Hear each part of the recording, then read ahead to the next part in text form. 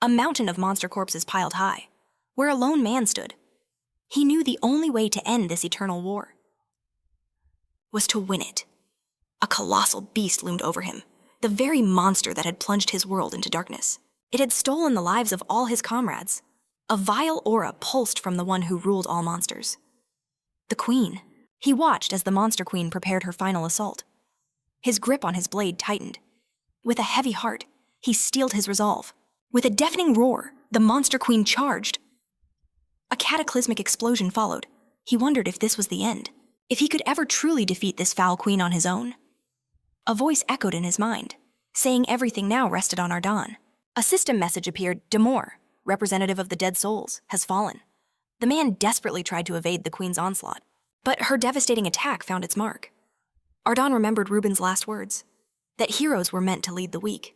Another message flashed. Reuben, representative of the ancient dragon race, has fallen. Fury blazed in Ardan's eyes.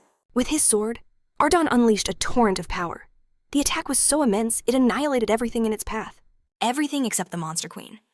She lunged at him once more. A memory surfaced in Ardan's mind. The voice of Terran, echoing a grim truth. He spoke of things in this world that only find their end in death. A new alert. Terran, a member of the monster race, has fallen. Ridbul's voice followed, admitting his own weakness, but professing his unwavering belief that Ardan was different from them all. A final message for his friend Randbul, of the dwarf race, has fallen. The queen's blow tore a massive crater in the earth as she fixed her gaze on him. Ardan appeared behind her in a flash, with a single, clean strike. He severed the monster queen's arm. She shrieked, enraged by the pain. In her fury, she pierced Ardan with a powerful counterattack. Again, a memory of a fallen friend surfaced. A man who acknowledged the truth was hard to believe. But the queen held a position that defied all reason. A message appeared. A representative of the mythical Krugger race has fallen. A woman's voice then spoke, saying the queen should know her place and live in silence, asking if Ardanon agreed. Another loss. Kushu, of the long-eared race, has fallen. The enraged monster queen charged at him again. He dodged, but her hand was aimed straight for his core. The monster queen was channeling a fearsome technique. Terrifying power gathered in her palm. Their auras flared, painting the desolate landscape in vibrant, deadly colors. The queen's technique erupted, triggering a massive explosion that blew everything away. He saw the face of a young girl, speaking to him one last time. She told him that even if he was the only one left, it was all worth it. The final message. Alina, of the fairy race, has fallen. A violent wind tore across the battlefield. A deep scar marred the land from the queen's last strike.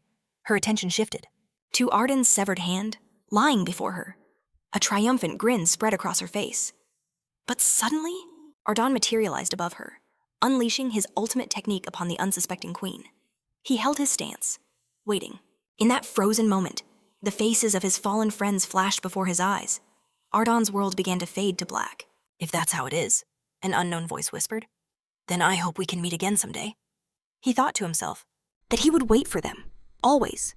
His body gave out, and he began to fall. He reflected that even in his regret, facing his own selfishness, he would forever remember the names of those who sacrificed everything to protect others. Then, Ardan lost consciousness. In another world, they were called hunters. Evening descended upon a bustling city. Life moved on, unaware of the war he'd just fought. A young man called out to Z, asking him what he was doing. He waved his hand, reminding him of a meeting they had soon. Say replied that he was just thinking. His friend warned him that if Katani kept spacing out, he'd get himself fired. He added that since the battle was over, they needed to report back to base. Katani slowly lifted his gaze to the sky. Around them, people were clearing away monster corpses. A team of hunters prepared to move out. One day, monsters had simply appeared in their world. A man charged forward to strike one down. Certain humans awakened, gaining powers and hunting the beasts. A crowd looked on from a safe distance. Z thought to himself that this scene was completely different from his previous life. His companion examined a monster's corpse, declaring he'd leave the area to the Council of Europe. He urged him to hurry up. Before the captain started yelling at them again, Katani heard him loud and clear. Nearby, a very disgruntled captain, Z, was shouting. He asked if they were of any use at all, telling them not to waste his time, or they wouldn't get paid. This was Common Dai, the captain of the Brave Guild's first assault team. His subordinates scrambled to work. They apologized profusely, promising to hurry. But in this world, the enraged captain just called his subordinates. Pathetic worms! Tiani pulled a glowing gemstone from a monster's chest. Sia thought that in this world, he could barely handle monsters from the easiest dungeons. He was utterly and completely weak. As a new day dawned, the sun began to rise over the city. Z pushed forward, his feet pounding the earth. Dawn, the perfect time for a hunter's training. As the sun's first rays broke the horizon, the world of hunters and their abilities came into focus. Abilities are a kind of superpower. An awakened hunter has unlocked their true, innate potential. But the exact conditions for this awakening remain a mystery. A puzzle the world is still trying to solve. I have to reach my potential. Z thought, frustrated that despite the memories of his past life, he couldn't access his power. He paused, catching his breath. His mind and body remembered everything, every last detail. It was like remembering how to swim. He mused, a useless skill without any water. Z pulled up his hood. The only reason he trained so relentlessly day after day was because this was his routine in a life he'd already lived. He grabbed a sturdy branch. It was time to test his limits. In the world of hunters, he recalled, raw power was measured by one's status. The main character focused his will. Z knew if he couldn't break through, all this effort would be for nothing. He readied his stance, his resolve hardening. He began his assault, striking with the branch again and again. He thought of his former life as a knight, a life he refused to forget, even if he was the only one who remembered. The branch shattered against a tree stump. Splinters flew everywhere. Suddenly, Z felt a presence behind him. A voice called out. A young man stood there, watching him. Training again, I see. The two sat on a nearby bench. Z just smiled. Of course, the young man chuckled. Watching you every day. It's exactly what I'd expect, and yet so unlike you. He pointed out Z's serious face. You always have such a philosophical look about you. Z stared into the distance. It's nothing. They were alone in the park. You know, his friend noted, you should find a better training spot. Someone might film you and put it online. With a smirk, he leaned in. So, you planning on becoming a hunter? Z's gaze hardened. It's not something you can just choose to become. The morning park was quiet around them. Z admitted his friend was right. But I want to awaken, he confessed. I want to become a hunter and make a fortune. It was everyone's dream, wasn't it? To be a hunter, with a salary in the billions, admired by everyone, and standing on the front lines. To face the unknown. A world that desperately needed heroes. The youth ruffled Z's hair. I'm sure you'll get there when you're older. His friend smiled warmly. Besides, people with something to protect always need money. Z fell silent, his frustration growing. Those words echoed in his mind. Something to protect. As they walked, his friend brought something up. Hey, isn't the schedule for the next dungeon clear being posted tomorrow? What is it? Another hunter asked. Hope it's not anywhere too dangerous. Z nodded in agreement. The dungeon for this clear, their captain announced, is the Labyrinth of Reimer. A wave of shock silenced the room. The captain continued. I'll be sending the details to your inboxes. A younger hunter, clearly rattled, spoke up. But sir, I heard that place is incredibly dangerous, even for a rank C dungeon. Yeah, another chimed in. I heard another guild tried to clear it. They came back completely wrecked. The young man turned to the captain. Sir, this is too much for us. We only just got used to clearing rank D zones. He pleaded again. This is reckless. The captain just covered his face, annoyed. Shut your mouths. And listen to me, he commanded. Don't you dare compare yourselves to real hunters. You're getting paid. So do your jobs without whining. His voice dripped with contempt. Don't act like your opinions matter. Z's expression turned grim. His friend muttered. He could have put that a little more gently. Isn't it almost time to renew contracts anyway? What was that? The captain snapped, shoving his hands in his pockets. If anyone's scared, you can leave right now. But remember, he sneered, trust is everything in this business. Break your contract early, and you'll never work as a hunter again. A cruel smirk spread across his face. Not that I have to tell you. The rumors will do my work for me. Z let out an involuntary sigh. The captain's head whipped around. Who just sighed? His eyes locked onto Z. Was that you? Z met his gaze. It was... In a flash, the captain grabbed Z by his shirt. How many times do I have to remind you to watch your damn mouth? He snarled. Don't act like you're special here. Just then, the young man stepped forward. Captain, I'll participate in the clear. Ren, looking down, echoed him. I'll participate too. He looked up, his voice firm. So please stop. Ren's eyes were sharp. We wouldn't want any nasty rumors spreading before the raid, would we? The captain's attention shifted to him. The other boys began to snicker. Well, if Ren says he's going in, then I guess I am too. The stranger noted that no matter where they went, nothing changed. The one called the Laughing Man just added that with the hunter there, everything would proceed flawlessly. The captain scoffed. Pathetic worms. He mused that under this much pressure, they'd probably just shut their mouths and do as they were told. Turning to leave, the captain gave his final order. Everyone, act as you normally would. He would be waiting. Ren, taking a step back, said it was time for them to go.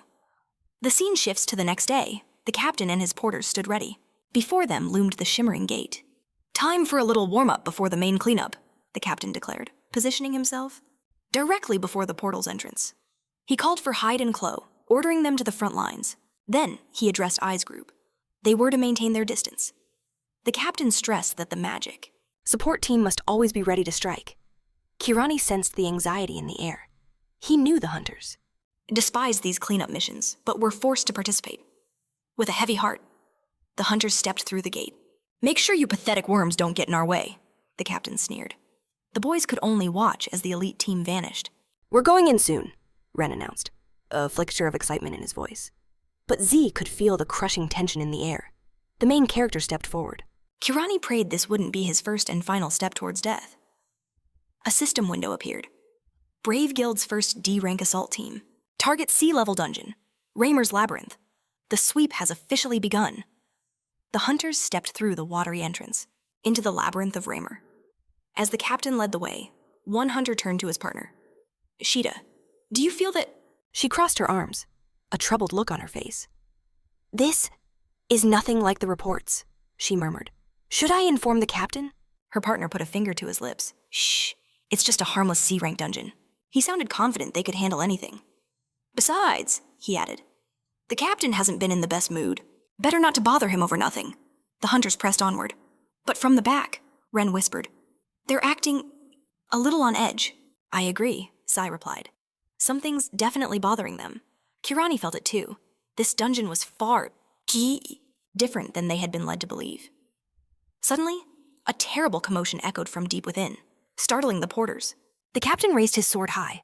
Everyone, halt! From the oppressive darkness. A horrifying sound emerged. A monster appeared, and behind it, an immeasurable swarm followed. The captain's voice rang out. Monsters are attacking! This is way too much for the start of a raid, a terrified hunter screamed. What is this? The stranger's eyes narrowed. Something was deeply wrong.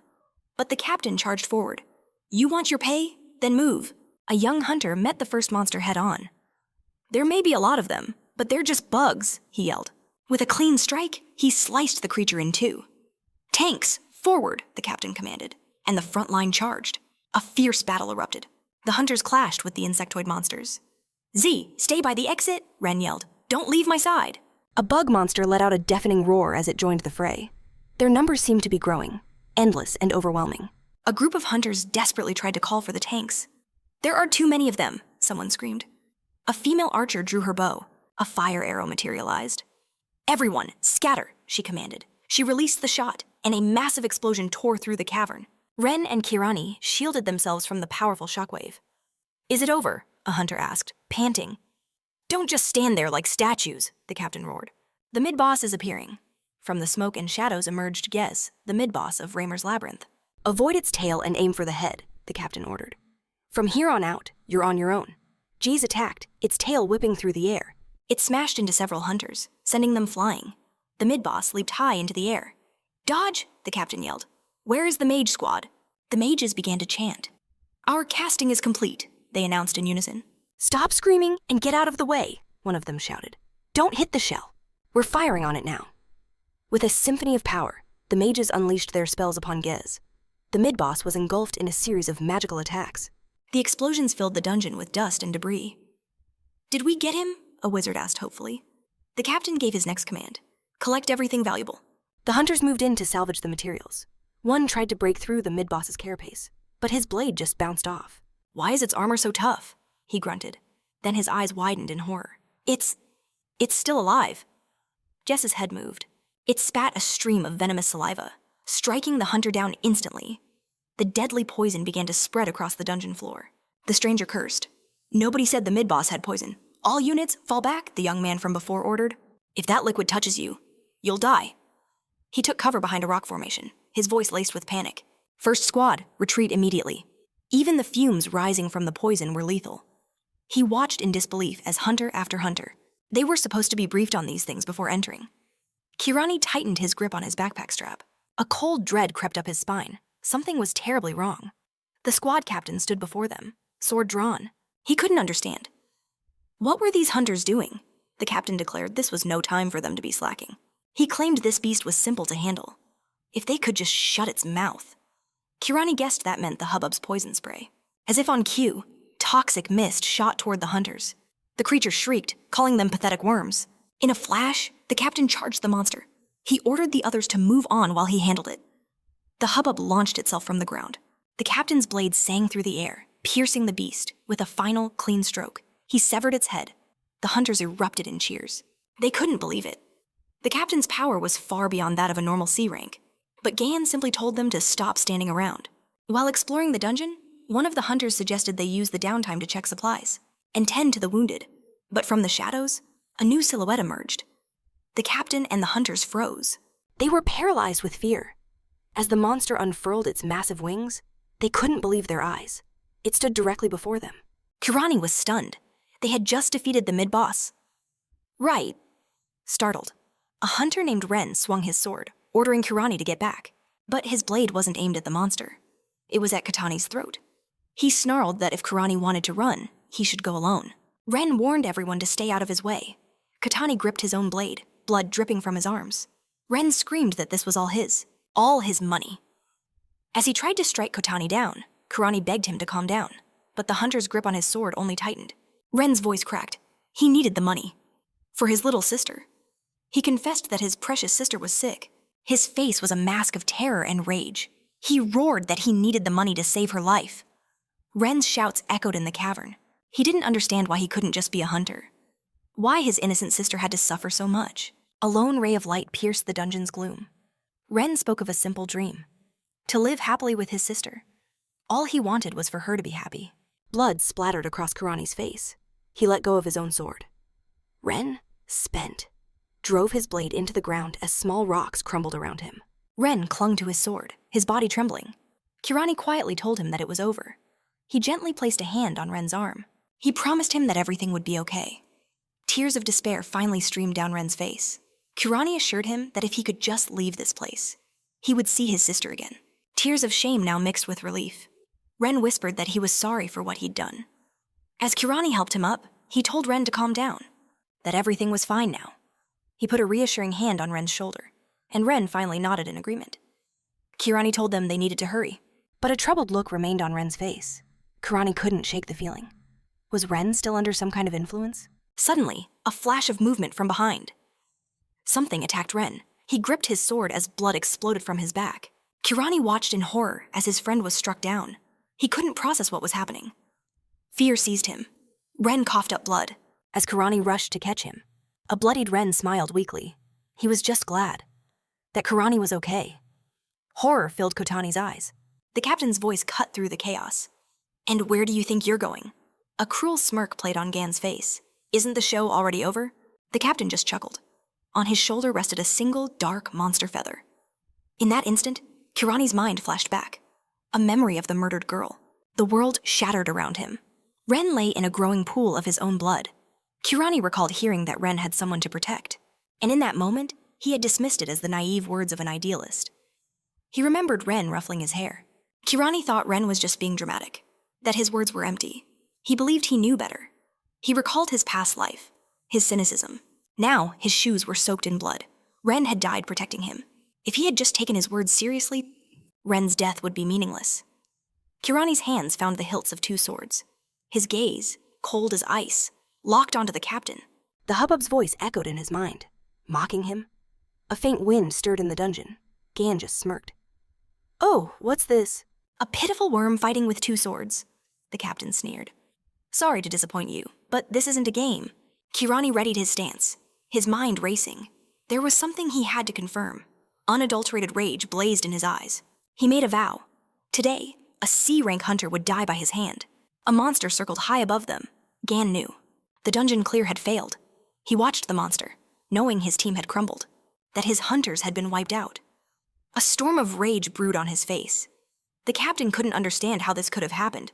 Gan gritted his teeth. This couldn't be his fault. because he was never wrong. He glared at the surviving squad members. It had to be their fault. He held the monster's feather in his hand. He decided these pathetic worms had only gotten in his way. A twisted smile crept across his face as he stared at the feather. A squad this weak had no right to exist. With that thought, the captain lunged at one of his own men. His purge had begun. The frenzied slaughter continued without mercy. The captain ran his sword through another youth, paying him in blood, his mind twisted by the monster's art. He saw them all as useless worms. Sai struggled to rise from the ground, as a cruel, twisted grin spread across Captain Gon's face. He expected Sai to fall just like the others. To him, Sai was just an impudent, pathetic worm. The captain charged, sending splatters of blood flying as he impaled Ren on his blade. A manic laugh escaped his lips. He expected Sai to shudder, to collapse in fear of death, but Sai held his swords firm, ready for battle. The captain sneered, surprised the boy had any guts at all. He leveled his blade at Sai, questioning his audacity. "Don't tell me," the captain mocked. "You actually intend to fight?" He reminded him of the vast chasm in status that separated them. Blood stained his armor, a testament to his power. "I am a hunter. I have abilities," he boasted. But Gan could see it. Sai was still too young, not even awakened. He aimed his sword at Sai's face. "I'll start," Gan declared, "by carving out your eyes." But in that instant, Sai vanished. An attack from behind the captain was stunned, barely raising his shield in time. He blocked Sai's desperate strike. Gan swung his own sword, snarling. "I wasn't finished speaking." The captain's furious assault began. The main character leaped back, a thought flashing through his mind. I can move even if his opponent had lost his mind. He was still a hunter. The raw power radiating from him was staggering. Sai's gaze hardened. He focused on the captain's blade. A hunter? Yes. But a rotten one. "Let's see how your basic training holds up." Sai's mind raced, analyzing the threat. He understood the true danger wasn't the captain, but Rara, who was watching the situation from the side. "But I have to focus on the hunter first." He resolved. Sai lunged at the captain. Their blades clashed. The captain blocked and immediately countered. His sword grazed Sai's arm. Sai twisted away, dodging the next blow. He took a step back, but found himself cornered. The wind whipped through his hair. He knew he was outmatched. The main character's brain screamed at him to dodge, to evade, but his body was too slow. He crossed his blades in a desperate defense. If only I had 5%. No, if I had even 1% of my power from my past life. The captain watched disbelief etched on his face. He couldn't believe Sai was moving so well. A faint smirk touched Sai's lips. He's getting worried, the main character thought. He realizes this isn't going as planned. Sai saw the hesitation, the wasted time spent on useless strategy. He raised his swords, a taunt on his lips. "Do you need someone to teach you how to breathe, too?" The enraged captain ordered him to be quiet. Gan unleashed a wave of destructive energy from his sword. The technique surged towards Sai. He blocked, but the impact sent him staggering back, his body covered in new cuts. He swung his sword, almost able to hit. The captain? A thin red line appeared on Gon's neck. The main character thought, that was a fatal mistake. I have to press this advantage. Sai unleashed a flurry of strikes, landing several blows on the captain's body. Gan was utterly shocked. He was forced to retreat. Blood trickled down his face. He couldn't comprehend what was happening. Gan's entire body was covered in cuts. He couldn't believe he might lose to this worm, the bloodied captain screamed in pure fury. "This can't be," he raged. The captain charged, unleashing a torrent of his abilities. He rushed straight for Sai. He's using everything he has, Sai reflected. He's moving so fast my eyes can't keep up. But even so, the direction of his movements was far too predictable. Sai closed his eyes. He felt this was a crude way to use one's abilities. As Gon launched his attack, Sai surged forward. His eyes remained shut. The captain's trajectory was painfully obvious. The captain tried to strike. But with his eyes closed, Sai dodged the attack. He gripped his sword tight, and with a precise counterattack, Gon's sword was shattered. The main character opened his eyes. The captain's leg went flying as blood erupted from the wound. Sai watched him fall. "You rat," the captain spat. "You think you'll get away with this," he cried. A fresh cut marked Sai's face. "Those feathers," the main character informed him calmly, "are quite effective at making one lose their mind." He asked Gan, "Did you regain your sanity? Before you die?" Ren's lifeless body lay beside them. "Either way," Sai's voice was ice, "you absolutely deserve to die." The bloodied captain was taken aback. He thought Sai's words were utter nonsense. "I am a hunter," he stammered. How could someone who hadn't even awakened be doing this to him? The main character delivered his final judgment. Die. With one clean slice, he took the captain's head. It rolled to a stop at Sai's feet. He lowered his head, struck by the brutal finality of the complete annihilation. It had been a long time since he'd seen such a massacre. Hunter corpses littered the ground around him. Kirtan knew why. In his past life, he had spent the last few hundred years in utter solitude. Suddenly, an aura of mana enveloped his entire body. The main character was stunned. What was this feeling? He guessed this reaction was triggered by the memory of his previous life. It was a sensation not unlike magic power. His body began to radiate with this newfound energy. He realized this glowing aura was the same power he felt when holding a sword. An awakening. Just then, a screen materialized before him. The system message was clear. His mana level had increased. Kirtan was in disbelief. He had actually awakened. What shocked him most were his stats. His eyes locked onto the Hangman's Point trait. Something about it felt wrong for him. His thoughts drifted to Ren. Staring at the status window, a bitter irony washed over him. Those who desperately needed this power had lost their chance, while someone like him had awakened instead. Suddenly, a monster's shriek tore through the silence. The beast circled high above him. "How noisy," Kirtan muttered, deciding to test his new magic quotient. The screen confirmed he had allocated 1 point. As the monster hovered menacingly, Kirtan considered the change. It was only a single point. But the difference between 0 mana and 1 was like the distance between heaven and earth. He was no longer the powerless man he used to be. Mana swirled around Kirtan's body like a living thing. He finally began to understand. He'd always wondered how mana in this world truly worked. As the beast circled, a realization struck him. Here, one could simply release it raw, without any control. He realized the initial joy of awakening blinds most hunters. The monster charged straight for him. This is precisely why so many of them succumb to vanity. The basics of mana usage should be similar to Ki. It's not just about strengthening the body. It requires delicate control. Tossing a sword into the air, his mind raced. Find the vulnerabilities. Connect the lines of attack. He took a single step back, preparing his assault. To win, one must do one simple thing. Find an unprotected spot and deliver a decisive blow. He launched his sword at the beast. It flew true, striking a part of the monster's face before slamming into the wall. The beast roared in agony. Satisfied, Kirtan ordered it. "Be quiet." Activating his mana streams, he locked onto his next target, the monster's wing. Kirtan leaped into the air to attack. Death, he mused, always arrives unexpectedly. He chopped off the monster's wing in a single slash. The monster let out a piercing roar. Kicking off the wall, Kirtan launched himself into another attack, concentrating mana into his hand. Focus. He needed to focus. Kirtan understood he had to gather every last drop of mana in his body and make it explode. The main character aimed his sword at the monster. He let it all burst forth. A massive explosion rocked the dungeon. Kirtan descended upon the monster, cleaving its body clean in two. The massive creature collapsed to the ground. Behind him, the beast lay slain. His gaze fell upon his dead comrades, then back to the monster's corpse. Then his strength gave out. As he started to fall, he realized he had overdone it. The disasters, sent by the queen. They had come to destroy their world. Ellen. The 9 races of the Ellen continent had chosen their champions to fight back. They stood together, facing the unknown enemy head-on. Though the foe was unbelievably strong, the 9 races met them with a unwavering determination. After countless terrifying battles, after all the sacrifice, they finally achieved victory. A strange voice asked, "What kind of future did you dream of? Poor, pathetic Arden." It continued.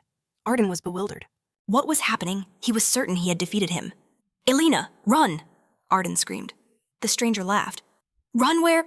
"All the stars in the sky have already gone out," he declared. The stranger sneered. Still clinging to hope, he commanded Arden to burn this moment into his memory. "All of this happened because of your failure, Arden, and the darkness of your sins will burn you from the inside out, even in your next life." With that, Z's eyes shot open. The main character was in a bed. As Kirtan tried to sit up, a man spoke. "Ah, it's good you're finally awake." Z turned his gaze to the man setting down a cup of tea. The man informed him that he had been asleep for 3 days. Z was taken aback. The man then handed him his business card.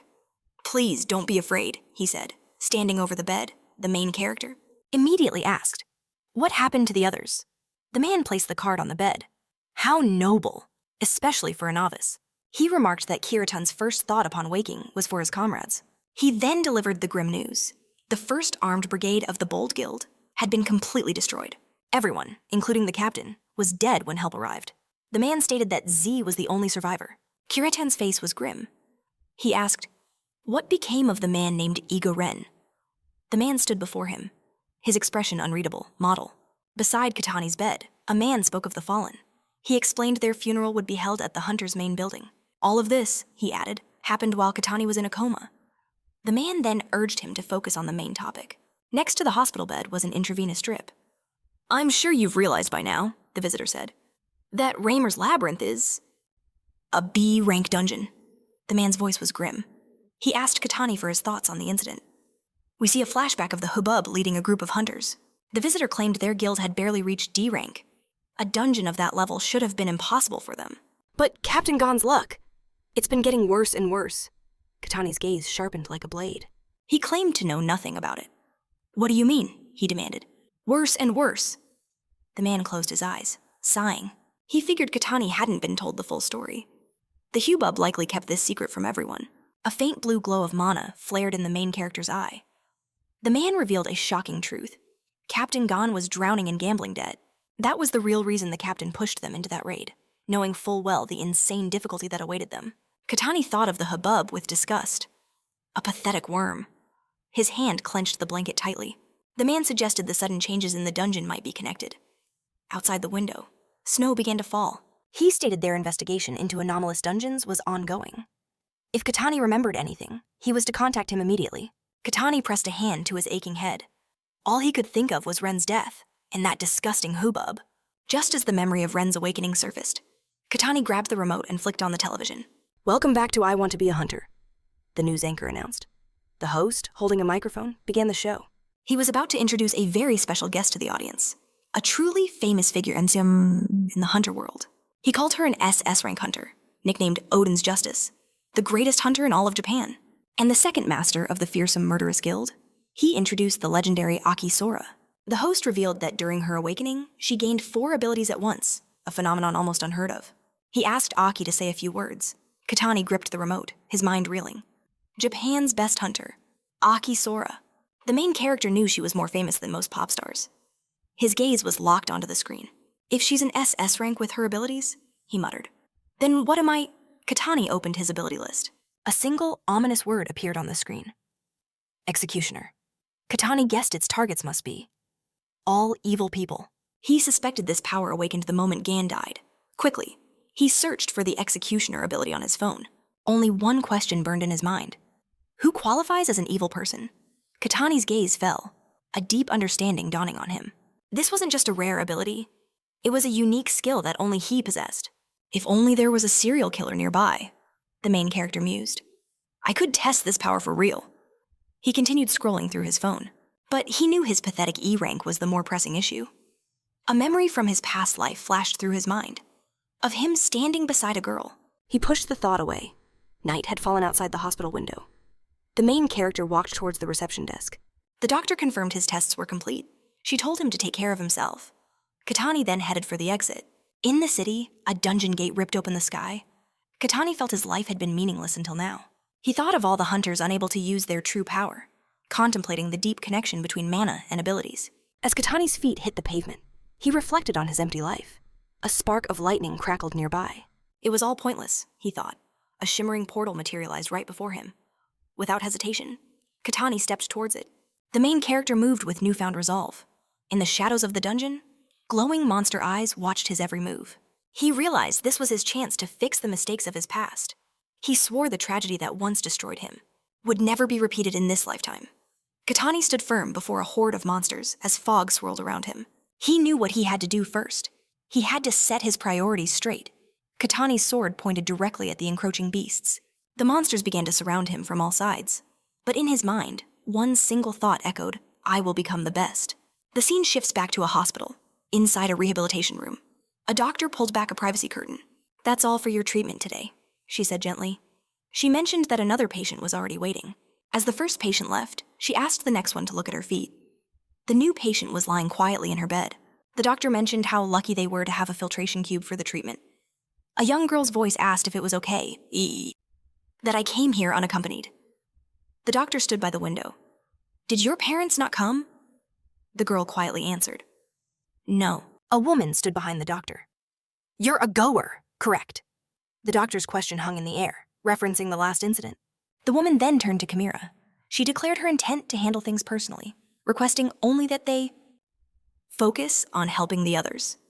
A comforting hand rested on Chimera's head. Chimera voiced her pleasure in working together, as the woman urged her to. Forgive Sierra for her directness. Meanwhile, Eri sat up in her hospital bed, offering a quiet, thank you. Mizuhara's eyes sparkled with excitement.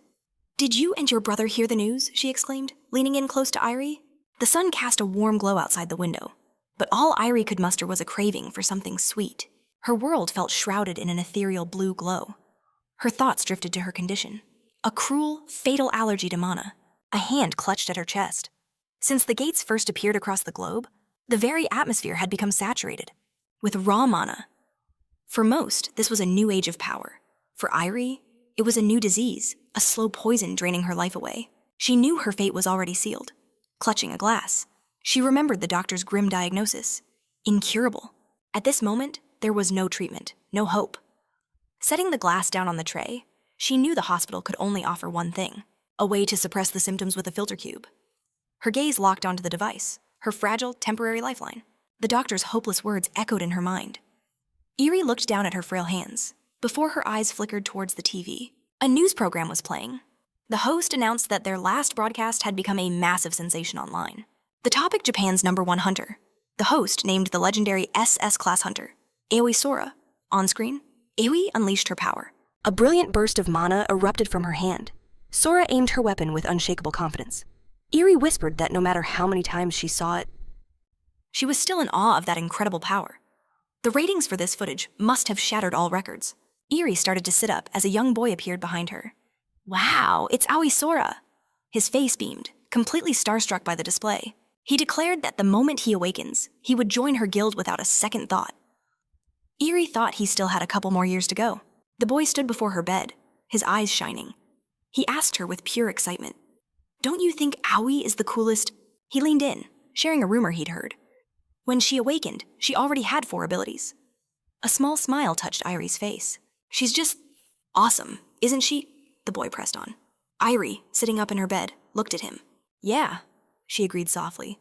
She is cool. Just then, a woman placed her hands on the boy's shoulders. Why are you wandering around alone again? She quickly apologized to Irie for the interruption. Irie simply said it was fine. Later, a soda can clattered into a vending machine tray. Standing before the machine, Irie was lost in thought. She and Aoi Sora were the same age. Yet Aoi was now Japan's strongest hunter. Her gaze drifted to the people bustling by. Sora was a world away from hers. A girl who couldn't even adapt to this new era.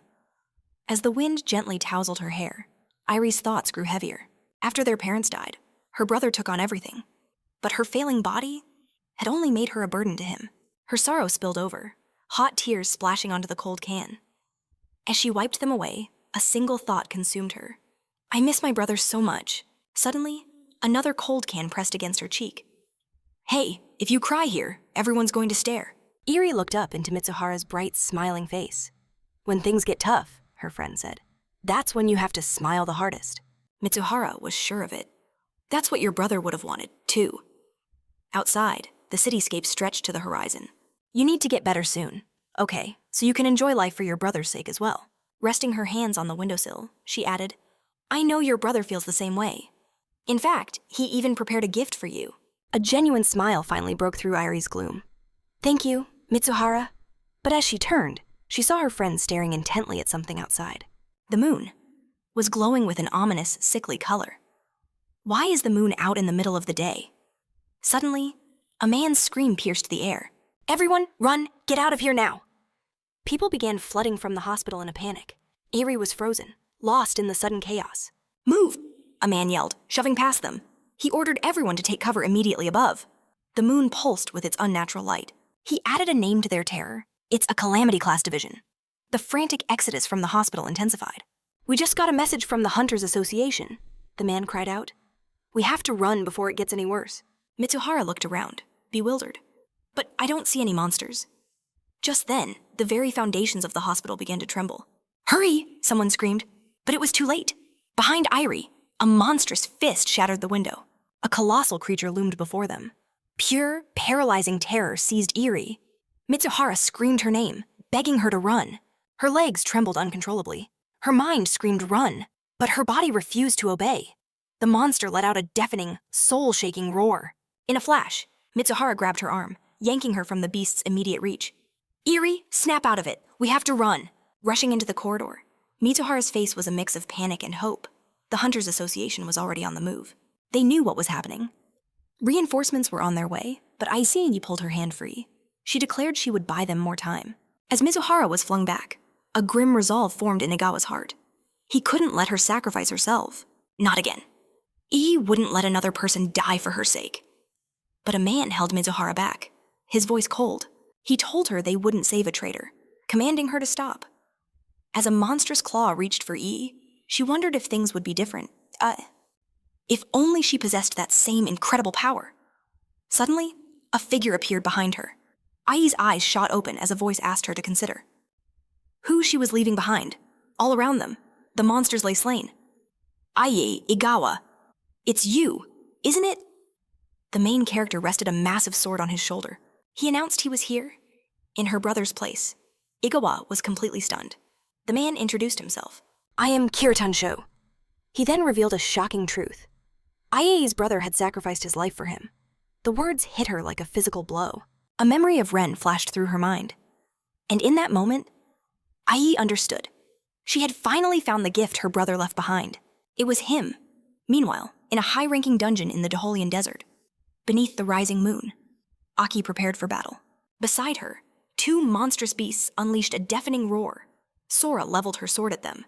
In a flash, Aki lunged toward the monster. She effortlessly dodged their counterattack. The beasts hesitated, waiting for an opening. She prepared her next strike, Aki's fist slamming into the monster. As she fought, a voice echoed in her mind. The lawyer who had contacted her earlier. "What is it?" he asked. Aki unleashed a devastating blow. The beast crashed to the unforgiving stone. "To be precise," the man's voice continued, "a member of your family is a lawyer." He clarified that he wasn't one himself, but a mere A-rank hunter. Nearby, her teammates watched. Kaido and Riku were surprised by his attempt. He was actually trying to get close to Sora. Ibarayumi scoffed. Mentioning his phone probably ended up in the trash. Kaido leaned against a rock, unimpressed. Riku commented on Sora's immense popularity. Yumi simply stated the obvious. Aki ignored them, raising her sword high. Sora descended upon the remaining beast. Yumi remarked that Aki is, after all, Japan's one and only SES rank hunter. Her hair billowed as a horde of monsters swarmed her. Aki simply smirked. "Good," she thought. "Very good." As if answering her wish. A massive explosion rocked the dungeon. Riku realized this was why Aki had been pushing herself so hard today. Kaido gazed forward. Before them stood the Dormion dungeon boss. Riku was shocked. The boss appeared so quickly, he guessed that meant all of its minions had been wiped out. Kaido began checking his weapons. Riku knew it was time. Time for them to get to work. But he then recalled Aki's earlier words. Sora had declared she would handle this. Alone. Kaido was taken aback. Aki effortlessly weaved past the boss's furious assault.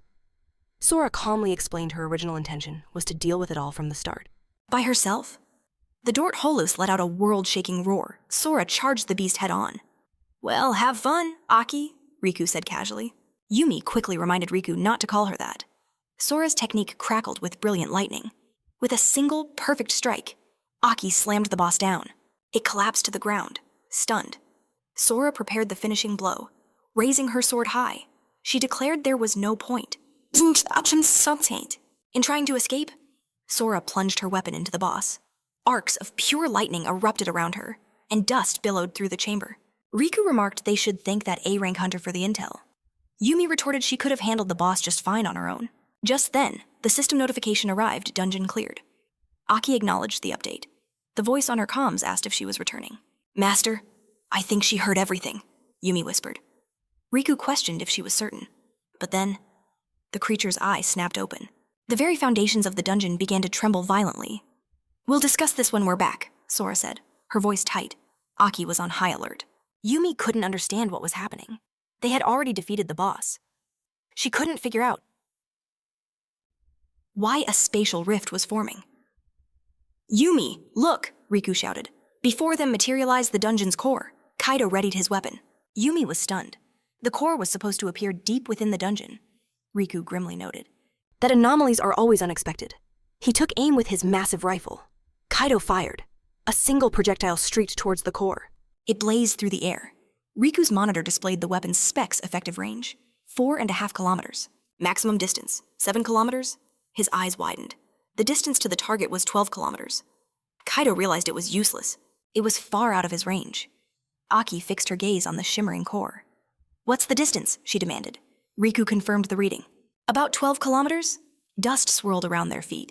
He added that long-range attacks were completely useless at this point. Kaido agreed, no matter the attack, a target that far was impossible to hit. Riku pointed out they were already behind schedule. Sora gazed upwards. "We're changing locations," she commanded. Aki knew a full-blown rift would open any second now. Kaido instantly agreed with her assessment. The hunters activated a dimensional portal. "The gate is open," Riku announced. He knew the dungeon break had already begun. Kaido urged them on, shouting that there was no more time to think. The hunters plunged into the portal's maw. Sora confirmed the guild was already alerted, her voice urgent. "She told me to focus solely on the rescue."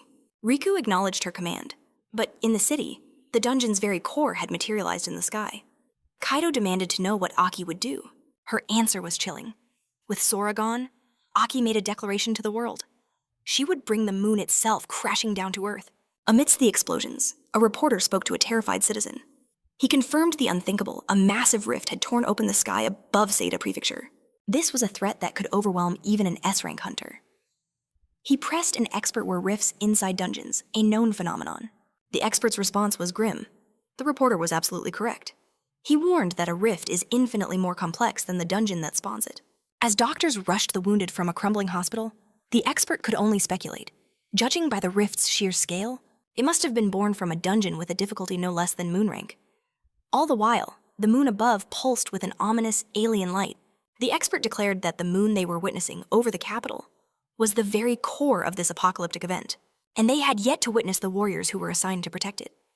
Katani gazed out the window, while Z crossed his arms. "So, it's an allergy to mana," he concluded. The main character asked Sho how Agawa was holding up. She was clinging to the wall for support, but insisted she was fine. Light streamed through the hospital window. Igawa turned to Kiritani. "Are you the recruit? The one who worked with my brother?" she asked. Sai confirmed it was true. Hayawa's gaze dropped to the floor. "What did he tell you about me?" she whispered. She wrung her hands, bracing for the worst. "That I was a burden."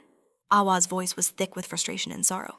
Eri was certain it was her fault her brother had died, but Karani's voice cut through her guilt. "Ren didn't die because of you." He met her gaze.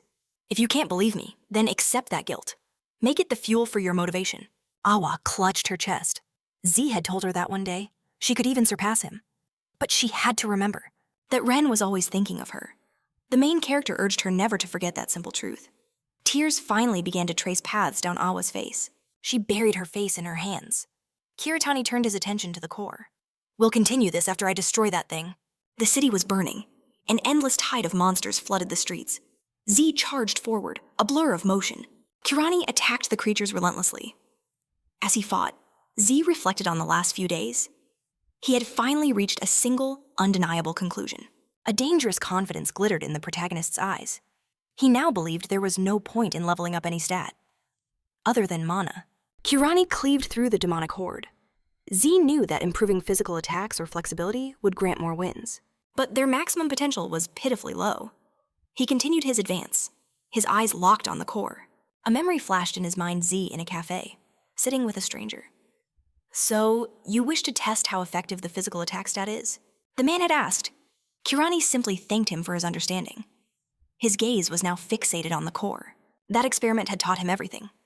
He recalled arm wrestling a hunter with 11 physical attack points, and Z finally understood just how massive the difference in power truly was. Countless monsters now stood in his way, but the main character knew he was out of time. He had to hurry. Z launched himself into the air, using a monster's head as a foothold. Kirani flew upwards, focusing, to 29 mana points. The system responded. His mana surged by 29 points. Z kicked off the edge of a skyscraper, ascending higher. This feeling? It was magnificent. Kirani hung suspended in the air, a sword of pure energy forming in his hand. He activated his technique.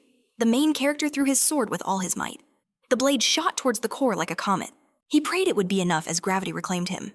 Katani crashed to the ground. It was useless. His level was still far too low. The main character knew he had to devise another strategy.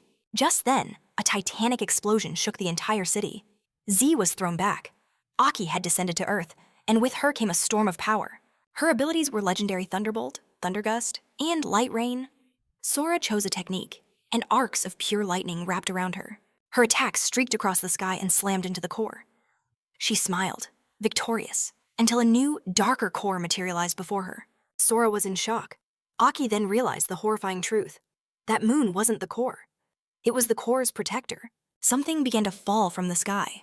Sora raised her weapon, desperately trying to block it with another technique. As lightning crackled around her, Z watched the scene unfold, and in a flash, he caught the falling Aki.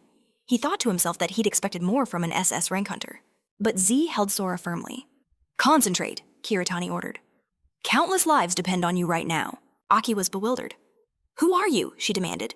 "Get away from me." But Z's eyes had already sharpened with focus. Kirani could feel it.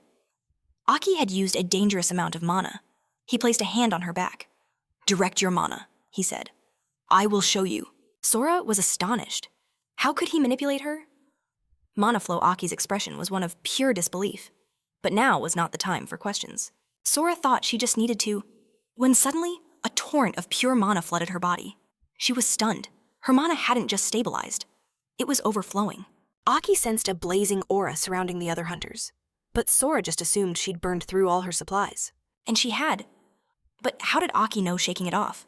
She realized this was no time for questions. Sora's technique was aimed straight for the core. Aki admitted Kieran's ability wasn't half bad. Sora agreed, knowing they were allies in this. "Now, let's obliterate this thing." With a fierce cry, Aki unleashed her own power. She knew exactly what to do as her technique surged toward the glowing core. A massive explosion rocked the entire city. The core was shattered. Sora clutched her weapon, thinking she'd finally done it. But Kieran's eyes shot upward. He warned that this was far from over. Aki watched in horror as the core began to regenerate. Z calmly stated the obvious: the core is still alive. A twisted smile spread across his face. He found this amusing. The main character pointed his weapon, asking if she could hit it again. From the bottom of a crater? Aki gasped that it was impossible. Sora confirmed it. She was completely out of stamina. Kiritani stared grimly at the core. He knew that as tragic as it was, all they could do was wait for it to regain its full power. But a look of sheer determination crossed Z's face. The main character declared, "Then I'll deal with it myself." Kirani leaped onto Aki's weapon, and Sora stared, baffled by what he was doing. As Kirani balanced on her giant weapon, he asked if Aki was truly the best hunter in Japan. He wagered that her weapon would have more than enough power to launch a single person into the sky. Sora watched Kiritani ascend, wondering if he was losing his mind. Zine said there was no time to explain, but he needed her to unleash another attack. Something just like the one she had just used. Aki thought he was a strange guy, but she launched Kiritani into the air anyway. Sora just prayed. This wouldn't end in disaster. Z shot forward like a cannonball, heading straight for the core. He believed just enough. Force had been applied. Kirani calculated that if he could just get a little closer. Z focused on his remaining 5 mana points, his status window flashing before his eyes. Kirani knew that from this close, he couldn't miss. He dropped his sword, and with a precise kick, Z redirected it. His weapon flew like a silver bullet. Kirani's sword shot forward at unbelievable speed, aimed perfectly at the core's center. It struck true, triggering a cataclysmic explosion. The core's particles rained down across the city. Aki could only watch in shock as Z began to fall. Sora thought he was completely insane. The fragments of the Shamsanti core scattered everywhere. A system alert announced Kirani had gained a new ability. As Z plummeted, he couldn't help but smile. The main character was stunned. It suddenly dawned on Kirani that he was falling from an incredible height. Sora watched his descent, and Aki stood amidst the rubble, realizing Z had not only redirected her mana, he had completely shattered the rift core, Sora, wondered if there were other SS rank hunters she never knew existed. As the sun broke through the clouds, a news anchor reported that the rift from yesterday had been officially designated an S+ class anomaly, an event of unprecedented rarity. The woman held her phone, listening as the reporter credited everything to Aki, who remained calm and heroic to the very end. But Sora corrected the story, saying she was assisted by another hunter. Aki explained that he vanished the moment it was over, so she has no idea who he was. Sora confessed she desperately hoped to meet him again one day. Elsewhere, Igawa was lying in a hospital bed as our hero sat across from her. "Don't tell me you are that hunter," Igawa said. The main character simply asked how she was feeling, guessing she must be much better now. Igawa admitted she was worried when she was first hospitalized, but now she feels fine. Kirani looked down, wondering if she really needed to know what happened. As he sat in the chair, she asked him if he was an awakener now. Kirani confirmed that he had finally awakened. Igawa sat up, excitedly asking if he was going to become a hunter. The main character shrugged, saying he wasn't sure. To become a hunter, you have to pass an exam and deal with all that bureaucracy. Kirani folded his hands, thinking he could pass it easily. But what he meant was that his level was still far too low. Igawa said that she would support him no matter what. With a bright smile, she told him she was sure he would become a great hunter. The main character was taken aback, but he agreed with her. Kirani walked to the window. Z noted that his awakened status wouldn't change anything for now. Still, Kirani thought about the hunter exam, considering he might as well give it a try. The location for the test, an F-rank dungeon, a far cry from a rainforest.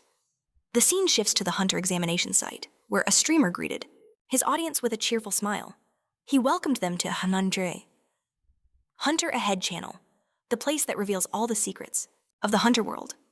Holding a phone on a tripod, he continued his broadcast, stating that today they would be streaming the 558th hunter qualification test, live from the exam grounds.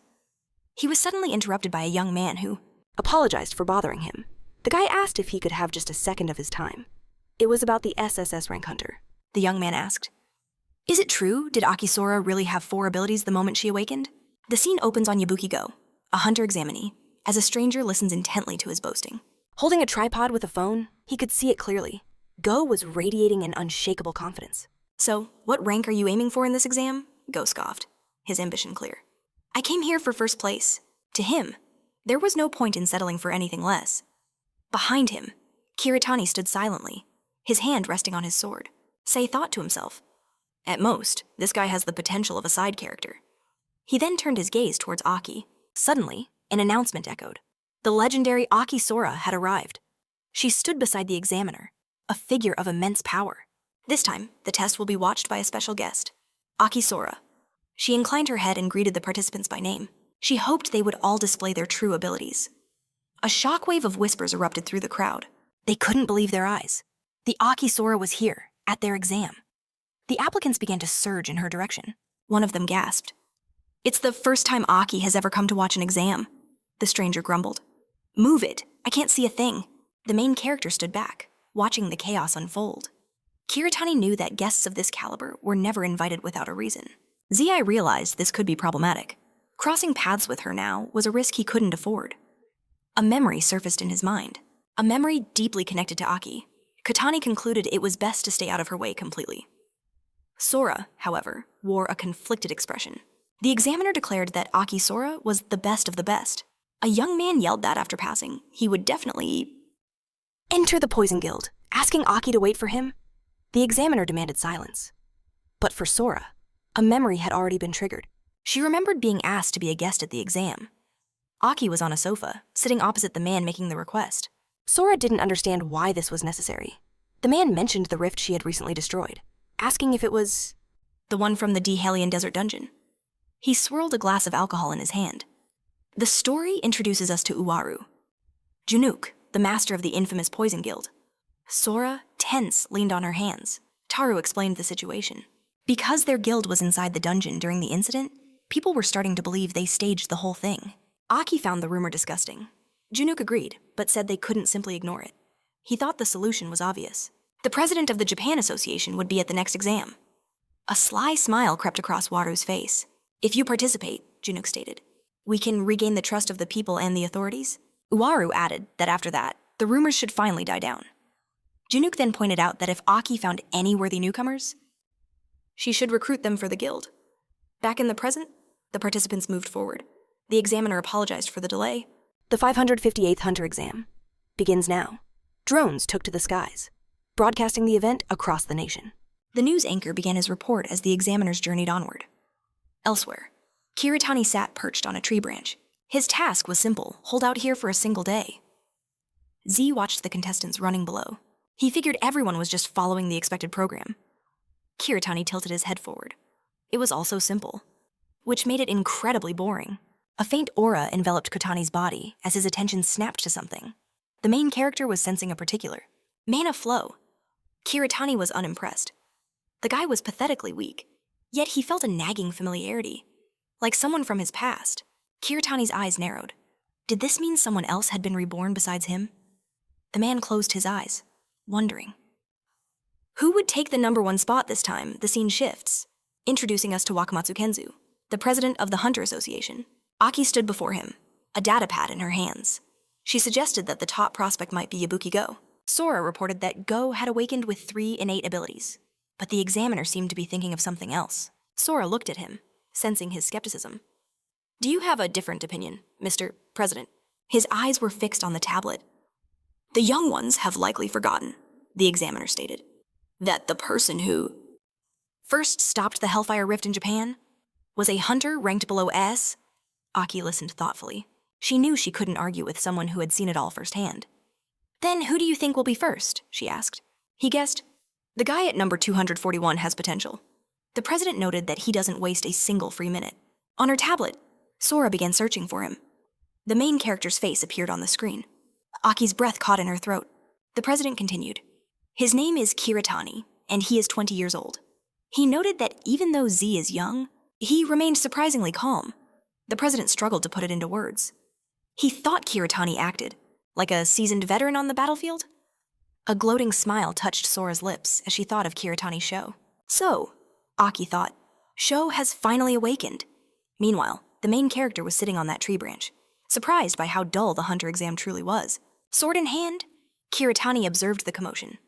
A group of examinees were cornering a lone youth. Yabuki sneered at the boy. He'd always had a sharp tongue, even back in high school. Another lackey chimed in, sizing up the youth with greedy eyes. You could practically smell the money his grandfather poured into him. Enraged, the young man's mana flared to life in his fist. He had warned Yabuki never to slander his grandfather. This young man is Kishida Shin. Mana surged through Yabuki's entire body. Looking for a fight, Kishida, he taunted. You're just a loser? With only a single ability. But just then, our protagonist appeared between them. A flash of confusion crossed his face. He had no idea what Sai was doing here. Yabuki scoffed. I don't know who you are, but if you don't want to get hurt, you'll get lost.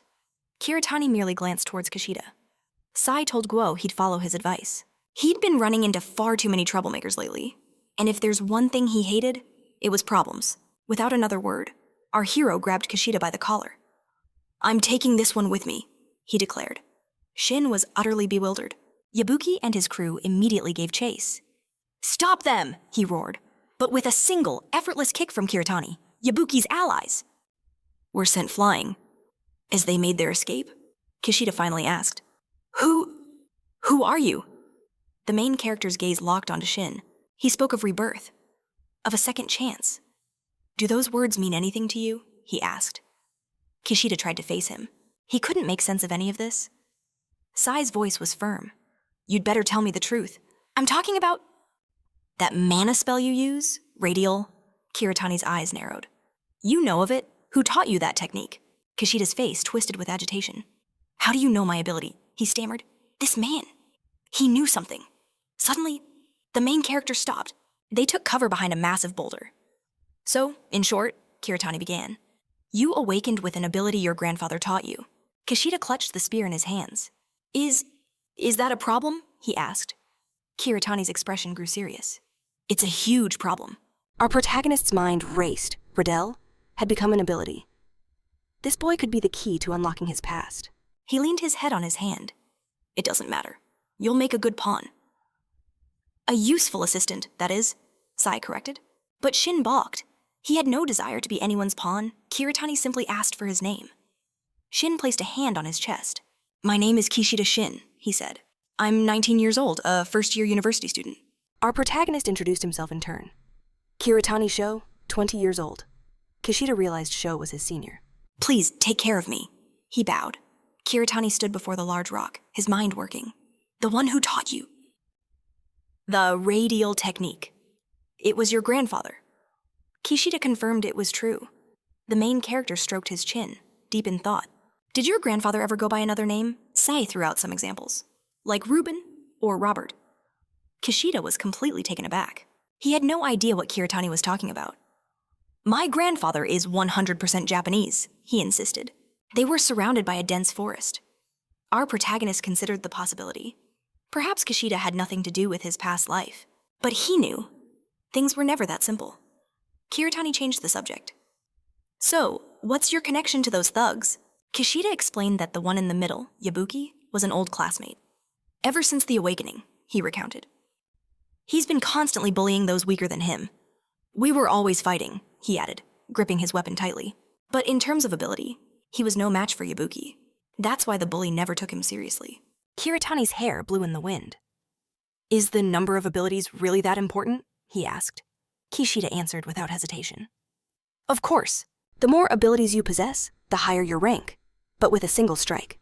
The main character completely obliterated. The massive rock they stood behind. Shin stared in disbelief. That, Sai stated calmly, was pure mana control. He hadn't used a single ability. Kishida couldn't believe it. To wield such power without a skill. Shin was frozen in absolute shock. He clenched his weapon, his knuckles white. "Please," he begged Sai, "teach me how to do that. I can't stand to forgive rotten people like Yabuki anymore." Kiritani lifted his gaze. "I'll teach you, no problem," our protagonist replied. "However, there's one condition." He then told Shin to get ready. Moments later, Yabuki was grinning from ear to ear. He couldn't believe Kishida actually came back, walking right back here on his own 2 feet. "Looks like you're eager to die before the exam is even over." Our protagonist glanced Towards Kishida and gave a simple order, "Go." Sai stood calmly behind him. "This is your fight, Shin," Kiritani stated. "I won't interfere." "Don't worry," Kishida replied, a newfound resolve in his eyes. For the first time, a flicker of fear crossed Yabuki's face. Something about Shin seemed different. But Yabuki quickly shook it off. "It doesn't matter. He's still a loser with one ability." He was so confident he could win with his eyes closed. Meanwhile, our protagonist's expression was grim. Yabuki was certain the outcome was already decided. A condescending smirk spread across his face. This was just a complete waste of his time. With his weapon ready, Shin faced down Yabuki and his allies. He smirked, pointing out Yabuki hadn't changed one bit. Not since their high school days. Yabuki scoffed, calling him a fool for activating his mana flow so openly. He ordered Shin to shut his mouth, declaring he could use his powers however he pleased. With a roar, Shin charged into battle. He warned Yabuki not to involve any innocent bystanders.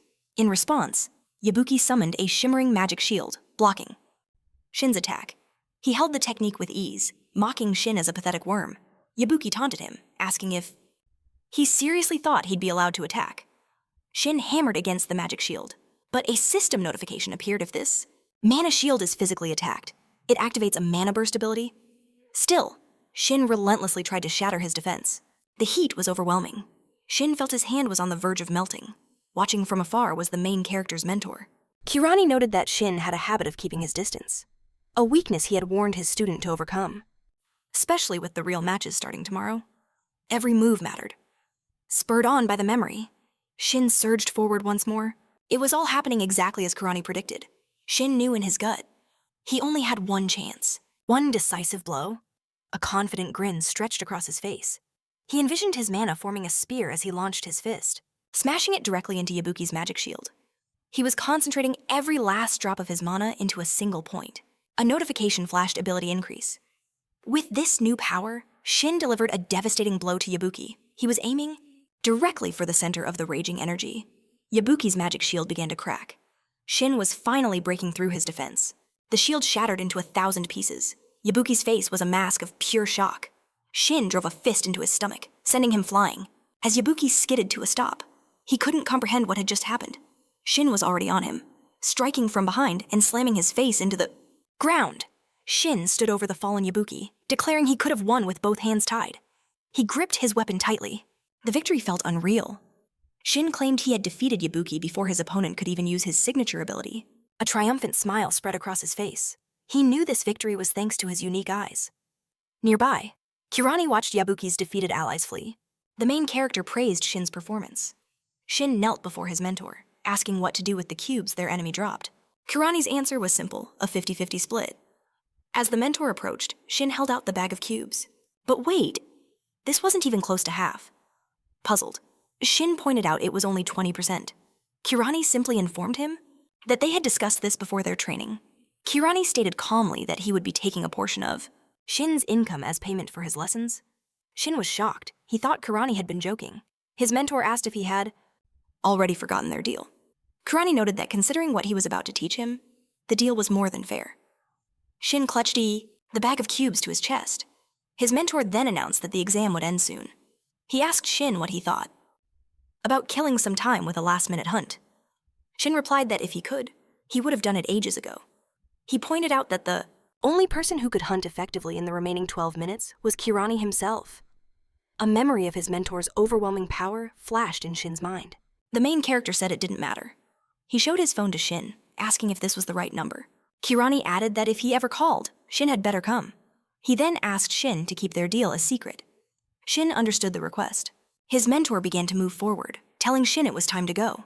Shin asked him to wait, mentioning the few procedures that were still left.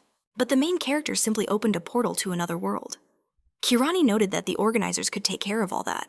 Shin thanked him for saving him. Kirani gave a casual wave as he walked into the portal. And so, history would tell that Kirani became the top participant in the 588th Hunter exam. Stepping out of the portal, he scanned his surroundings. He thought to himself that there were a lot of people with potential like Shin out there. His thoughts turned to recruiting people, to create a new guild. The main character understood that to do so, he needed to be at least a ranker. He believed he needed to increase his rank as quickly as possible. Just then, a woman named Aki came to meet him, their eyes locked. Kirani claimed that she must be mistaken. Sora asked him to wait a little longer. She noted that she hadn't even said anything yet. The main character turned in her direction. Kirani asked if she had any questions for him. Aki said these questions were personal. She admitted she didn't think he would be the first to leave without any formalities. Aki added that he had also used a black exit portal, ending up right in the middle of the city. With that, Sora pulled the mask from her face. She invited him to chat for a while. The scene shifts to a hunter's shop. Kirani noted that a combat jacket looked cool. Sora was watching Kirani in the new gear. She noticed that it suited him well. Aki thought that this jacket would be perfect for someone like Kirani, who specialized in speed combat. On the table were various elixirs and pieces of armor. Sora added that these things. And these are for restoring stamina. Aaki mentioned a knee pad and a belt, noting that Sho still needed a bag for all his new things. Sora pointed to an item displayed high above. And the main character knew this was inevitable. Truly, SS rank quality. These items were the absolute best of the best. I don't know what you're trying to do, he thought, but I can't be bribed this way, Kirani said, spotting a bag right in front of him. But Aki insisted he shouldn't worry about that. Sora, hidden behind a mask and glasses, revealed that in her career as a hunter, she was ranked slightly higher than him. When something unexpected happens in a dungeon, Sora said, it's not unusual, Aki agreed, noting this is the mindset of those prepared for anything. She told him not to think of it as a simple favor. The main character stood before the checkout counter. Hayaki clarified that this money was his reward for helping with the rift. Katani saw no reason to refuse the offer. Z then noticed a section for raw materials, and was surprised they were being sold here. Sora explained that materials like these required an expert's eye to select. Katani now held 2 massive bags. Aki believed this would be more than enough to win Sho over. Sora glanced at the receipt. Inside the elevator, Kirani and Aki stood in silence. Z sensed something was off. She was far too quiet. Sora guessed his thoughts. She was stunned by the astronomical price of the materials. Aki looked in Sho's direction, deciding it was time to get to the main point. This, Sarah declared, is my official proposal. Aki pulled her mask down once more. She asked Kirani to join their guild. Sora promised he would receive the exact same treatment as her. The main character's eyes narrowed. I refuse, Z stated coldly. Sora's intense gaze remained fixed on him. Aki urged him not to decide so. Quickly, she demanded at least one reason for his refusal. I don't have a reason, Kirani said. I just don't like working for anyone. The boys set the heavy bags on the floor. Aki declared she would change her offer. Sora placed a hand on her chest. Then work with me, she pleaded. Aki admitted she wanted to feel the overwhelming power they shared in that battle once more. As the elevator descended to the first floor, Kiritani asked why. Why him? Was she not already the top hunter in Japan? Unwavering confidence burned in Aki's eyes. I want to reach even greater heights, she proclaimed. Sora explained that the more people believe in her, the greater the results she must deliver. Aki extended her hand in offering. And that, Sora added, is why I need to become stronger. The main character closed his eyes. He accepted Aki's request. Outside, the sun was beginning to set. Kirani admitted he was also curious to see what Japan's #1 hunter could truly become. Sora stood, holding her signature weapon. She informed Z that they were in her private gym. Aki added that it was the largest and most secluded training area available. Is this sufficient? Sora asked. The main character's attention was drawn to Aki's weapon. Kirani wondered if she had gotten a replacement for him. Sora reported that her old pass had broken the day they destroyed the moon. A whirlwind of currents began to swirl around Aki. Sora stated that she would try at it. To use too much of her mana, but Kirani urged her to use it however she pleased. Aki smiled, having anticipated his words. Mana erupted across her body. Then prepare yourself, Sora commanded. Aki charged forward, leveling her weapon straight at Katani. Z blocked her attack with ease. The impact sent Aki flying backward. In his hands, Katani now held a sword. The main character thought that because she lacked fine mana control, Aki just amplified it, turning the fight into a contest of pure brute force. Z pointed his sword at her. Sora readied herself for another assault. A flicker of interest appeared in the main character's eyes. Aki lunged again, but Kirani dodged her attack effortlessly. Sora's weapon was now cloaked in crackling mana. Z leaped out of the way as lightning sparked in all directions. Katani's gaze was deadly serious. He thrust his sword toward Aki, but his weapon barely touched Sora. The main character was stunned. Kiani's attack was stopped by a powerful magic shield. Z realized its energy was concentrated in a place his sword couldn't penetrate. Sora prepared to attack again, unable to believe that Kirani was truly an F-rank hunter. The main character stepped back. On paper, it's true, Z said, letting his sword fall to the floor. He began to realize this wouldn't end so quickly. Aoki grew wary. Are you giving up? She asked. But then, Kotani's body was enveloped in a terrifying aura. If I use my mana, Z reported, I won't be able to hold back. He asked Aki not to take it personally. The system alerted Kirani of a massive increase in mana. This is simply my true power, Z declared. The main character moved towards Sora. Aki's lightning raged, spreading throughout the entire training hall. Sho guessed that Sora wouldn't let him get that close. Kirani weaved through Aki's lightning bolts. Was this an ability the main character reached out and grabbed a bolt of lightning with his bare hand? Sora froze, her mind reeling. She was astounded that Kirani had just caught raw lightning. Sho attacked Aki from above. Sora couldn't comprehend what he was doing. And in the next instant, the main character appeared behind Aki. Z threw a single punch. As his fist flew, Katani recalled a technique that Aki herself had taught him in his previous life. Model. Kiritani unleashed a technique he never thought he'd use on her. The piercing palm. The devastating impact sent Sora flying, as a long-buried memory surfaced in her mind. A man was asking Aoki how she had awakened, and gained 4 incredible abilities. You're destined to be the face of Japan, he declared. From the shadows, another figure watched Aoki. She possesses more than just talent, the stranger remarked, telling the man to look closer at Sora. The stranger saw her grace and her unyielding spirit.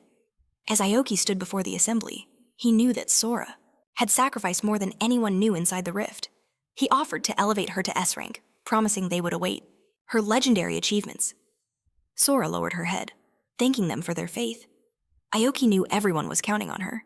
It was her duty, her responsibility. Her attention returned to the man before her, whose gaze met Aoki's. He noted she'd been on missions for 3 consecutive days, and offered her a much-needed day off. But Aoki's eyes were glued to the mission board.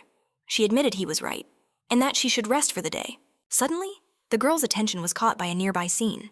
A crowd of high school students had gathered. A girl pleaded with a boy to stop. She begged him again, but he just made mocking faces, making his friends erupt in laughter. A flicker of pain showed in Aoki's eyes. A voice called out to her. A memory of carefree students having fun flashed in her mind. He asked if she was all right. Sora pushed it aside and headed for the car. "I'm fine," she said, asking to be taken to the rift. Then, turning to Kiritani, she asked if she had lost. He confirmed her defeat.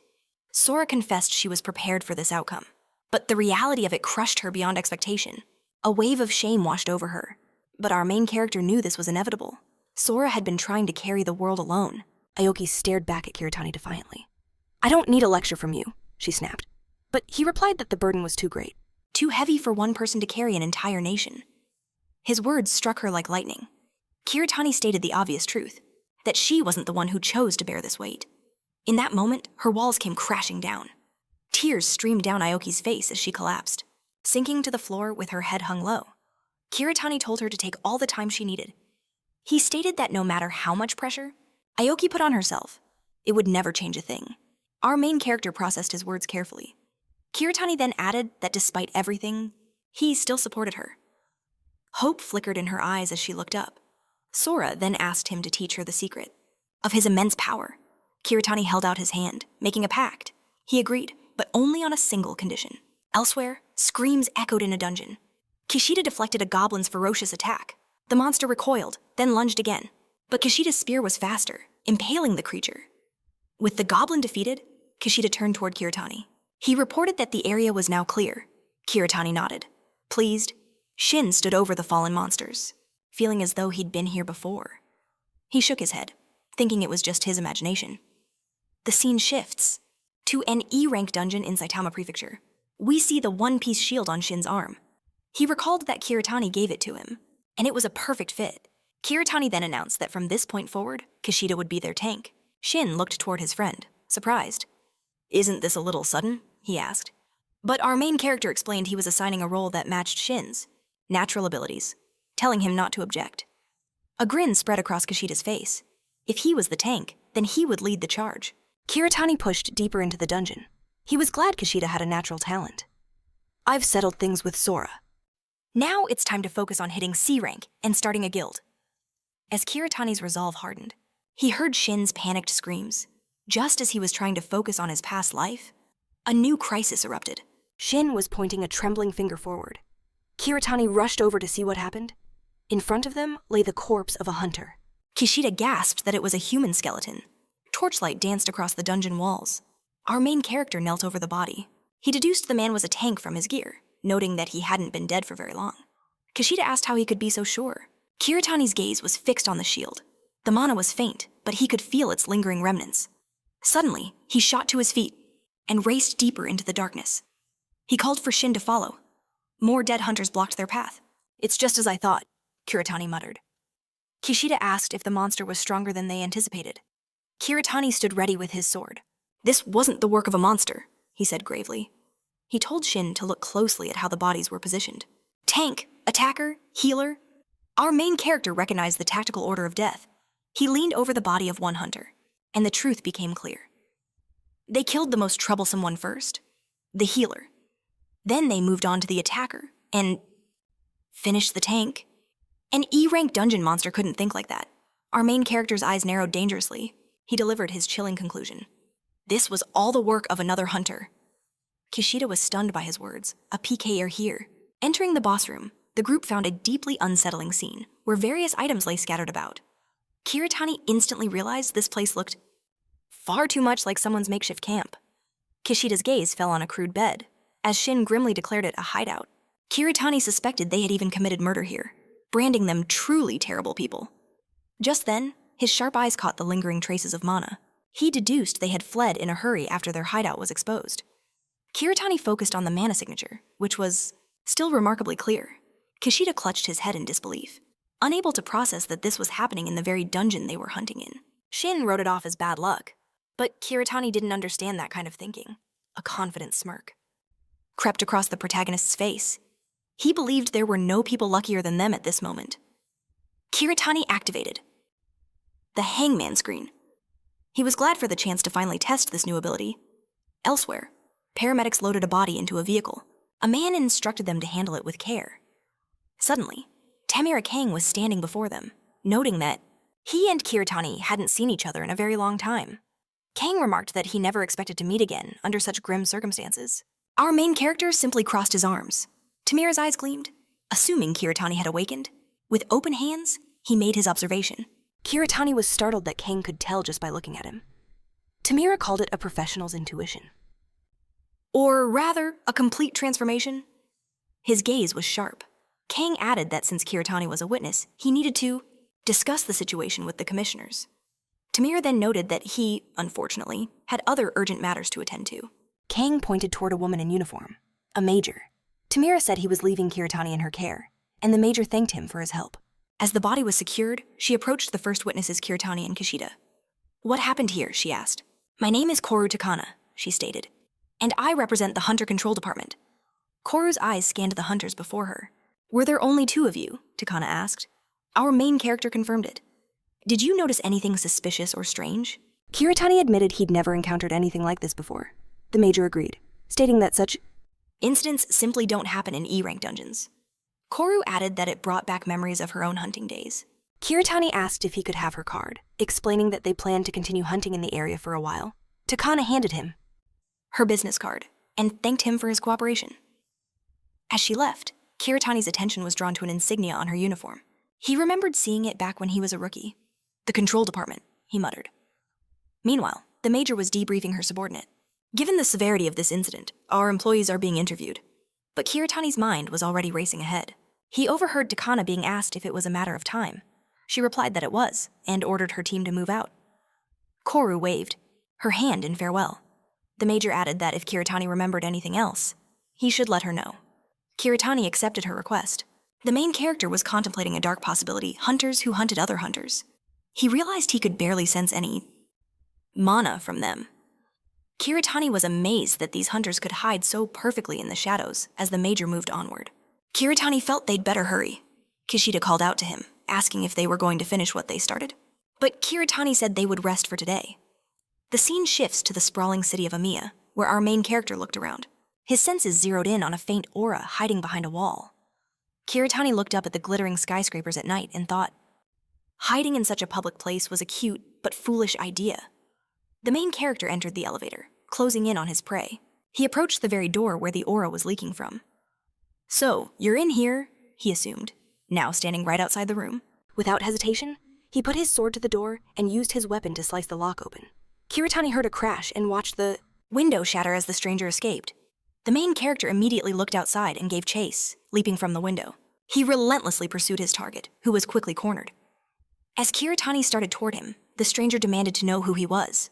He guessed Kiritani was from the association or the army. The wind whipped around them as Kiritani warned that if he surrendered, it would make his fate much easier. The stranger pulled a knife from his back pocket. Playing the hero, are we? He sneered. The stranger added that unfortunately for him, he had no plans to give up. He then lunged at Kiritani, declaring that he needed to get rid of him. The man attacked from above with a smirk on his face. Did you really think, he taunted, you could surprise me? The stranger attacked Kiritani, convinced he would end it in a single blow. But our main character moved to intercept him. Kiritani kicked the stranger's leg, sweeping him off his feet and knocking him to the floor. I have a lot of questions for you, the main character said coldly. Why were you living in that dungeon? Kiritani held the man firmly in his grip. He demanded to know the stranger's age and name, and more importantly, who his allies were. The stranger had no idea what Kiritani was talking about. He assumed Kiritani was somehow related to one of the others.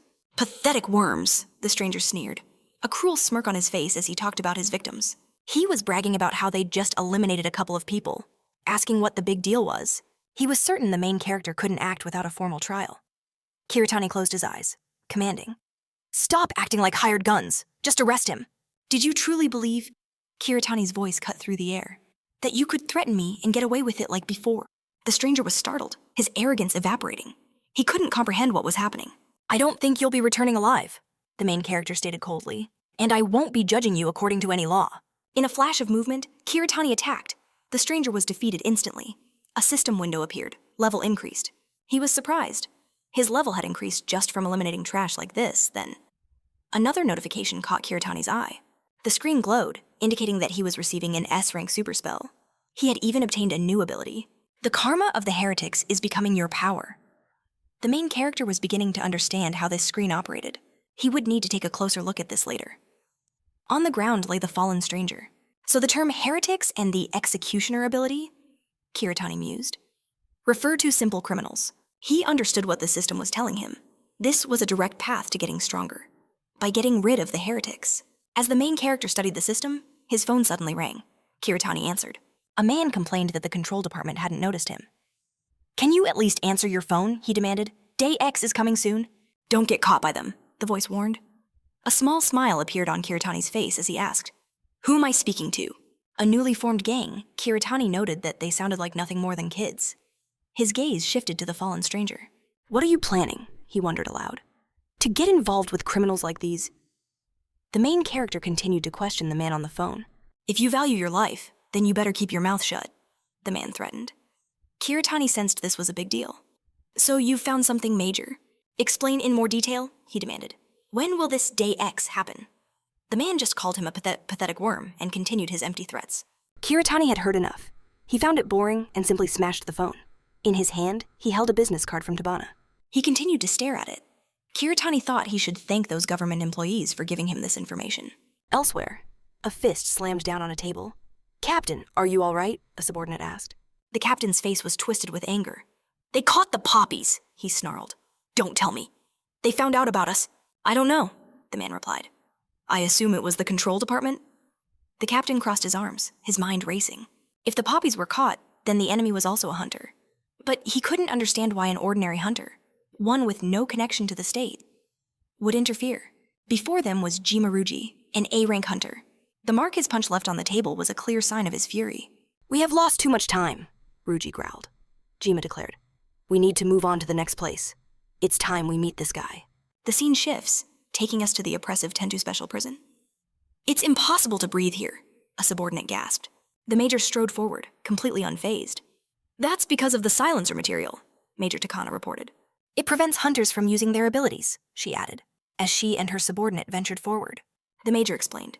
Once inside this prison, hunters of A rank and below lose all of their abilities. And S rank hunters, Takana added, can only use half of their abilities. The subordinate questioned why the major would want to meet in a place like this. He then noticed the prisoner, this familiar man. Takana walked steadily towards the prisoner's cell. The subordinate was shocked. The major was familiar with a criminal held in a prison like this. A smile spread across the prisoner's face. Do you know him? The major asked. I've heard of him, he replied. The prisoner spoke first. We haven't seen each other for a long time, Takana. Ah, you're a major now, right? He chuckled. Before them sat Hayayaku, a former hunter instructor in the control department. Takana's gaze was fixed on him. You talk too much, the major stated. In the last 8 years, Hayayaku mused. Has it been good news? He was commenting on how quickly hunters get promoted. Takana noted sharply. You yourself taught me the rules of interrogation, so I would appreciate it, she warned. If you would stop talking nonsense. Hayayaku simply raised his hand in a placating gesture. It seems the major has become a full-fledged expert. He smirked, unfazed. Takana tossed 2 photos onto the table. She spoke a single name, Jimaruji. She then continued. The man who was a subordinate in your class has made his move. The major added, recently, organized and specialized crimes have started to occur more often, as if he's managing them. With a smirk on his face, Hayayaku stated, I am familiar with the name. Are you saying, he asked with false innocence, that I'm secretly controlling things, even though I can't contact anyone? Koru slammed her hands on the table. She vowed that this time, she'd make sure Yusaka couldn't even lift a finger. Takaba declared that a tragedy like the one 8 years ago, the attempt on the Prime Minister's life, would never happen again. Yusaka just laughed, asking Takana if she ever felt the crushing weight of her duty. Koru's fury ignited. She spat. Asking if Yusaka was lost in his delusions again, Hijikata coolly stated that the current leadership is just a pack of incompetents. Standing above them all, that's why 8 years ago he decided to bury them, to make an example of them all. Yusaka added that he regretted the tragedies of that day. Takana gritted her teeth, a painful memory flashing before her eyes. In the vision, Hijikata held a man by the throat. Yusaka then remarked that Koru's father was an outstanding hunter. The prisoner raised a hand, and Hijikata noted how utterly helpless he was.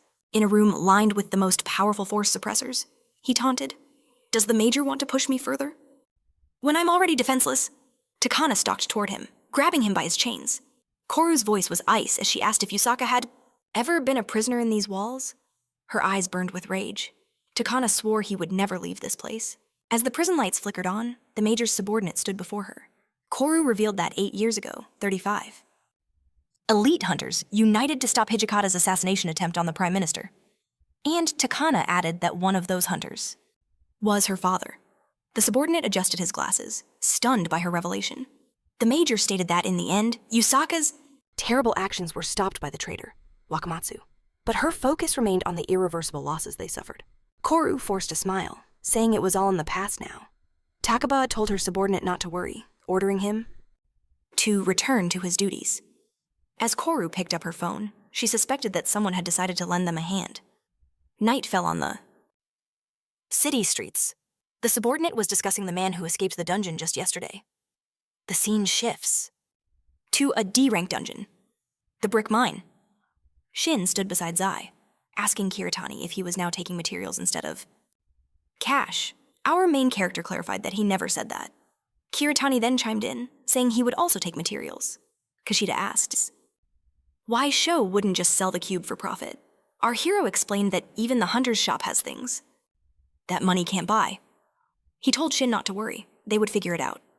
Just then, a huge monster came charging toward them. Kashida slammed the beast with his weapon. But Shin was taken aback. Kiritani sliced off the monster's paw, blood spraying across the dungeon walls. Shin asked why Zai suddenly needed the materials so badly, as more monsters swarmed them from all sides. Kiritani clarified that he didn't need them personally, promising to explain everything later. Kashida charged forward with a single devastating blow. Zai decapitated the monsters, their bodies crashing to the floor. That's him, right? Shin asked. Asa confirmed it was the bull monster of this mine. Loam Loam stood before the hunters in all its massive glory. Shin was stunned by its sheer size. Kiritani simply said, "It's about time."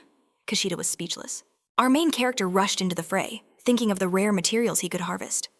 Loam Loam swung wildly, but Kiritani was already scaling its massive leg. He leaped high for a devastating strike. Zai pierced the beast with his blade, unleashing a flurry of attacks. Loam Loam was shredded into pieces. Zai walked over to its remains, the boss's body now just a pile on the ground. Shin admitted that he could never compete with Kiritani's level of skill. Our hero agreed, noting it would be tough with Kido as a rival. Shin finally understood how Zai was, showing his affection. "I know for a fact you just want to be admired," Kashida teased.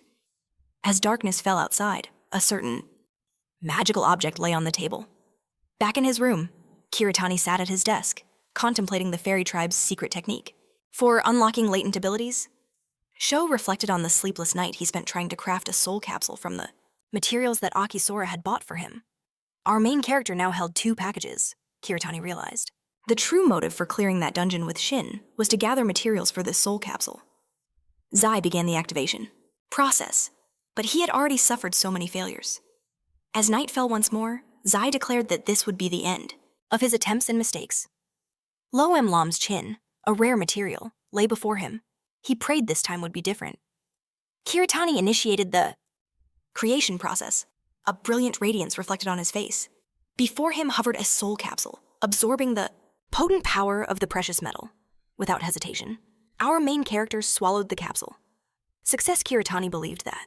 With this, he could enhance more than just his mana. A system notification appeared. Stamina has increased. Zai raised a hand to his chin. Feeling the change, Kiritani thought that now he wouldn't have to rely solely on the hangman's nick. His eyes were then drawn to the television, where a news report was playing. A newscaster announced that an unidentified body had been discovered at an intersection last night. He added that the police are still investigating, believing the case is somehow. He pieced it all together. The recent crime in Fukui province involving the forces. A truly unexpected turn of events. In his hand, Kiritani held a package, and its cryptic contents. He knew what he had to do. He had to report their location to the major. But Kiritani wondered, how far could they get with so few clues? The city glowed under the veil of night. Takana moved through the underground parking garage when she noticed a package on her car. Inside was a shattered phone.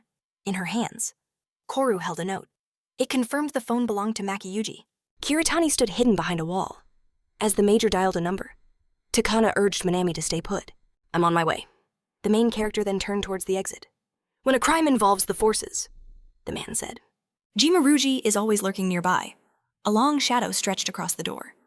"Are you saying this man is in Tokyo right now?" "What is it?" he asked. "Natsuo Dono, let us be frank." Dawan asked the major if she truly grasped the weight of her own words. "I understand perfectly," Takana stated. Her voice firm, Natsuo pressed her. "What brought you to this conclusion?" Koru clasped her hands behind her back. The major reported that the burnt phone had only one number saved. Takana explained its last signal pinpointed their hideout in Tokyo, the last place Jima was ever seen. Natsuo pressed his fingers to his temple.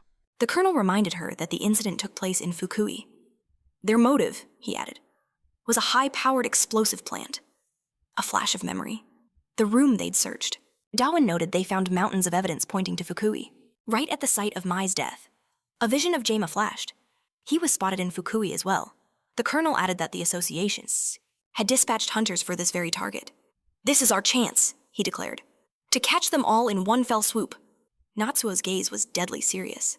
But the major wondered, what if Jima's real target was in Tokyo all along? "Are you suggesting his goal is connected to Hijikata?" the colonel demanded. Koru's face was cast in shadow. She asked him again. Takana now stood before the colonel's desk. Natsuo couldn't understand what she wanted with that old man. Koru voiced her theory. They plan to strike the prime minister. "And even if I'm wrong," the major continued, "they're definitely planning something massive." The scene cuts to Hijikata. The major reported her team was already in position. "Prepare yourselves and await the next command." Natsuo closed his eyes. He observed that Takana always gets fired up when Hijikata is involved. A newspaper lay on the colonel's desk. "The prime minister flies abroad today," Natsuo said. The colonel scoffed. "Does Koru really believe that prisoner can get revenge?" For what happened 8 years ago, a lamp cast a harsh glare across the study. Dawan added a critical detail. "The prime minister is departing from Haneda Airport." He pointed out that the airport is located directly behind, the very prison where Hijikata is being held. Takana clenched her fist. "If I am wrong," the major declared, "I will take full responsibility. But if I am right," Koru added, "we will prevent a catastrophe." The colonel's expression was grim. "She never changes," Natsuo noted. The colonel finally fixed his gaze on her. He ordered Koru to assemble the local police. Dawan conceded. "For now, I will trust in Takana's instincts." The colonel gave one last order. "Report to me directly if anything happens." Takana's eyes burned with focus and determination. Koru then thanked Natsuo. We shift to the outer wall of Tendo Prison. A man touched his earpiece. A youth held a detailed underground map of the facility. "The Fukui operation must have already started," he mused. "This map shows every hidden tunnel." "Let's move," the man commanded. The young man agreed, extending a hand toward the wall. He placed his palm flat against the concrete and activated his ability, the Hand of Death. The wall disintegrated into dust. A smirk played on his lips. "I'm guessing this creates a material silencer," he said. He began calibrating a device on his arm. "Normally, under these conditions," he explained, "I could only use that ability once. But with this, the problem is solved." He gave an order. "Everyone, put on your bracelets." The man and his squad pushed forward. "The operation," he announced, "begins now." The man led them through the dark passages, guided by the map. He gave the young man a signal. The youth unleashed his technique on the next wall. A massive hole opened before them. The operatives began climbing the stairs. The leader kicked open a door and found 2 guards standing right in front of him. "Who are you? How did you get in here?" The man simply let the map fall to the floor and lunged at the strangers. He glanced back toward his subordinates. "Hurry," he yelled. "The control room is just ahead." Just then, the prison alarms blared to life. The man pointed to the reinforced door. The youth applied his power one more time. With his technique, he tore a hole right through it. Through a hole in the door, the assailant leaned in, unleashing his technique. A toxic mist spewed from his lips. The poison spread rapidly, filling the entire room. The prison staff choked and collapsed. The man then swung the door open. Before him lay a floor of unconscious guards. A smirk crossed his face. So far, everything was going according to plan. But this was merely the start. He knew if help arrived, things would get complicated. The man immediately began hacking the computer. He hit enter, then ordered his subordinates to secure the target. His eyes were glued to the security feed. On screen, the prisoner sat in handcuffs. A faint smile played on Yusaku's face. His rescuers announced, "We're here for you." They knelt before Hijikata Yusaku, who was surrounded by electric poles, chained to his chair. "What a grand welcome," the prisoner mused. Yusaku leaned forward with a dangerous glint in his eye. I was getting tired of waiting. Outside, under the pitch-black sky, a car sped down the road. Racing toward the prison, the major declared. This isn't enough. Takana insisted they increase the number of reinforcements. Send in everyone available, now. Her subordinate floored the accelerator. Koru desperately tried to coordinate their next move. She called for backup from the association. Is anyone even listening to me? Just then, the connection was severed. Takana was furious. The car continued its frantic race toward the prison. The story brings us to Tendu Prison, where the major burst through the doors. She was met with a scene of devastation. Wounded prison guards. One of them choked out. You're one step too late. Koru rushed into the chaos. A subordinate warned her. Major, it's too dangerous. His gaze was locked on the intruder. Jashima, the major's mind raced. The suppressors? They should still be working, Takana thought. If their powers are sealed, then we still have a chance to win. In her hands, the major gripped her pistol. The young man turned his attention toward her, a look of mocking confusion on his face. Koru fired without hesitation, but with a simple use of his technique. The young man stopped the bullet cold. It hung frozen in the air as a grin spread across his face. Not even a proper hello, the youth taunted. What's the matter? He noted that the Hunter Control Department has very bad manners. Koru was frozen in shock. The major was stunned by his impossible ability. Takana thought, but the suppressors are still active. And yet, the youth used his technique as if they weren't there. He declared them both to be nothing but pathetic worms. Did you really think we'd arrive unprepared? He scoffed. That's when Takana's eyes fixed on the bracelets he was wearing. She realized they must be blocking the suppressor's effect. The prisoner turned his head in Jashima's direction. Jashima asked if he was looking for trouble. Hijikata questioned if he was talking about Takana. A wicked smirk appeared on Yusaku's face. He turned his full attention to the major. Did you come all this way to celebrate my release from prison? Yusaku asked. Takana stepped forward. Standing defiantly before Hijikata, she ordered, Stop talking nonsense! The major commanded him to return to his cell. Koru said, I know you're targeting the Prime Minister again, just as you did 8 years ago. Yusaku merely noted her shrewdness. Hijikata's gaze turned ice cold. He stated that the major's arrival would change nothing. Besides, Yusaku said, I don't plan to fight you, because you're fated to die here today. The prisoner then turned his head towards Takana. Yusaku offered a mock apology. To the major, Hijikata noted that his contacts at the airport are strict about punctuality. The remaining prison officials opened fire. Koru ordered her subordinates to stop the prisoner from escaping. Takana yelled that it didn't matter if they hurt him. As long as they stopped him, Jashima activated his technique again, and the entire room was instantly filled with poison. The major fired at Hijikata, ordering him to stand still, but the young man intercepted. If you wanted to play with someone, I'm right here. The boy grabbed Takana by her tie. Koru violently pulled away as her subordinate, fired at the youth. Don't move, he ordered. The young man just laughed. Do you really think that would work? He used his technique, stopping the bullets in their tracks. The youth openly mocked the Hunter Control Department's pathetic abilities. He then rushed towards the major. I'll grind you to powder, he roared. And in a flash, his arm flew through the air. Blood splattered across the floor as the young man screamed in agony. Kiritani took Takana by the shoulder. The major was shocked to see him. Looks like it's just the two of us now, he guessed. The major stared at Kiritani in surprise. Zai noted that they hadn't seen each other for a long time. The young man clutched his bleeding shoulder. He asked if the main character was with the Hunter Control Department. The youth's face was twisted with pure rage. He was shocked that Kiritani could use his abilities. This man, he realized, was unusual. He liked the main character's strength. He added that that arm was going to cost him. A smirk appeared on Kiritani's face. Zai thought of them as small pawns who could do nothing but talk. He noted that pests like them were the same in all worlds. The young man attacked Kiritani, enraged. What are you laughing at? Zai drew his weapon, and the youth blocked the attack. The main character was taken aback by the force. The youth continued to press his assault. Zai was thinking that this powers. The young man desperately threw up a mana barrier, but Kotani attacked again, shattering his petty trick. The youth's eyes flooded with absolute horror as the main character's sword ran him through. He collapsed to the cold floor, and the system chimed. A notification flashed, level increased. New ability acquired. Kotani's gaze then fell upon Jaima. He simply declared, You're next! Jaima couldn't believe his eyes. Kiritani was supposed to be weakened. Under the influence of a suppressor, he couldn't understand how he could release this much mana. Blood dripped from the tip of Kotani's sword. The main character knew this was far from over. The prison was littered with corpses. Kotani was just getting started. He was surprised at the chaos just one sinner could create. A cold smile spread across his face. Kotani's voice echoed in the chamber. Now, you will pay for your sins. A memory sparked in Jaima's mind. He'd heard that voice before. He recalled the words Kotani had said to him over the phone. Jaima's face twisted with rage. Was that you on the phone? He activated his technique, his anger exploding. You killed Maki because of that, oh? Don't even dream of a quick death. Kiritani casually rested the sword on his shoulder. He hadn't expected Jaima to grieve for his partner. Stop whining and just attack, Kotani taunted.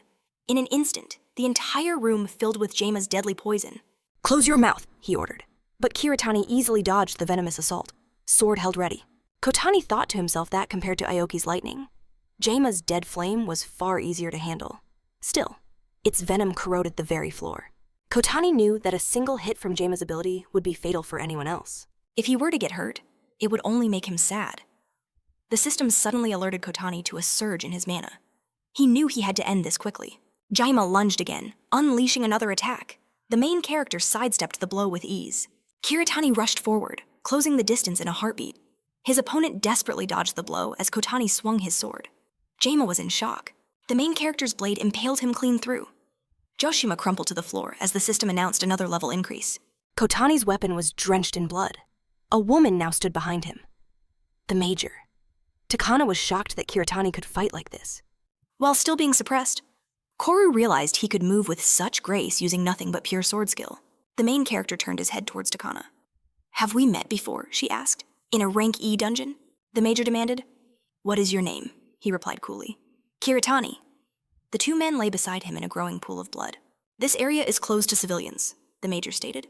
How did you get in here? And more importantly, you seem to have chosen your timing perfectly, Koru continued, her suspicion growing. Kotani couldn't understand what she was implying. To the man who just saved her life, Kotani decided this wasn't the time to dwell on it. Throughout the prison, alarms continued to blare. Was there someone else with them? Kotani asked. A memory of Yaki flashed in the protagonist's mind. He'd only crossed paths with him for a moment, but he recognized that immense power immediately. Kotani stared into the distance. It was rare to find mana as powerful as Hijikata's. He was easily the strongest person he'd met in this world. The Major was completely confused. A confident smile appeared on Kotani's face. Everything was going exactly according to his predictions. The main character slung his sword over his shoulder. Do you have any more reinforcements? The scene shifts. A massive fire rages at Ha Airport. Everything around Hijikata was a sea of flames. Soldiers huddled behind cover, completely baffled by what was happening. One of them yelled, "Does anyone have any idea what's going on?" That has to be a hunter of at least S rank, another man assumed. A soldier risked a lookout from their hiding spot. The main plane still has to take off, he shouted. An officer ordered, "Contact the association, request backup. Now, shoot on my command." The military unleashed a hail of gunfire. But using his technique, Hijikata stopped every single bullet in midair. They all clattered uselessly to the floor. The soldiers charged in his direction, surrounding Yaki from all sides. Hijikata sighed. Humans never learn, do they? Yaki's hand erupted in flames. "Burn to ashes!" he commanded. Fireballs streaked towards the soldiers. Hijikata then struck the nearby planes, triggering a chain of massive explosions across the airport. The soldiers' screams were drowned out by the chaos. Yaki's footprints left deep craters in the ground as the stranger leaped over a fence. Hijikata grabbed his face in an iron grip. "I can't believe any hunters are still alive," Yaki scoffed, slamming the stranger's face into the ground. The man cried out in agony. "Pathetic," Yaki sneered. "Who was your instructor?" His hand continued to glow with malevolent fire. Usaki realized he couldn't find the politician he was looking for. Hijikata figured he was probably hiding, using the military to hide in a safe place. Playing hide and seek with me. Yaki stood before the main plane, his patience wearing thin. Hijikata recalled thinking the prison was a dark place. He smirked. This chaos was the perfect opportunity to learn new abilities. A system notification confirmed Hijikata's new skills. His body erupted in a scorching inferno as a twisted grin spread across his face. This power, it was perfect for an instructor. With a deafening roar, Yaki unleashed an explosion that tore a plane to pieces. A car raced towards the chaos at the airport. Inside, Koru, her subordinate, and Kiritani sped toward the disaster zone. Once they reached their destination, she would take command. Takana acknowledged that Sho was strong, but Hijikata, he was on a completely different plane of existence. The main character calmly spread his hands, asking them to skip all formalities. He stated his only goal was to help. But Koru saw something else in Kiritani's expression. The Major's gaze was sharp and serious. She knew their main forces were deployed elsewhere. Right now, Takana couldn't afford to be picky about her backup. Koru believed Sho had already proven his strength, and she was already planning his test. The Major's car sped onward. She resolved to finally put an end to this nightmare. The airport was a smoldering ruin. Major? What happened here? Her subordinate asked in horror. Takana was stunned by the sheer scale of Hijikata's fiery rampage. Her subordinate put a hand to his head, overwhelmed. I'll deal with Yaki, Koru commanded. Shu, you and the others help the victims. Her subordinate immediately followed her orders. But the main character paused, his mind calculating. He was thinking about Hijikata, the man known as Yaki, a former instructor for the Hunter Control Department. But Kiritani knew that no matter who he used to be, right now, he was just a mass murderer. And a chilling thought crossed his mind. Hijikata was a perfect fit for his hangman ability. Kiritani and the Major stood before the wounded survivors. Amidst the swirling ash, Takana spoke to him. This is an emergency, Koru stated. I don't have time for a full background check. The Major's eyes were locked onto Z's. I can't guarantee your safety, she warned. You'll have to protect yourself, Takana added coldly. I don't care how talented you are. Kiritani, don't you dare do anything reckless. A confident grin appeared on Z's face. Takana sighed, bringing a hand to her face. The Major declared that a war of life and death was now underway. Know your limits, Koru said. And be careful. The main character simply thanked her for the advice. He promised he would remember her words. All around them, the airport terminal groaned and crumbled. Hijikata stood in the ruins, holding a fallen soldier. Yaki sneered that he was waiting for Prime Minister Yoshimaru. And as if summoned, the man himself appeared, shocked to see him there. Hijikata pointed a hand menacingly in his direction. Yaki confessed he'd spent 8 long years trying to calm his inner rage. But unfortunately, he could only come to one conclusion. He couldn't stand taking orders from someone like Yoshimaru, a man he deemed utterly powerless. As Yaki took a threatening step forward, Koru intervened. She stood defiantly between them. Hijikata noted he'd warned Takana many times, but she came anyway. The Major's face was a mask of pure fury. I could say the same to you, Hijikata, Takana shot back. I told you to stay quiet in your cage, and still. You've overstepped your bounds.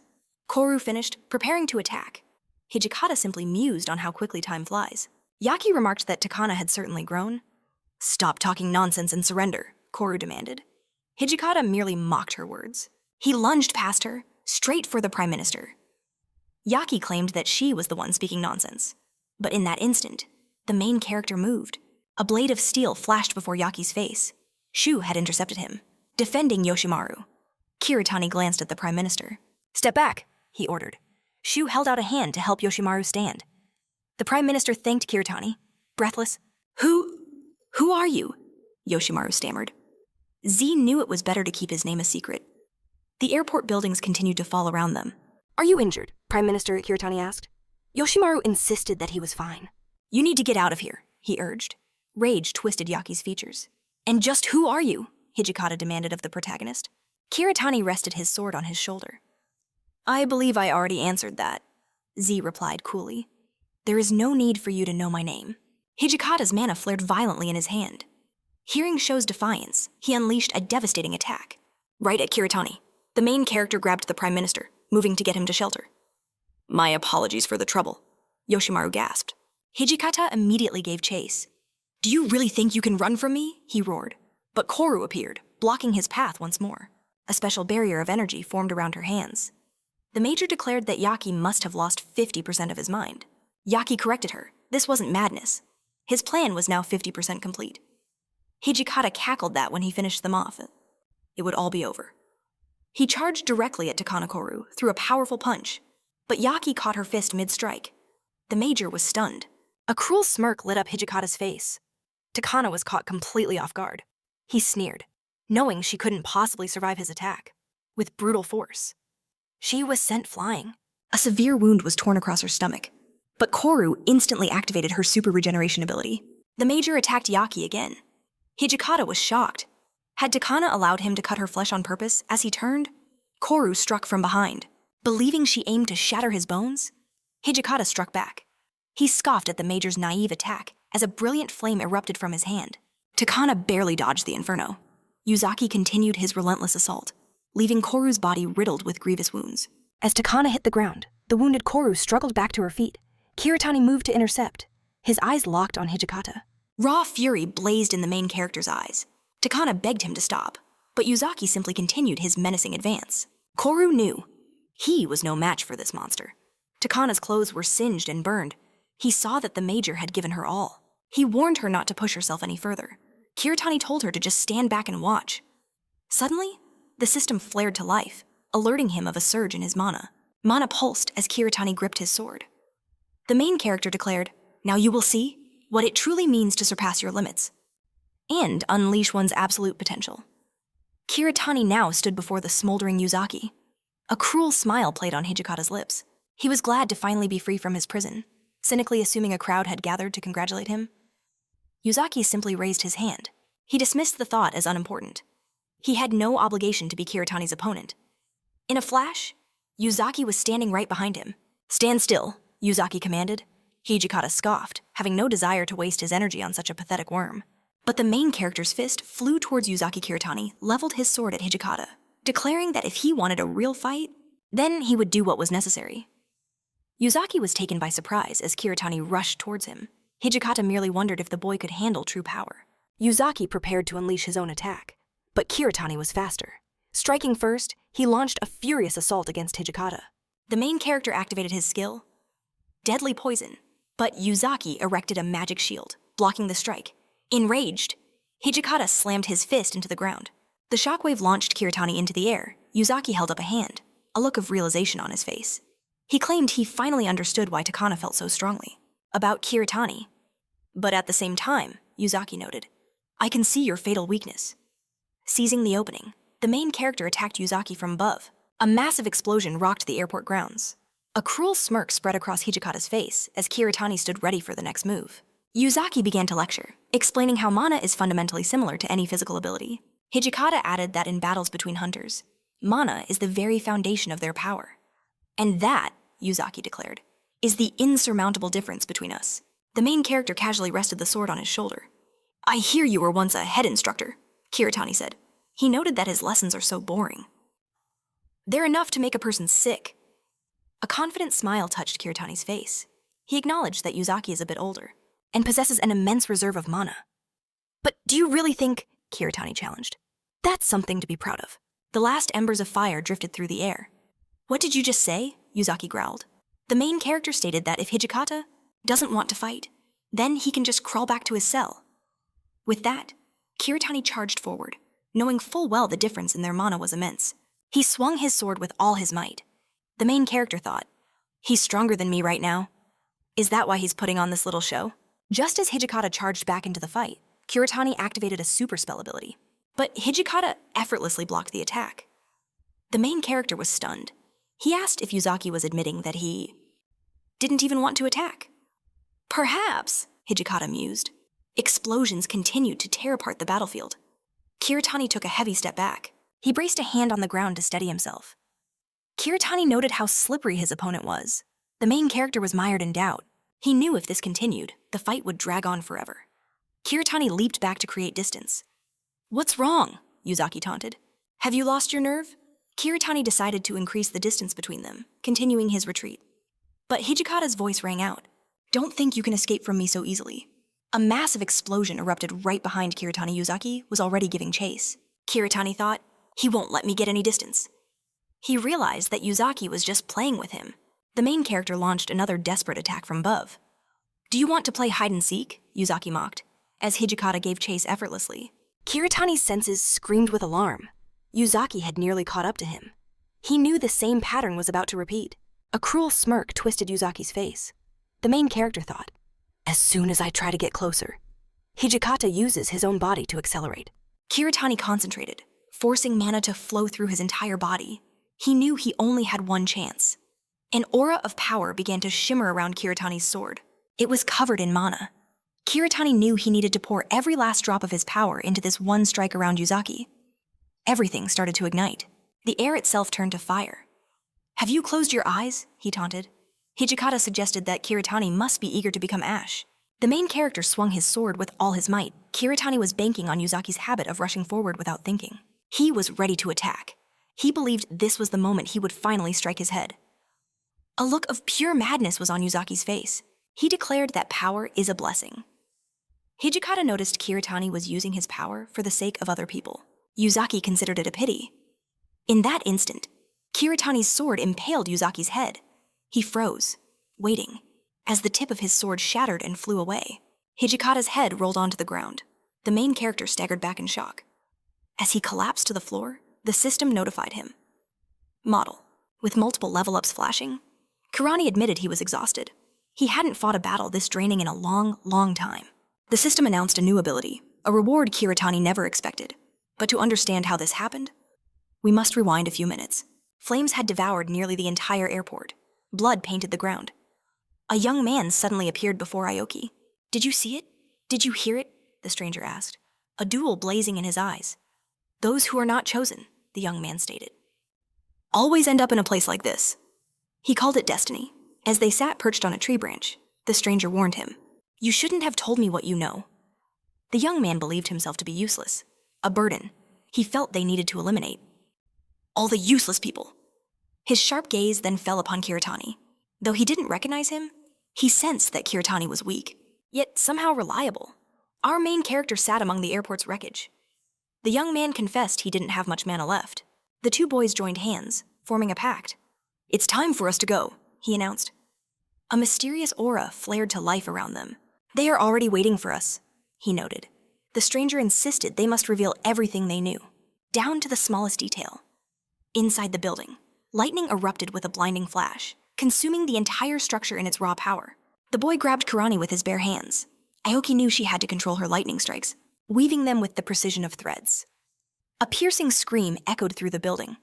Sora stood just behind our main character. "Will I get stronger?" she asked. "After a few more tries, you'll master it," Kurani assured her. Aoki watched the devastating explosion unfold. A curious smile crept across Kurani's face. He found this power interesting. But Kiritani knew this path wasn't for him. Sora was stunned. She realized she had to focus all her lightning into a single point, and then release it. Scorch marks from her power scarred the floor, Aoki thought to herself. "I've failed again." Just then, Aoki's gaze locked onto a news tablet. "Reporters arrived last night at Hawa Airport," the anchor announced. The newscaster noted their attempts to contact the hunter who defeated Hijikata Usaka and saved the Prime Minister. And there on the screen, Sora saw Kiritani. Reporters swarmed him, desperate to know what had happened at the scene. "The savior has been identified," the anchor declared. As Kiritani Sho, who awakened with 5 abilities, he mentioned that a reporter, Yoshida, had managed to get a few words from the hunter himself. "There are rumors you've already surpassed Aoki Sora. What do you say to that?" Yoshida pressed. A faint smile touched Kirani's lips. "It's impossible," he stated firmly. "I could never surpass a huntress like Aoki Sora." Aoki, watching this, took a sip of her drink. Our main character added, "I am still far too weak." Aoki's grip tightened, shattering the glass in her hand. Sora picked up her weapon, determined. She had to focus her lightning attacks. Aoki immediately went to train. Sora was certain she would complete this task before the day was over. The scene shifts, showing us floating crystals and a secret door. A woman rested her head on her hand. "What is it this time?" she asked, her voice tinged with annoyance. "I believe I mentioned that we would be stopping our meetings for a while." A man stood before her. He reported, "The twins have found a problem," the man explained. "This individual has masterful mana control and was somehow able to use our spells." The stranger crossed his arms, unconvinced. How many times have we chased shadows across the world because of words like these? He couldn't understand what the twins were even doing there. The man, seated on a chair, explained, "I used the twins to test a new development. They found this problem purely by accident," he noted.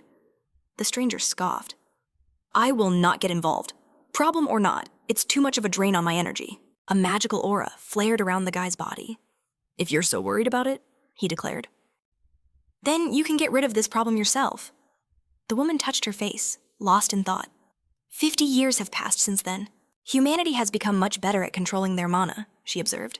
However, the woman added with a grave tone, they are not the only ones who can release it now. The surrounding crystals began to glow ominously. Hijikata was one of them, she revealed. Their chairs were arranged in a circle of power. The same thing happened 11 years ago, the woman recalled. The person who left that gap was another coincidence. The stranger turned his head toward her sharply. Do you truly believe that? He questioned. The hooded man spoke up. It's fine, as long as we hold the information. He raised a single finger. And I have plenty of time. He thought it might be worth investigating after all. Still, the eagle decided it was too much effort, so he would simply let this person get away with it. For now. The man slammed his hand on the table. Has that mask finally crushed your brain? He snarled at the guy. The masked man spread his hands wide. Things have been far too quiet these last few days. I'm curious about this swordsman. An image of a sword appeared before them. If what the twins saw is true, he mused. Then I'm incredibly disappointed. A cruel grin spread across his face. In our world, a being like him is doomed to a miserable existence. His limit, he sneered, is painfully clear. Elsewhere, the major held a mug in her hands, watching the same news report. On the television, a news anchor reported on the recent sensation sweeping across Kiritani City, a mysterious new awakened. The host revealed that Z, a complete rookie, had manifested 5 distinct abilities. Koru scoffed, believing Kiritani was just crafting a public persona. But Takaba countered, noting that people only perceive what they're shown. The major agreed if he starts with a flawless image, the public would eagerly build his legend for him. Koru set her mug down with a sharp click. The main character calmly lifted his own mug, asking if Takana was all right. He could see she was deeply unsettled. Z's expression was a mask of calm. He advised Koru to clear her mind, to stop questioning the mission. But Takana was visibly distressed. The major slammed her hand on the table, her voice firm. This country needs us to eliminate that criminal. Kiritani took a slow sip of his tea. Is that truly necessary? He asked, his own face unreadable. Koru insisted it was their duty as employees of the Hunter Control Department. On the table between them lay a bag containing a shattered phone. Takana asked if Sho could possibly restore it. She wondered if he had followed her just to find someone connected to Maki. The major conceded. Since Z had already provided them with irrefutable proof, they had no grounds to investigate him further. Koru relaxed her posture slightly. Takana then made her offer they wanted Sho to join the Hunter Control Department. A faint smile touched Kiritani's lips. Koru promised their full support, including all the equipment he could ever need. The major sweetened the deal, promising him the most exceptional conditions the department had ever offered anyone. The protagonist thanked them for the kind words, but confessed he didn't find the offer particularly tempting. He held his mug, his gaze distant. He mused that people like Jaima or Toyama would have jumped at such a chance. Sunlight streamed into the quiet cafe. The major was taken aback, confused by his cryptic words. But then, it clicked. Takana finally understood what Sho was implying. A memory flashed in her mind Jaima's deadly poison and Toyama's horrifying death acid. Those were the exact same abilities that Kiritani had publicly revealed. Koru was stunned. Don't tell me. You can steal abilities, Takana whispered in shock. The main character simply raised a finger to his lips, shushing her for being too loud. Kiritani added that now she must understand why he was so reluctant to explain everything. Would you, he asked, like to be my next snack? Takana was speechless. The man before her could steal the powers of others. Utter disbelief was written all over her face. With gratitude, Sho placed a hand on her shoulder, asking for her forgiveness as he had. Another urgent appointment. Kirani assured her he looked forward to working together again. Just as dusk began to fall, the system interface materialized before the main character, displaying his current status. Kiritani pondered the effects of his long-term consumption of the soul capsule. He now knew he could grow immensely powerful, even without the need for traditional leveling up. Kiritani studied his list of abilities. Executioner. Heretics. Why heretics? He wondered aloud. There had to be a deeper meaning behind it. In a hospital room. Eri was slowly sitting up in her bed. Z sat in a chair directly opposite her. He asked how she was feeling. Igawa explained that after a few more tests, she would be completely cured of her mana allergy. The sun cast long shadows across the room. Z asked if the rift was the cause. Igawa confirmed it. Ever since that day, her recovery had been accelerating at an impossible rate. The main character thought this was a very bad sign. An ethereal glow surrounded the entire ward. Kiritani held out a box of soul capsules. Z assumed that Irie wouldn't need them anymore, but Igawa urged him to wait. She declared she would gladly accept anything he offered. Igawa began placing the soul capsules in her mouth. In his mind, Z wished Ren could see just how full of life his sister had become. Igawa continued to devour the capsules with determination. Kiritani then asked if there was anything else she wanted. She paused for a moment, thinking. In the brightly lit room, Irie declared her new dream she wanted to become a hunter. The main character immediately told her it was far too dangerous. But Aigawa raised a defiant fist, insisting that didn't mean it was impossible. A memory of her brother Ren flashed in her mind. Irie thought about the world he had always wanted to see. Suddenly, her entire body began to radiate pure mana. I want to see that world for myself, she declared. The main character was stunned. He was completely shocked by the sudden manifestation of her power. Just then, Z's phone began to ring. Irie simply said, "It's true." A voice on the other end greeted him, noting that a lot of time had passed. The man introduced himself as Tamara, from the Hunters Association. The main character held the phone to his ear. Tamira explained that he had some information for him, and asked if Sho had a moment to spare. Igawa raised her hand, but Kiritani gave her a subtle wave to wait. He must have been imagining things. Z told the man he was free to speak. Tamira began to explain that due to the recent incident, the association had decided. The story jumps forward 1 month. 2 boys stood at the entrance of a dark underpass. Shin's face was a mask of pure anger. On his phone, Kishida saw the headlines. He finally understood the buzz. They were talking about Japan's first potential X-rank hunter. A hero who could finally be born in Japan? If he actually managed to defeat Hijikata, a true modern-day legend. But Hijikata had been imprisoned. For 8 long years. Right, I heard his power was completely neutralized, that he could barely even walk. I shouldn't be saying this, but the association president was only an A rank when he threw him in jail. They believe Hijikata's true power is at least S rank. If all of this was just for a publicity stunt, it would be pathetic. Kishida closed the message. He asked if Kiritani was annoyed by all this chatter. Kiritani glanced at his own phone, but his mind was elsewhere. He noted that he was far more concerned that Kishida was still stuck at C rank, even with his personal training. The main character suggested that maybe he needed to push Kishida harder. Kishida bristled at the comment, arguing that his growth was subjective. For a rookie hunter, he added, I'm developing at an incredible pace. He stood proudly, weapon in hand. Kishida boasted that no other hunter had ever grown so powerful. In just a few days, the main character kept his eyes glued to the phone. He warned Kishida not to compare himself to others. Kiritani noted that the moment you become arrogant by comparing yourself to others is the moment your growth stops completely. They stood before the bus stop. Kishida tried to argue back, but Kiritani already knew what he was going to say. Kishida was flustered. He quickly changed the subject, wondering what the association could possibly want from Kiritani. The sun was shining brightly overhead. I'm not sure, Kiritani admitted. I guess we'll find out when we get there. Just then, Tamura waved the 2 of them over. He noted that it had been a long time since he'd last seen Kiritani. Kishida was completely shocked. Even the main character was surprised that it was him. A smile formed on Tamura's face. We thought it would be better if you were greeted by someone you already know. Tamura then urged Kiritani to follow. As the president was waiting for them, he turned, clasping his hands behind his back. The sun's shadow fell across the building.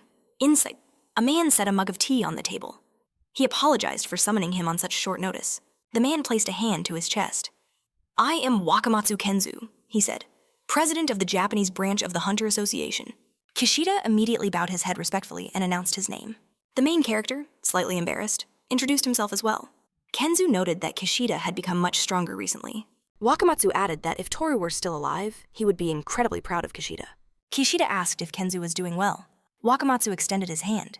He said he would be delighted to meet the grandson of his old friend. But today, he continued, I invited the most famous rookie in town for official business. Kiritani's eyes were fixed on the tablet. He asked if this meeting was about his rank. Wakamatsu revealed that they had officially upgraded his rank to A.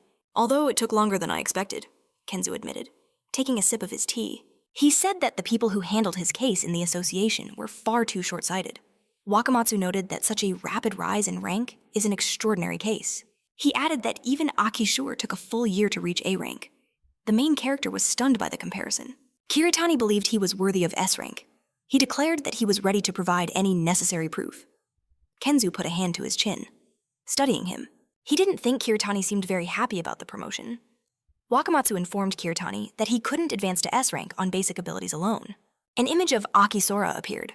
Kenzu noted that only those who have proven their overwhelming strength are worthy of that title. And for that reason, Wakamatsu announced, I want to make you an offer. The main character turned his head sharply toward Kenzu.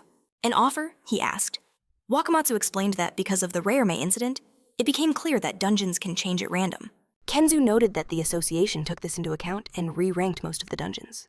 An image showed a horde of monsters swarming inside a dungeon. Wakamatsu added that based on this, Hijikata's dungeon acquired a new classification. A critical update arrived. The gate's classification had surged from S to a terrifying S rank.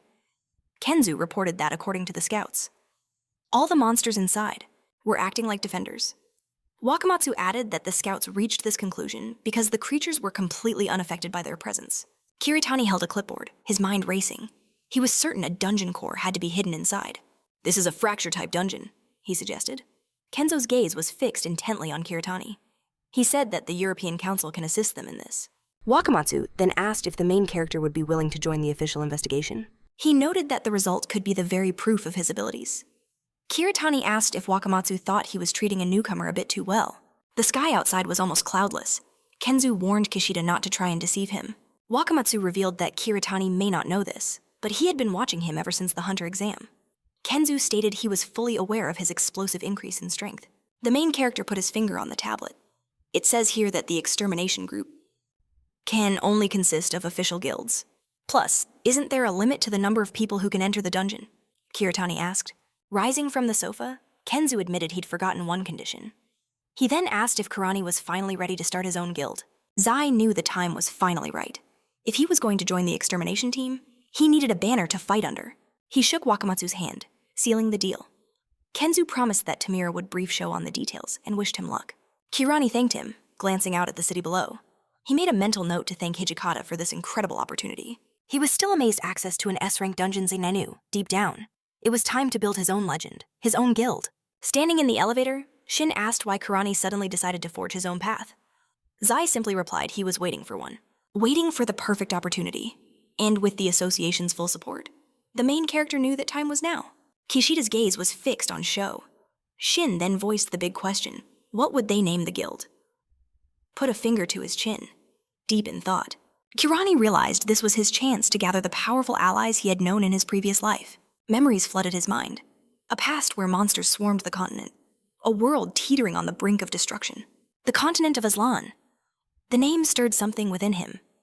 Kirani thought of the god of Idea, his head tilting in contemplation. He mused that bad memories always seemed to burn brighter than the good ones. Shaking it off, Kirani opened his tablet and began the official process. The decision was made a new beginning. We were shown the birth of the F-rank guild. Reload! Shin immediately pointed out they only had 2 members. As the elevator doors opened, Sho asked Kishida if he had anyone in mind for recruitment. Shin held up a single finger. They needed a healer. Kishida agreed, knowing they were essential for any high-level dungeon. A silhouette of a healer appeared in Zai's mind. Our main character knew that a good healer was an irreplaceable asset, and it was always better to have one on the team. For the time being, they'd put a pin in it. Zai then told Kishida that he didn't have to join him to clear out the area.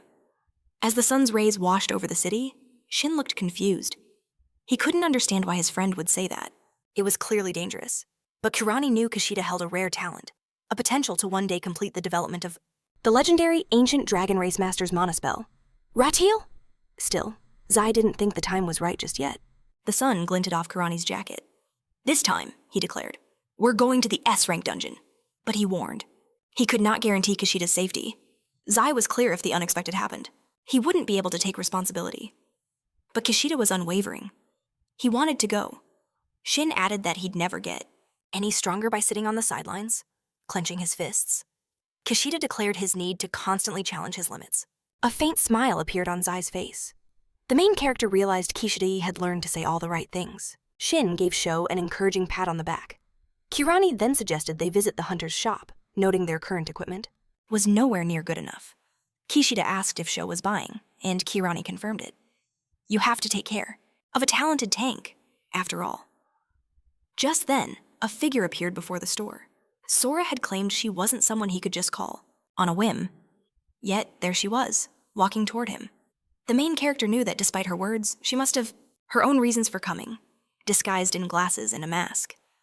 Aoki said she would tell Sho everything another time. For now. Sora asked what Kurani needed. Sho explained he was joining a dungeon clearing group and required an expert's opinion. He handed her his tablet. A surprised Kishida quickly covered his mouth. He whispered to Kirani, asking who this suspicious person was. Shin guessed she was an information broker. Zai told him, not to worry so much, suspecting Kishida already knew her identity. Shin then wondered if she was some kind of celebrity. Aoki pushed the mask from her face. "Follow me," Sora commanded. It was our main character's turn to cover his mouth, looking at Tei. A completely dumbfounded Kishida. Karani knew it would be a problem if others recognized her. Sora took off her glasses. She declared she would show them the best place to get the best hunting gear. Soon after, Kishida was already loaded down with a huge bag. Our main character felt they were now fully prepared. With his hands in his pockets, Karani asked Aoki which weapons they should take. Zai commented that he didn't see anything truly special here. Sora guessed that there wasn't a suitable weapon here for Karani's unique style. Turning her head in Zai's direction, Aoki told Sho about the shop she always visits. She suggested they head there immediately. Above the shop hung a simple wooden sign. Inside, a man greeted them from his seat. Before a colossal furnace, the master smith demanded to know their business. This was Isumi Shuguru, a true artisan. Aoki extended a hand toward Sho, while Shin Sora explained she was here to introduce them. As Kishida bowed respectfully, our main character introduced himself. But Isumi Shugu's eyes were filled with doubt. Without pause, Isumi returned to his work, telling the boys to get out. He declared that even with Sora's request, he would never sell a thing to the likes of them. Aoki was stunned. The workshop was a veritable armory. But Sho replied that he wouldn't choose a sword just because some blacksmith forged it. He made it clear, a blade must possess its own inherent value. Sho casually picked up a sword, unimpressed. He didn't care how arrogant Isumi acted. This craftsmanship was nothing special. In fact, he expected something legendary. Since Aoki had recommended this place, Sho was utterly disappointed. He placed a hand on the base of the blade. As he held the sword before him, he knew one thing for certain in his hands. This blade would shatter. He was shocked that Suguru would even sell such a thing for money. At that insult, Isumi's pride flared into a furious blaze. The old master sneered, claiming Sho didn't have the guts. He then made a vow if Sho could break that sword. Any item in his shop was his for the taking. Sho simply touched his finger to the blade. Aoki gasped in shock. The sword disintegrated into 1,000 pieces. As the fragments rained down onto the floor, Isumi could only stare. Sho then calmly asked about the promise the master had just made. Isumi's head snapped toward him, his face a mask of disbelief. In his hands, the main character held the hilt of the shattered sword. "Are there any objections?" he asked. Suguru picked up a piece of the blade, his mind reeling. He couldn't believe it. Kishida tried to placate the boy, suggesting Isumi's standards were just too high. But Sho hoped the blacksmith took his promises as seriously as his craft. An indignant Isumi jabbed a finger at Sho, demanding Sora tell him just who this kid was. Aoki smiled, assuming Suguru must have heard the rumors. "He's the one," she claimed. "Who destroyed the rift guard?" As Sho browsed the other weapons, Sora added that he was the rookie who shattered the rift with a single strike. Sho placed his hand on another blade.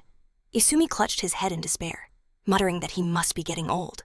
How could he have failed to recognize a monster of this magnitude standing right before him? Our main character simply stood there, a silent powerhouse. Sho then asked them to list the materials they could use for new weapons. He mentioned they intended to sell any materials they gathered in the future directly to Suguru. Isumi could only think that Sho was an incredibly bold young man. The glare of the sun flashed off the shop's sign. Suguru finally relented. He understood. He told Sho to shut his mouth and follow him. He beckoned to Shin, who stood beside Sho, to come along. Isumi began to reveal a hidden door. He noted that while his promise was verbal, he was a man of his word. This, Isumi felt, was the price for underestimating the boy's true power. Suguru pulled a heavy lever. A secret passage to a basement arsenal yawned open before them. He gestured for them to enter. As they descended the stairs, an entire room filled with legendary weapons was revealed. Kishida's eyes gleamed with pure joy. Shin asked if it was really true, that he could take anything he wanted. Isumi confirmed that a promise was a promise. Racks of legendary swords stood before them. Suguru only asked that they not take something they had no intention of using. The main character scanned the contents of the armory. Sho thought that, compared to the works of the dwarves, it wasn't that impressive. But if Isumi forged all of this himself, Sho could finally understand the old man's confidence. His gaze then locked onto a single, flaming sword. There it was, the Infernal Ashen Sword, an S-ranked weapon. Sho could see that the sword's incredible bonus stats more than made up for any of its drawbacks. Isumi's eyes were fixed on Sho as he asked if the blade had caught his interest. Sho noted the sheer quality of the work. As Suguru reached for a cloth, Isumi began to tell a story. A story of the SS rank Infernal Hell Rift from 11 years ago. He explained this weapon was forged from materials harvested, From the defenders of that catastrophic event, Izumi boasted that you wouldn't find a blade like this even in a foreign land. He compared its untamed power to a wild stallion. The weapon pulsed with a brilliant, hellish flame. Izumi warned that the sword incinerates anything that comes too close. It was found embedded within one of the defender fragments, a relic of a great battle. Our main character turned to Izumi, asking why such a legendary weapon was simply hidden away. Below them, the city bustled, unaware of the history beneath it. Suguru spoke of the infernal hell rift, an event that was only stopped after countless sacrifices and the deaths of innocents. Izumi explained it was a mutual decision. No one could bring themselves to claim the items left behind by the fallen. The old smith added that as long as the flame wasn't ignited, there would be no problem. Suguru gestured to the rest of the armory. There were still countless treasures behind Sho's back. He told him to take all the time he needed. As the sword was awakened, Izumi could only stare in disbelief. He couldn't comprehend what Kirani was attempting to do. A torrent of sword flames erupted, consuming nearly the entire room. Z declared he was just testing its limits. Shaken, Shuru watched the inferno rage from the blade, screaming if Z had even bothered to listen to his warning, even as a mere fragment. Izumi explained, this weapon belonged to an SS-class Rift Hunter. Suguru muttered that no novice could possibly handle such power. As thick smoke began to fill the chamber, Aoki braced himself for the chaos to come. After defeating Hijikata, Kiritani pondered the power he would soon claim. It was time. He activated the SS rank ability, Flame Incarnation. A blade of pure fire materialized in his hands. Kiritani was astounded. The ability he'd acquired was beyond perfect. This fire mana. It felt alive. Demonic flames writhed around the blade like a living monster. The main character smirked. This was some serious power. He then turned to Aoki, asking if she came all this way just to ask him something. Sora was caught off guard by his question. If you've been training as I taught you, he stated, you should already be able to see? The tightness in your own stance, Kiritani added. Don't force it, just relax. He explained that the most important thing is maintaining a variable rhythm. At the same time, Kishida leaned in toward Izumi. The main character declared that since Aoki vouched for him, he would show him something special. He then presented Kishida with a spiky web, a weapon forged from a rare material. Kiritani then focused mana into his hand. Suddenly, a brilliant inferno erupted as he pointed his new sword forward. With a flick of his wrist, Kiritani demonstrated the legendary mana thread technique, holding delicate strands of pure energy in his hands. He instructed Aoki to change her mana lines. Just like lightning, you must alter your direction at a very specific point. Kiritani continued, using his mana threads to strike an unseen foe. You can go now, he added, as the main character's mana strings pulsed. This sword is mine now, Kiritani claimed. A brilliant fiery aura continued to radiate from him, leaving the others shocked. Suguru pointed at the sword, completely bewildered. He couldn't comprehend what was happening. Flames licked the tip of the blade. The main character swung his sword once, and upon impact, a massive explosion erupted. As the dust settled, a bracelet began to form on his arm. Kiritani stared at his hand, surprised by the sudden appearance of the artifact. He figured it had to be some kind of top-level technology. Kiritani quickly opened his notification screen. The system informed him that he had received the SS rank title Martial Artist. As he continued to inspect his ability, he realized this experience had awakened a power from his past life. He was more than pleased. I'll take it, he murmured. Please wait, Aoki called out. Kiritani turned his head in her direction. She explained that he had taught her a great deal. Aoki felt that a single shopping trip wasn't nearly enough to repay him. Kiritani asked if she had other useful information, and her gaze turned serious. Sora urged him to be careful in the S-rank dungeon he was about to enter. The warning caught the character off guard. Why are you telling me this all of a sudden? He asked. Concern was etched on Sora's face as she stated that there are many hunters who resent him. She reminded him that a dungeon is completely isolated from the outside world. Sora added that many hunters are driven by greed and vengeance. The scene cuts to a group of unfriendly hunters. Aoki felt that he needed to be especially careful around the high rankers. Sora then revealed that their guild would also be participating. She asked him to let them know if he needed any help. Kiritani simply closed his eyes. I can handle it on my own, he said, surrounded by the promise of battle. Sora knew she was showing too much concern for the man who had single-handedly eliminated Hijikata. We'll see each other in hate, she said finally. A few days later, the plot moves forward.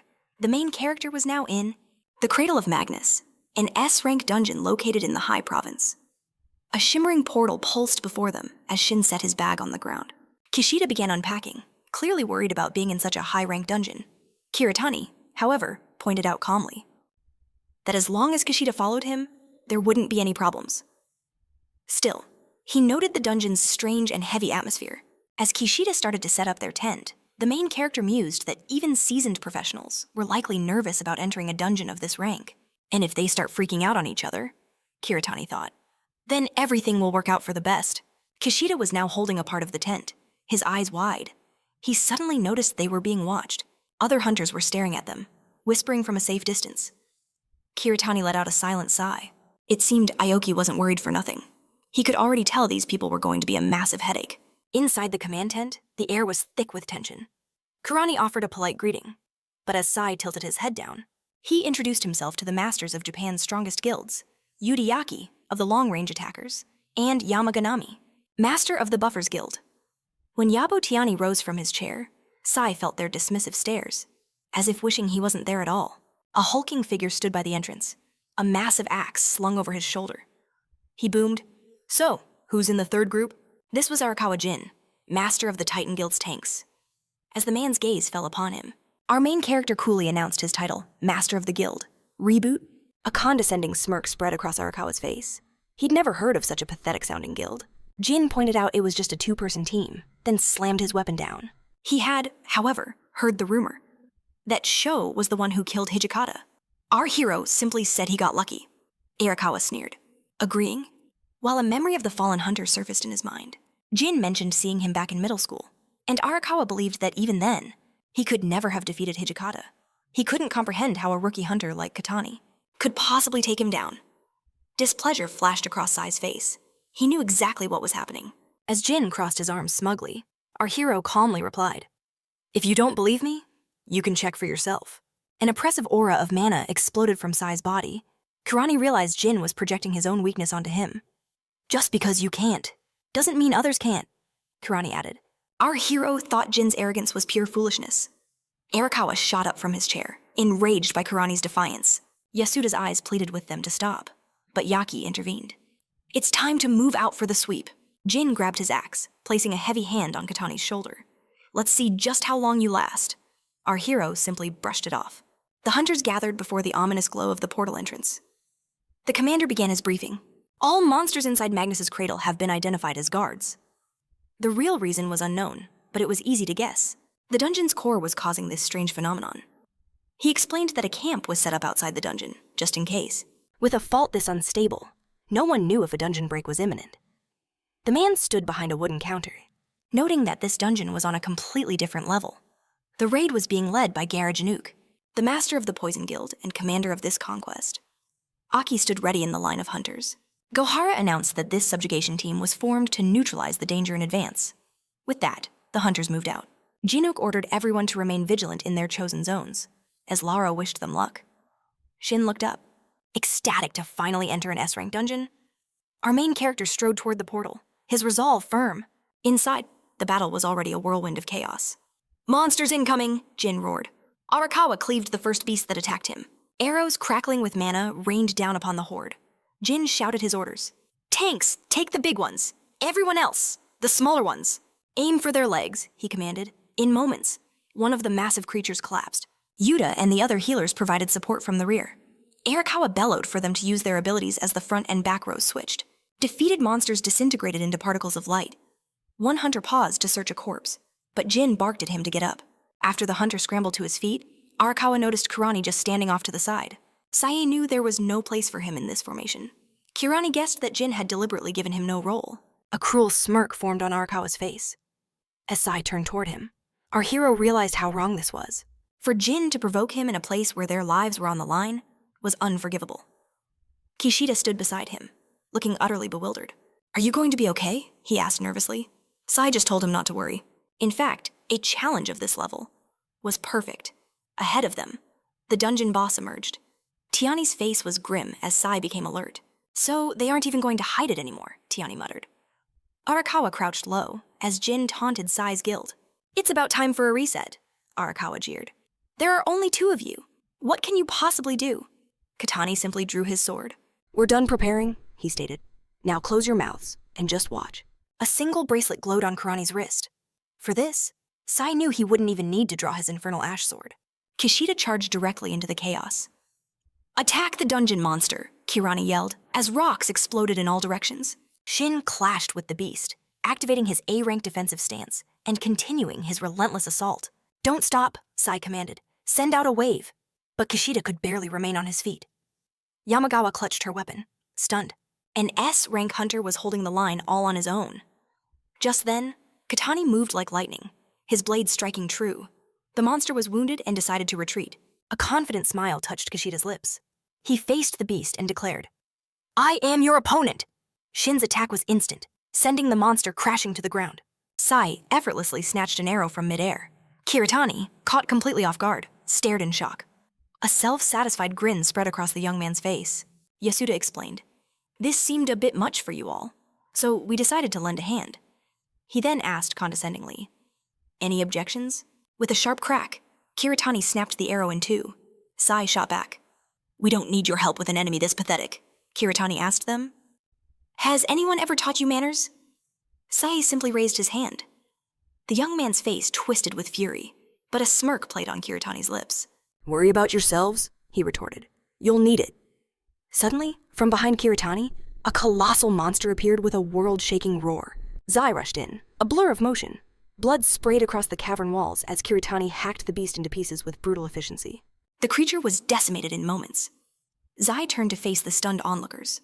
The main character thought to himself, what's truly important is quality, not quantity.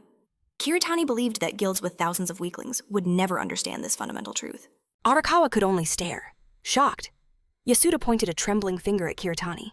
Yuki whispered, That man, he's an incredibly famous hunter. So he should have at least this much confidence, Yasuda snapped at his men. Deal with them quickly. We need to move on. But our hero felt a deep sense of unease. A strange premonition washed over him. Zai sensed a presence from behind, a look of grim excitement crossing his face. Kiritani shouted the order, Everyone, get down, above them! A massive creature was slithering along the stone pipes. Its eyes burned with a malevolent red light as shells began raining down from its body. This barrage of projectiles began to assault the hunters below. The hunters were thrown into chaos. Shin was completely baffled. Our main character deflected one of the shells, sending it slamming into the ground. A hidden trap activated on the floor. Zai realized it instantly. They've triggered it, the Magnus effect. This is a special phenomenon that occurs from the pressure difference created when a spinning object is in motion. This Cradle of Magnus dungeon is named precisely for this monster's unique attack pattern. As the creature continued its assault, Kiritani yelled, One careless move, and you're paced. Zai processed this new information. So this is why the previous expedition failed, he deduced. Kiritani skillfully parried the incoming projectiles while Zai concentrated. He poured his mana, focusing it into his blade. Our hero realized that defending against an attack of this magnitude without magic proved that his intuition from his past life was slowly returning. But Kiritani knew it was far too early to celebrate. The monster's assault didn't let up. Shin yelled to Kishida, Get back! It's dangerous here. Shin quickly agreed. Kiritani raised his greatsword, determined to end this before it caused any more destruction. With one mighty swing, he decapitated the beast. Shin raised his arms in victory. Arakawa began to thank him. But suddenly, Jin held a weapon to Kishida's throat. Arakawa's voice was cold. Don't even twitch! The main character was completely blindsided by this betrayal. He had been too focused on the monster. All around them, hunters had turned on each other, and chaos erupted. Zai couldn't believe it. Guild members attacking their own comrades. Someone screamed, The hunters have gone mad! A man shouted orders.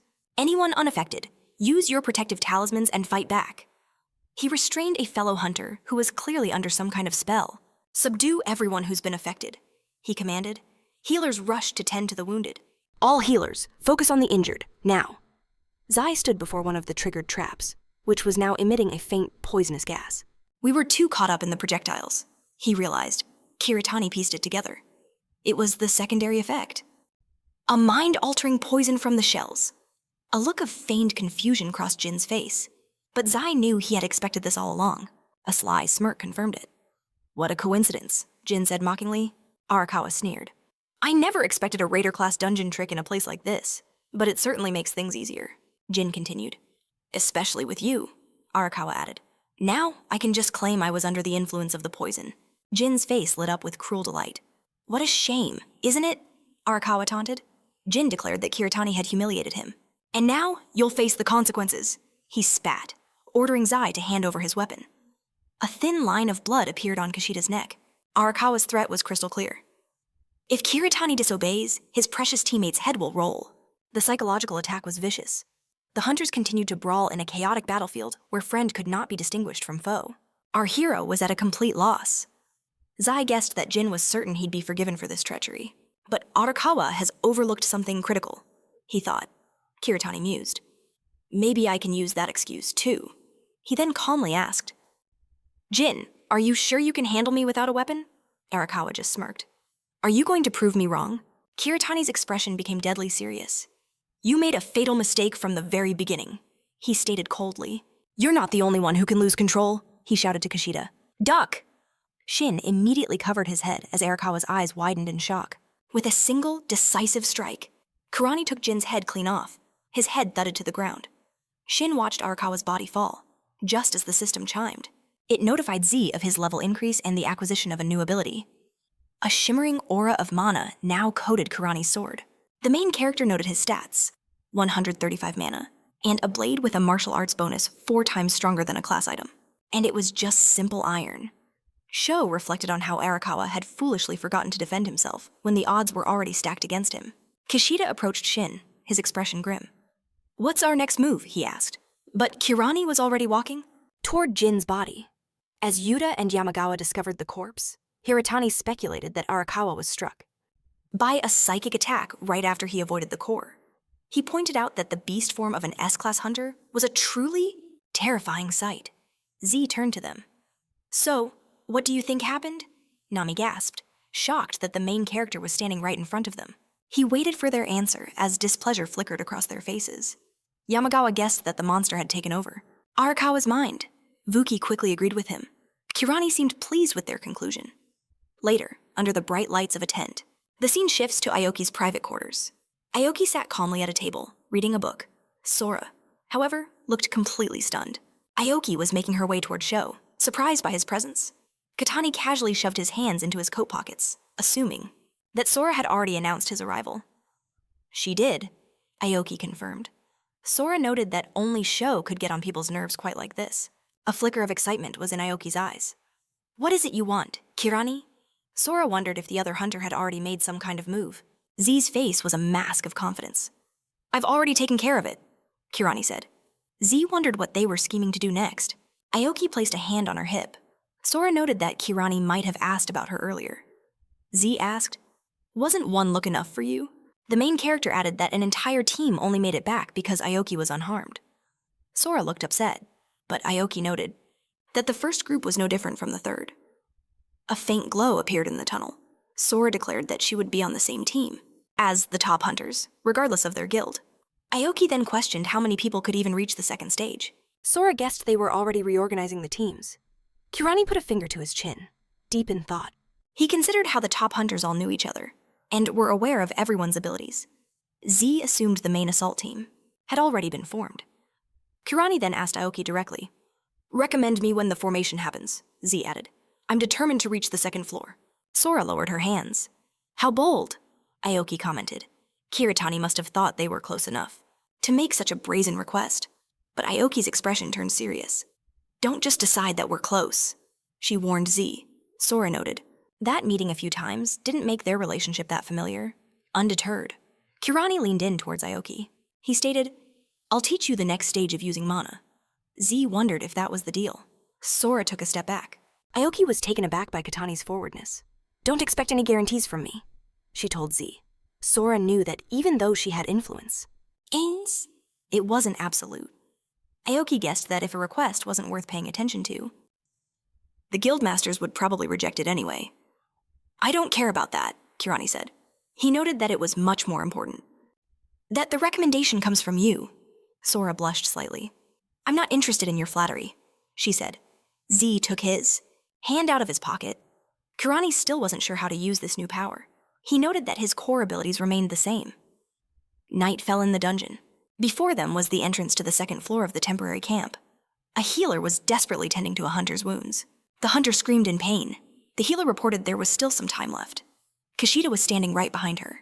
Shin assumed that the first group that fought on the second floor was attacked by that same monster, Kishida. Believed they had waited too long, allowing the damage to spread. Kirani told Shin that he could finally get some rest. A few hours later, Uhara was standing at the entrance to the second floor. He announced that the remaining teams would guard the first floor. Jesuk added that a specially selected elite group would advance to the second floor. Kishida put his hand to his face. "What strings did you pull?" Shin asked. He noted that no matter how tough Katani was, he believed these people would never have taken him into the first squad. Sho's gaze was directed at Aoki. Katani simply said, "I just used my pass." Z was holding his sword at the ready. The main character noted that if something happens to Kid, he should Contact the Poison Guild. Kurani added that everyone there knows Aoki, so Shin wouldn't be lost. Kishida asked Kurani to take care of himself. Suddenly, the hunters heard a sound. The first squad stopped dead in its tracks. A shell flew in their direction. Uhara dodged. This projectile was pulsing with mana. It slammed into the ground. A hunter turned his head toward Janook. He shouted that the force of these shells is many times greater than on the first floor. The hunter urged everyone to be careful. More magic projectiles rained down on the first squad. The hunters were being attacked from all sides. Projectiles rained down from every direction, but he weaved through them all. The main character sighed. It was as if they were expecting him. A horde of monsters stood waiting for the first squad. The hunter's eyes widened. There were far more of them than anticipated. With a unified roar, the creatures unleashed a storm of magic. The hunters scattered, desperately dodging the barrage. One yelled, "These things are 10 times stronger than the ones on the first floor." The young man simply deflected a blast with his sword. He finally understood what they meant by above S rank. The association had gravely underestimated this threat. With a grunt, Uhara's shield met a monster's crushing attack. Jinook knew there was no turning back. Retreat was not an option. Uhara poured mana into his shield. Jinook readied his swing, a little early, but no matter. Uhara activated Unwavering Alliance Jinook's technique. Surrounded the entire first squad in a golden light. Jinook's eyes fixed on his bracelet as he clenched his fist. The main character felt it. His stamina, his life force, and his resistances all surged. This had to be Guildmaster Uhara's ability. Empowered, the hunters prepared their assault.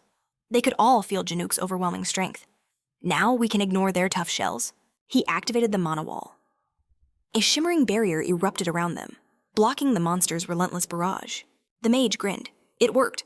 With an opening secured, the hunters charged into battle. He called out to the team. The next spell is 30 seconds out. A member of the first squad shouted back. We'll cover you until your cooldown ends. The young man turned to help his wounded allies.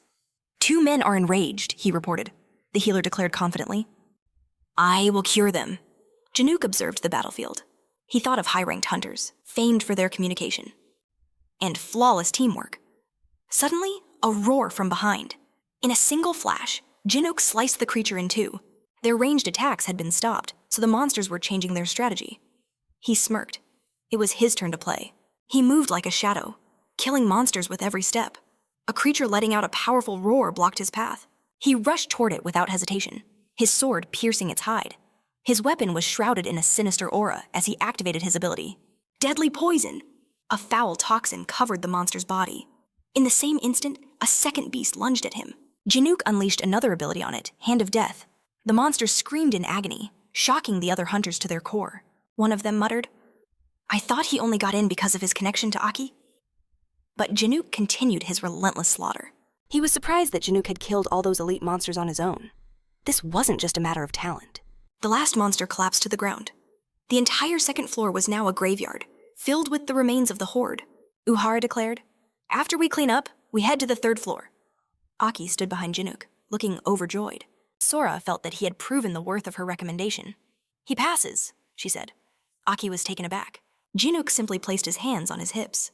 I expected nothing less from Aki's choice, Uhara said. Sora was still processing everything. Behind them lay the severed heads of countless monsters. Sora noticed the second floor seemed much larger than the previous one. Janook agreed with her observation. Uhara theorized that in a pyramid-shaped dungeon, the lower they descended, the longer the floors would become.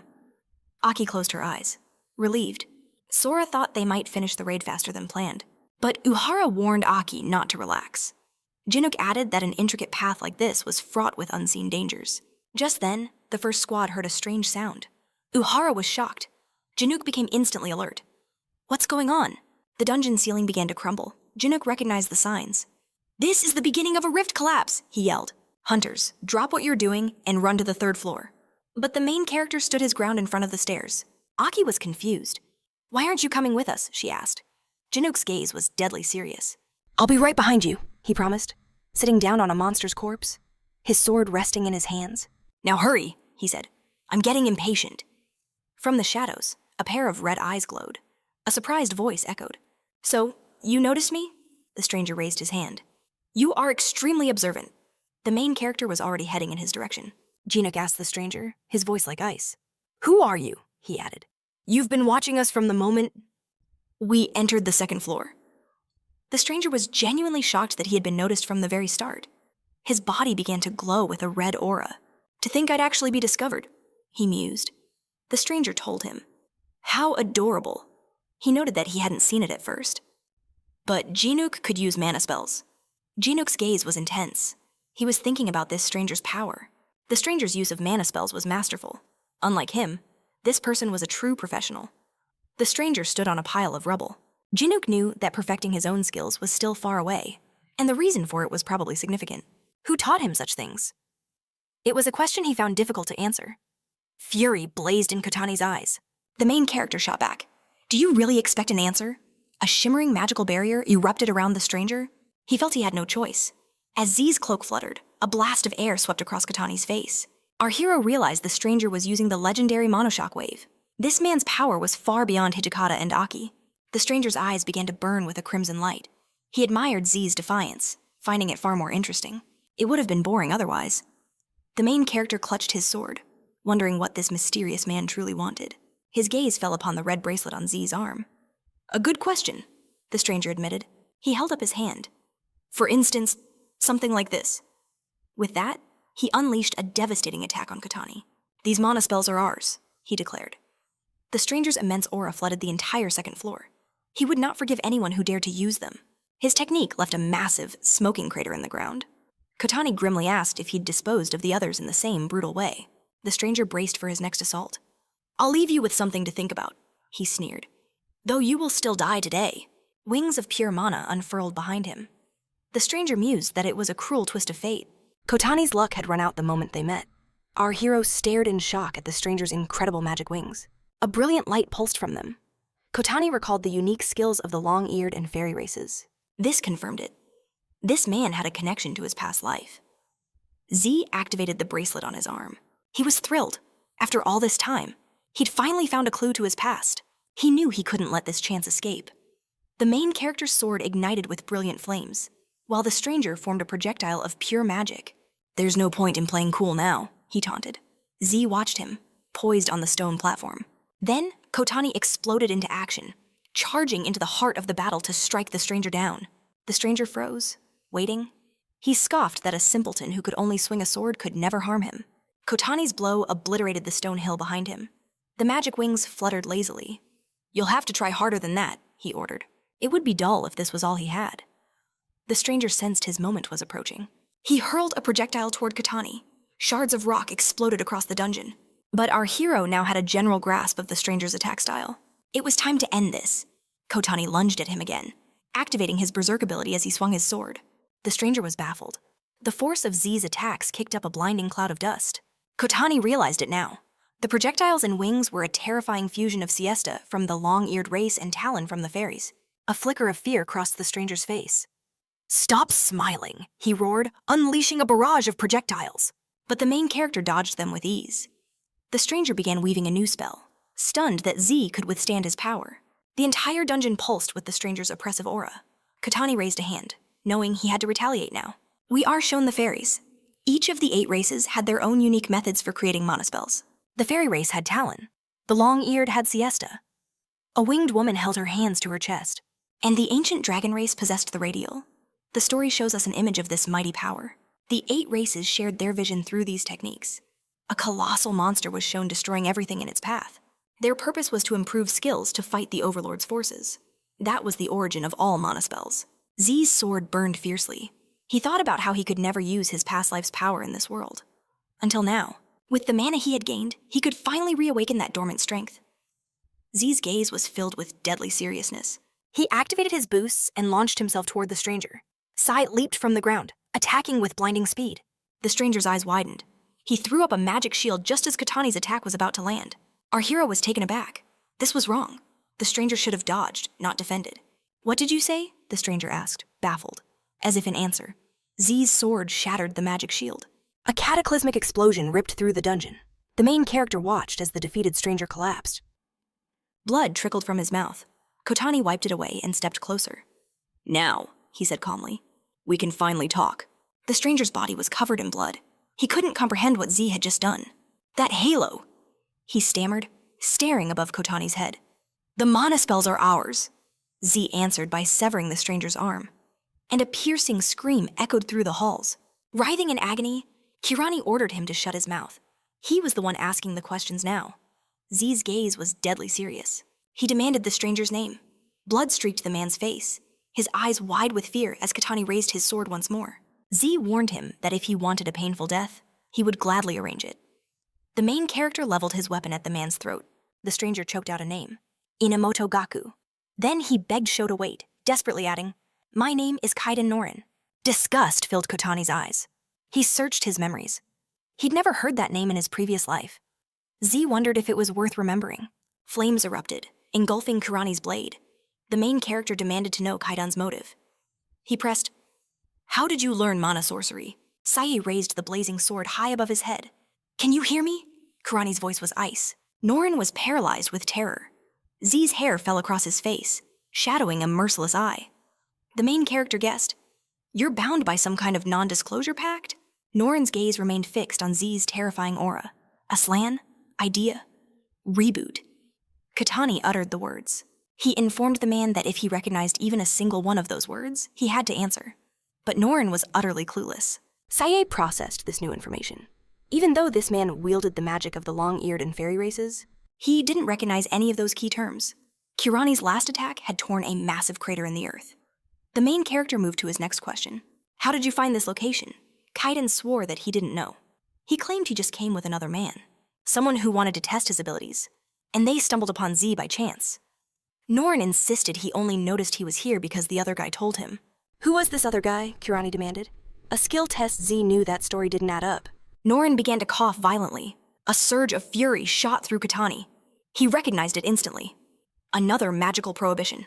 Z's sword was steady on his target. Norin desperately asked if Z was really going to feed him to the monsters. Kaida then tried a new tactic, saying he'd try to convince his people to let Kirani join their ranks. Norin added that with Z's power level, he'd be welcomed with open arms. The light from the flames danced across Kirani's clothes. I don't know what your motives are, but do you really think I would join an assassin's guild? An enraged Z asked. Norin finally snapped, screaming, calling Kotani a pathetic worm and warning him not to get conceited.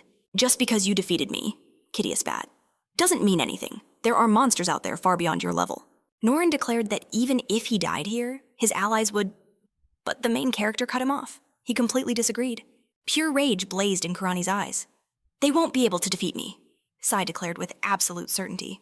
Kirani noted that if Norin truly knew who he was, he would have been terrified to even approach him. Shock dawned in Kaida's eyes. In a flash of steel, Hiratani severed his head. The main character clenched his fist. System alerts flooded his vision. Multiple level-ups and a new ability. It was called Mana Bombardment, an S-rank skill. Kirani scanned the screen, assuming that was his only reward. Sho thought that at least Kaida knew something of value. But then, his attention was drawn to a new alert. The system notified Z of an ability information update. The main character had been granted the title Executioner of the X rank. Kirani put a hand to his chin, deep in thought. He knew the highest rank ever seen in the association was Triple S. Z assumed that if a skills rank exceeded that rating, it simply wouldn't be recognized by the system. He felt that this information update meant the skill was already X-ranked. Right from the moment he first received it, Kirani suspected it had something to do with his past life. Suddenly, a deafening sound shattered his thoughts. An explosion rocked the dungeon. Kishida stood ready, weapon in hand. Shin believed if the alarm went off on the first floor, it meant a breach had occurred. Kirani appeared before Kishida in an instant, telling him to stay calm. Sho asked for Aki's location. Shin pointed towards the dense forest. Kishida confirmed that she was over there. Z instantly analyzed the situation. The third-floor boss must have broken through the gap. A horde of monsters was charging toward the hunters. The man reported that they were the only survivors. He commanded everyone to get into formation. Kiritani rested his sword on his shoulder. He told Shin that these enemies were his to handle. He was confident that with the help of the Poison Guild, they would be able to deal with them. Kishida asked what Kirani's next move would be. The main character turned his head, his gaze fixed on the distance. "I'm going after the boss," Sai stated. Meanwhile, magic projectiles rained down on the other hunters. One deflected a blast with his shield, but he had no idea how to stop the onslaught. A massive projectile of pure magic slammed into the ground. The hunter noted that this was on the level of a natural disaster. The hunters were in total disarray. The man ordered a retreat as the next wave approached. An endless stream of magic projectiles shot out from the monster. Lightning crackled in the air as Aki launched her attack. Sora held her weapon tight, a grim look on her face. This was bad. Sora knew the relentless assault was keeping her from getting any closer. Aki gritted her teeth in frustration. If only Z were here. Just then, a voice came from behind her. The main character had arrived. "Having some trouble, Aki." A flicker of surprise. Then a smile bloomed on Aki's face. She was relieved to see Katani was all right. With a single leap, Sai landed beside them. He gave a nod, promising they'd talk later. Katani immediately asked for a status report. Aki explained that the dungeon. Kor was trapped inside the colossal creature before them, a monster that resembled a living mountain. Sora observed that the behemoth wasn't moving, but its relentless attacks kept them from getting any closer. The team expertly dodged another, devastating blow from the monster. "So, we just have to take that thing down?" Karani asked. Sora grimly noted it was far from that simple. Aki added that no one else had the firepower to land a decisive blow. Z's eyes remained locked on their gargantuan foe.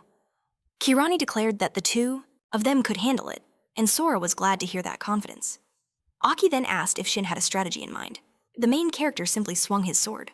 To him, the path forward was obvious. A fierce grin spread across Katani's face as she declared, "If it can be cut, you cut it. Simple." Aki closed her eyes, focusing her power. Sora knew what she had to do. She had to carve a path straight to the core. With that thought, Aki charged toward the beast. The monster let out a deafening roar. A volley of magic projectiles materialized in Sora's path. Mana surged, enveloping Aki's weapon.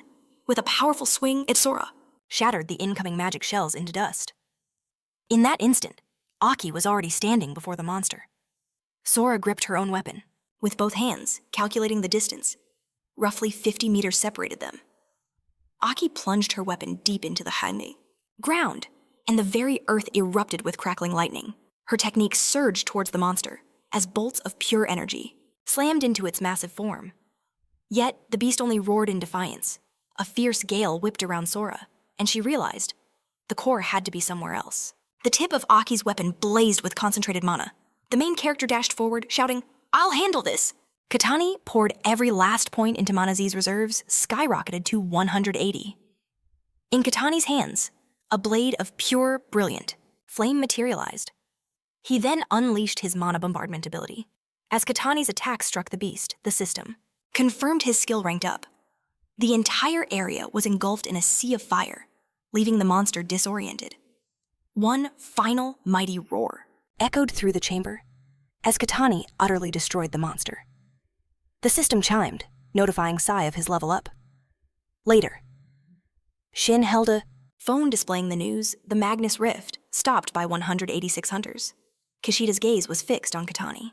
He spoke of the hero who had stopped Magnus, and Shin felt a surge of pride. People were finally starting to see his true strength. The main character asked if Kishida had been one of those hunters from the beginning. Shin was caught off guard when Kishida asked if he'd been holding a grudge against him ever since Kierden. Shin thought about the fame. It was nice, sure, but this time he'd gained a much more important reward. His level had jumped to 42, and he'd acquired an S-rank skill mana, Bombardment. "All right," the main character announced. "From now on, we have a lot of work to do. We need to establish a guild base and start recruiting more hunters." Kishida was already following Kiritani. A wide grin spread across Shin's face. They were finally getting new guild members. He was all for it, promising to give it everything he had. The scene shifts to a dark meeting room. A woman's cold voice stated, "The butterfly is dead." She noted that all he ever did was talk, making pointless moves. The man bristled. "Are you trying to say this is my fault?" She raised a hand to her face, her voice dripping with scorn. "This all began because a certain lion just had to provoke the butterfly." Lev slammed his fist on the table in fury. He retorted that he had only mentioned someone else had learned the mana spell technique for the good of their comrades. The woman stared at her hand, thinking to herself that Leo was just putting on a noble act. She suggested that what Leo truly wanted was to eliminate the competition. A man lounging in a chair spoke up. "The dragon is right," he drawled. He agreed that the case with the butterfly was far too suspicious. Another stranger chimed in, stating that Leo's recklessness directly caused the accident. Mana began to swirl menacingly in the lion's hand. He snarled, believing they were all complicit in this. Leo was convinced that they all turned against him the moment the results became unequal. Suddenly, every single person in the room turned their attention to a young man. He stated, calmly, "I've heard about the incident." A powerful aura flared to life around him. The young man continued, his voice steady. "The lion did something he should not have." Lev was stunned, thinking the young man had it all wrong. Leo tried to argue that the spell was a vital resource for their power, and if someone else could use the same method. The young man cut him off mid-sentence. "Forget it," he commanded. "I understand the situation perfectly." He clasped his hands behind his back, his presence dominating the room. He believed far too many of them had become overly dependent on mana. He pointed out that while it was one of their greatest strengths, they shouldn't rely on it completely. He warned that, in time, technology would evolve, and others would eventually catch up to them. "Knowing this," the young man added, "the lion provoked one of our own, and it led to their death." He questioned the very wisdom of his decisions. Leo was utterly baffled. The young man then asked him directly, "What are your thoughts on that?" Lev raised his hand, defensively stating that he never encouraged the butterfly. He insisted that the man acted on his own. "Did any of you know about this?" he pleaded. "The butterfly's abilities. To think he'd actually awaken it. This proves our target's power is equal to our own." Lev raised a hand to silence them, assuming their opponent had achieved the legendary SS rank. As a torch flickered to life in the meeting hall, he noted their opponent stood alone. He then questioned the lion, asking if one man could truly be a threat to them. The lion's piercing gaze fell upon the boy. Leo had clearly underestimated their target's potential. A sharp rap of a cane echoed on the stone floor. "This is your final chance, Leo," the young man declared, as magic crystals swirled around him like a storm. He ordered Leo to assume full responsibility for this failure and handle it personally. He made it clear that until Leo completed this task, he was forbidden from opening the door of Eve. The scene shifts to a horde of grotesque monsters, the Queen's overextended army. They had utterly wiped out the continent of Islam. 8 great races fought as one, putting their lives on the line, but left nothing but shattered rock and dust behind.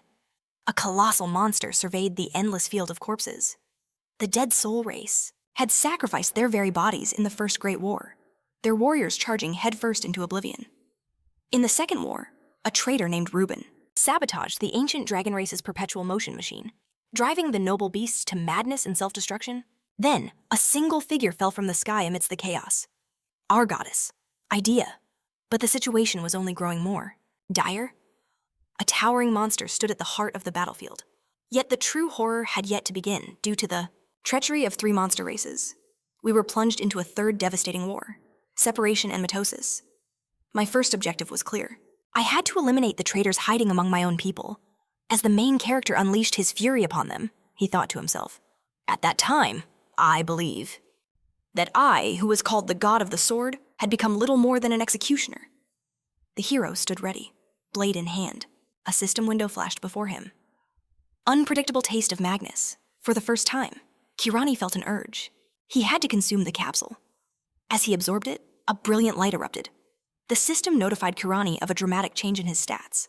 He thought about his new title, Guillotine, finding it a bit too straightforward. Kirani figured it must be a side effect of the hangman ability he'd acquired. Suddenly, his phone rang. He answered it, thinking, "This is happening much faster than I expected." When Kirani stepped out of his house, he found Awa already there. He urged her not to overdo her exercise. "Even though your mana allergy is gone," he said gently, "your body has only just begun to recover." Awa wiped her face, brushing it off. "I'm fine. It was just a light jog." She felt she was in better shape now than ever before, even before the allergy took hold. The main character folded his arms, realizing it must be an effect of the capsule. Awa then held out her phone to Kirani and asked if it was true. On the screen was a breaking news report about a supposed relationship between Aki Sora and Kirani himself. The news anchor announced that Kirani had become the center of the day's most discussed topic, his relationship with Aki. Sora had sparked a firestorm of debate online. The host recounted how, during their raid on Magnus's Cradle, they had demonstrated perfect, almost intimate, teamwork. A close-up of Aki and Kirani filled the screen as the host declared their relationship began. During the breaking of the moon incident, as Kirani started to leave, Awa asked, "Are you really dating Aki Sora?" "They're just baseless rumors," he replied. A faint smile touched Awa's lips. She clasped her hands behind her back and asked, "What kind of girls do you like, Kirani?" He answered. "Someone unassuming?" And with that, he was gone. A look of hopelessness washed over Awa's face. Elsewhere, a woman named Tabana stared at her phone. Kirani pulled out a chair, asking, "Koru, you wear a uniform even on weekends." Kirani figured Major Tabana was swamped with work. "Criminals don't care what day it is," she replied coolly. Her sharp gaze locked onto Kirani. He got straight to the point. "So, what's the final word on the case?" Koru explained. "Just as you predicted. We found something significant during the investigation into Hijikata's case. The image of a bracelet appeared. We found this device, called Undo," Tabana reported. The Major added that it was designed to neutralize power silencers, but the technology was at least a decade more advanced than anything in their country. Kirani raised a mug to his lips. "That means foreign powers are involved in this," he concluded. Tabana's gaze was deadly serious. "We're almost certain of it." The Major noted that they had narrowed down the list of suspects to 3 main individuals. 3 portraits materialized. "First," Tabana stated, "is Professor Boris from the Northern Continent." She mentioned a rumor that he was conducting highly suspicious and unethical experiments. Koru continued, "The second suspect is an Asian man, Professor Chen Wen." The Major added that he's an entrepreneur, with known connections to illegal businesses. Tabana then revealed the last suspect, hailing from one of the world's superpowers professor. "Steve, Koru pointed out that he is a complete recluse who never appears at public events." "His only focus is his research," the Major said. "So our information on him is extremely limited." Kirani's intense gaze met Koru's. A lunatic, a criminal, and a mad scientist. Kirani wondered if the intelligence from Inamoto could even be trusted. What if one of them was connected to the bracelet Sai placed his mug down, his voice sharp? "Are you absolutely sure, Kuru? Certain about the man known as Inamoto Gaku?" Tabina reminded him that she was a personal detective. After all, the main character rose from his chair. He knew Kuru was far more professional than any detective agency. This was Tabina's chance to repay her debt to him. "Contact me the second you have results," he commanded. She pressed a hand to her forehead, acknowledging Sai's order. The scene shifts to the next day. A clipboard lay on the table. On it, a list of names. Kirani was stunned. Every single applicant had failed again. Kishida clutched his chest dramatically. He thought Sai was being far too strict. "Do you have any idea how hard it is to check their results just to reject them all?" But the main character's decision was absolute. "I only require elite fighters," he stated coldly. Shin just stared at the clipboard. Kishida whined, not wanting to be stuck in a guild with only 2 members. Shin pointed out that when Sai first started, he wasn't nearly this selective. The main character paused, considering it. Sai was thinking about Shin's rare talent for monospells. Kiritani realized that people who could wield such magic were far fewer than he'd ever imagined. He stroked his chin in thought. Suddenly, the door to the room swung open. Kirani looked up. "Is there another interview?" A young woman stood in the doorway. Sai was certain they were finished for the day. Shin couldn't help but think she was beautiful. But Sai's gaze was fixed on her, intense and calculating. "My apologies," Kirani said, "but the interviews are over." A confident smile played on her lips. "I know," the woman replied smoothly. "That's precisely why I came at this time." She held out a business card. "It's a pleasure to meet you, Kiritani Sai. I'm a hunter from the Global Management of America. My name is Michelle Rosand." The main character simply pulled his jacket over his face. "Not interested," he said flatly. Michelle was visibly stunned. Rosand stared at him, momentarily losing her composure. "I'm not here to recruit you," she clarified. "I'm here to bring hunters to you." Rosand explained that she was there to recommend hunters from her agency to his new guild. Sai remained hidden, unimpressed. But his mind was already racing. A recommendation from the American Hunters Bureau. This was an unexpected move. He suspected Michelle had done extensive research before appearing here. Kirani was intrigued. American hunters? Wanting to transfer to a brand new guild, Rosand settled into a chair, exuding confidence. A hunter's income depends on their rank, not their nationality. Michelle explained that the hunter world is slowly becoming a global stage. Some wish to test their strength, Rosand added, while others seek out promising new guilds. That is why they chose to transfer here. Michelle handed a file to Kirani. "People are already placing bets on your guild," she said, proving its immense potential. Sai took the file, his expression unreadable. Recruiting foreign nationals is illegal, he pointed out. But as Kiritani scanned the resume, one profile stopped him cold. An S-rank assassin, capable of becoming a striker if needed. Kirani handed the file back to Michelle. Rosand knew that he was looking at Fin A, Chandra. Then, Michelle revealed a critical piece of information. They all became hunters after recovering from a mana allergy. The main character's guard went up. It was strange. There were far too many healers on this list. Kiritani instantly assumed they had discovered his guild's secret needs. A memory of Ai flashed in his mind. The fact that she even mentioned mana allergy was a bold gamble. He rested his chin on his hand. This woman, Michelle, she was good. There is one thing I'm interested in, Sai finally spoke. Arrange a meeting with Fin A, Chandra. A notification buzzed on Roseanne's phone. That won't be necessary. She smiled. A man holding a phone was already walking in. Sai didn't understand her meaning. The man was heading right for their building. He came with me, Roseanne explained coolly. A delighted Kishida stood by Kirani's side. The main character introduced himself and his guild. Across from them sat Michelle and Fin. It's a pleasure to meet you, Chandra said with a nod. Shin was already visibly impressed with the man. He whispered that they should accept him immediately. Kirani addressed Chandra's transfer directly. Your previous guild seemed perfectly fine. So why the change? Say asked, getting straight to the point. Fin replied with confidence. I felt that I had outgrown its level, so I chose to transfer to a more promising guild. Sai held the man's flawless resume in his hands. Kirani could feel the sheer confidence radiating from him. I believe there's another reason, the main character stated. He tapped a finger over his own heart. Do you ever feel a pain? Right here? Chandra's composure instantly shattered. He couldn't understand how Sai knew. A memory from his past life surged forward. He saw a young man clutching his heart, complaining of a persistent chest pain, a pain that grew worse the higher his rank became. Sai's eyes narrowed. He understood everything. With a heavy tone, he asked if he was correct. Kiritani confirmed it. Fin had searched guild after guild, but found no solution. This led him to a single, bleak conclusion: nothing could ever cure his pain. Outside, the sun shone brightly. Fin asked if Z truly knew the method. Our main character simply confirmed it was so. Kiritani watched him, understanding. He could see the source of Fin's immense suffering. Even now, his mana was spiraling out of control. Wild streams of energy visibly swirled around Fin's body. Kiritani knew the other healers must have realized the problems. His mana flow was simply too overwhelming. The fact that they journeyed here, he thought, spoke volumes of their desperation. Fin closed his eyes, ready for anything.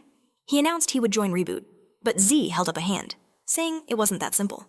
His words shocked everyone. The interview, he declared, wasn't over. Z placed a firm hand on the table. Kiritani announced their move to the practical exam.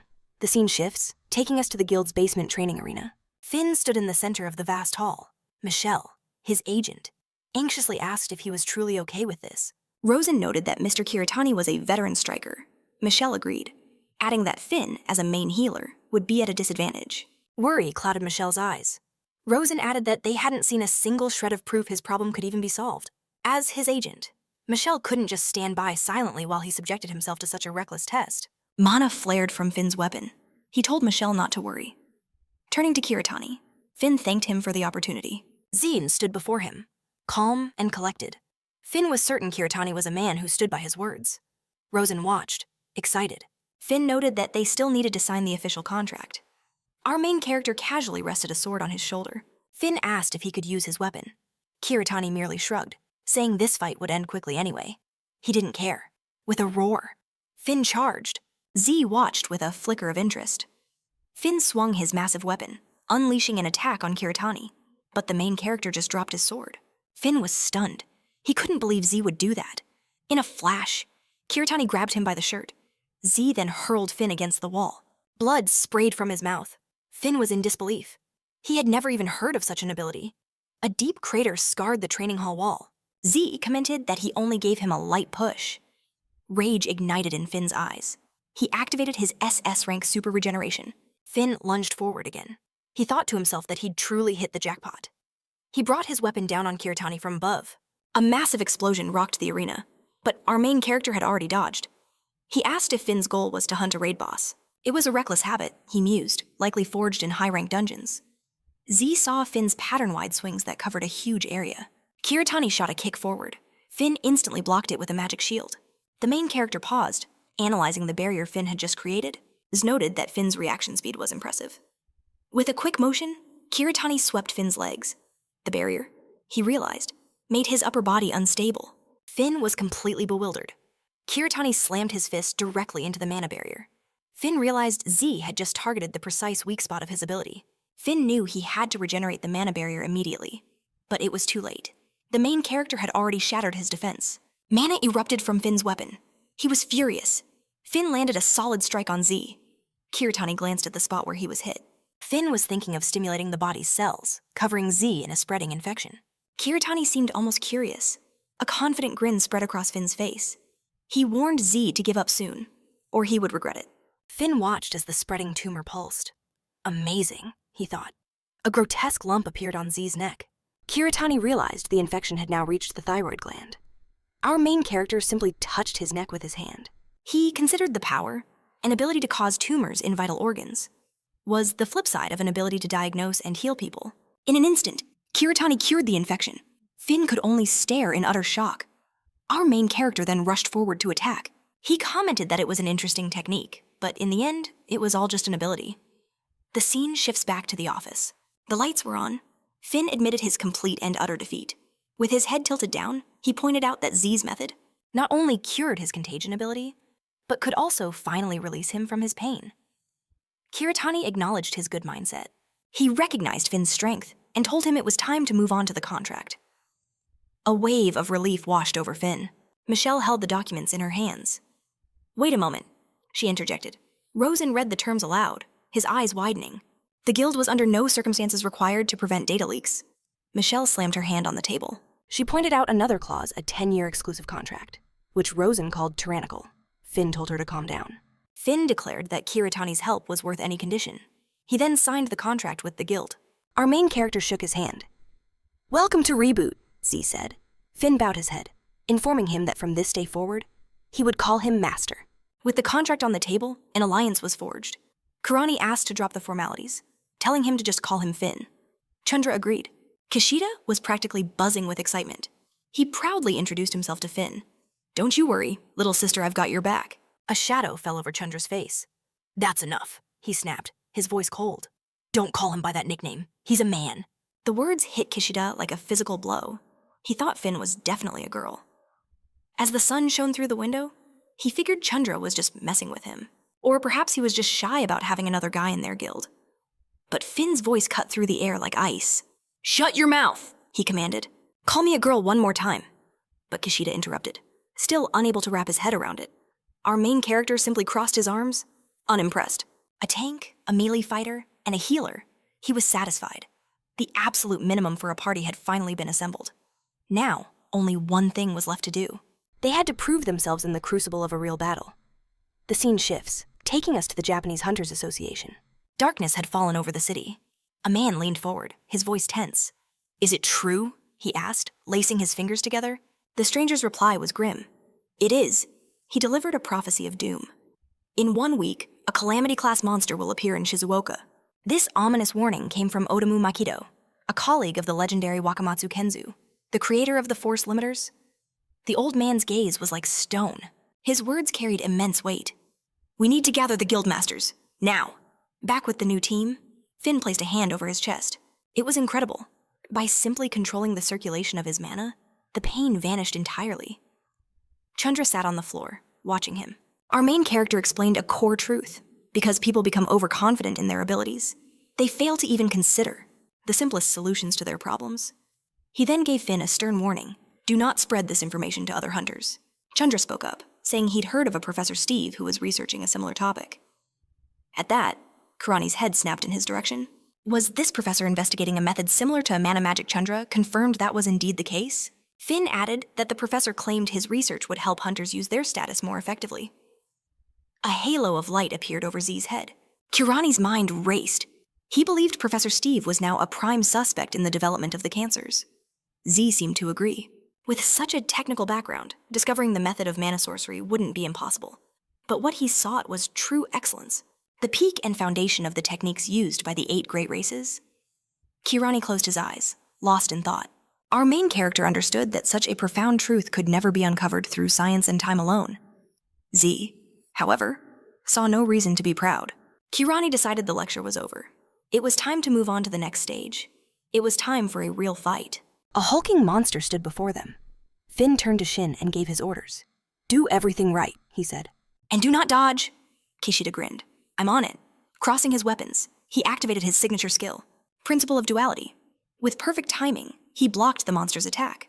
With Kirani positioned behind him, Z could see Kishida had already adapted.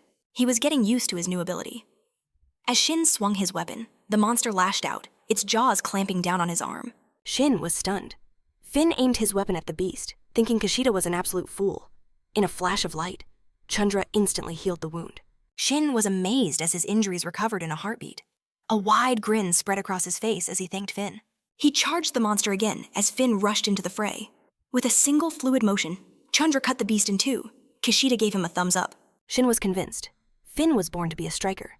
But Chandra cut him off. "Stop talking nonsense and making stupid mistakes." The sun blazed outside. "I didn't make any mistakes," Shin protested. Finn ordered him to shut his mouth. Chandra added a grim warning. "Next time, I won't heal you." Shin thought that was way too harsh. Kirani stood ready, holding his sword. Z considered their situation. Even high-ranked guilds usually prepared for an A-class dungeon. But since this team was in perfect sync, Z believed the three of them could handle it. The main character announced that their training would be completed. Right here and now. With weapons in hand, the guys stood ready. Finn declared that Z would handle the rest of the mobs. But Chandra thought this dungeon felt a bit strange. Kirani asked what he meant by that. Chandra turned his attention to the monster's corpse. Finn informed Z about the A-class dungeons he had cleared in America. He talked about how, even there, the monsters weren't this strong. Chandra noted that he'd heard of this phenomenon, linked to the upcoming calamity. The same monster prophesied to appear in America. Suddenly, a massive tree in the dungeon collapsed. "What kind of monster was that?" Kishida yelled. Finn explained that the first Calamity-class monster appeared in America 20 years after the first rift. Chandra then asked how long rifts had been appearing in Japan. Shin was taken aback. "I'm sure it's only been 11 years. He hesitated. "No, wait, it's already 12 if you think about it." As Kishida replied, an image of the prophesied monster flashed through Finn's mind. Chandra said he had heard that in Japan. Rifts had been appearing more frequently over the past few months. He suggested that this fact was a harbinger of a quietly approaching catastrophe. Kirani's thoughts turned to the monster. Outside, the sun had finally set. Standing happily in Kiritani's kitchen, Eri greeted him, asking what he wanted for dinner. The main character scratched his head, wondering if it was too early to eat. Eri simply told them to ignore it. Just then, she noticed they had a guest. Kiritani was stunned. Having no idea who she was talking about, Aki announced it was her. She coughed lightly into her hand, revealing that since Kiritani broke his promise, she decided to come to him herself. With a ladle in hand, Eri urged Aki and Kiritani to enjoy their talk while she prepared the meal. Aki thanked her warmly.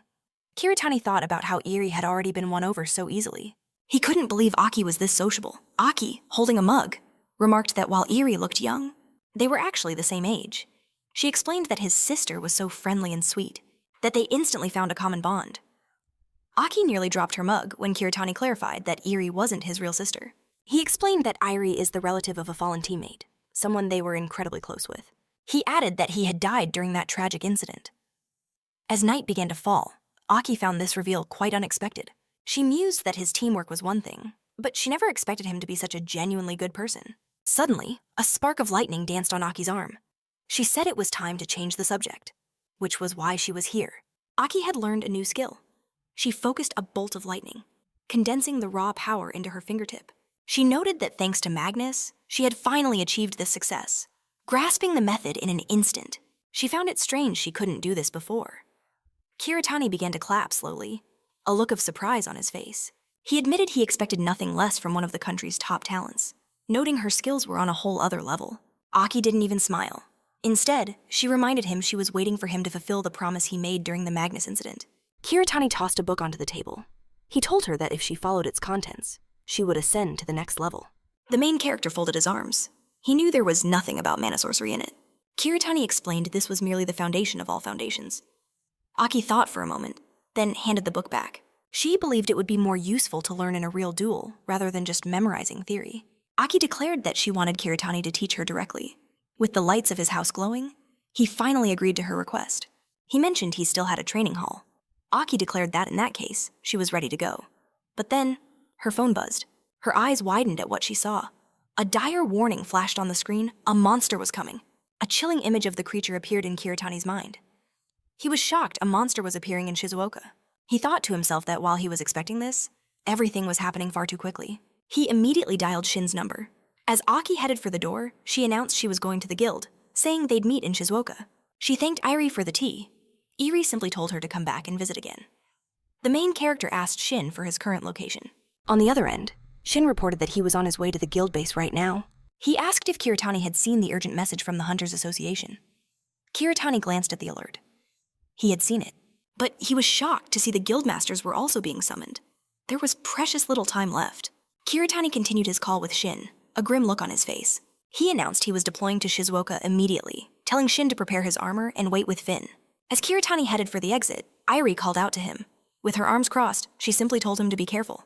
His face set with determination. He replied that he was moving out. Kiritani's car blazed down the highway. Shin's voice came over the comms, confirming a kaiju was expected to appear in Shizuoka. He said it had been given a name, Maxby.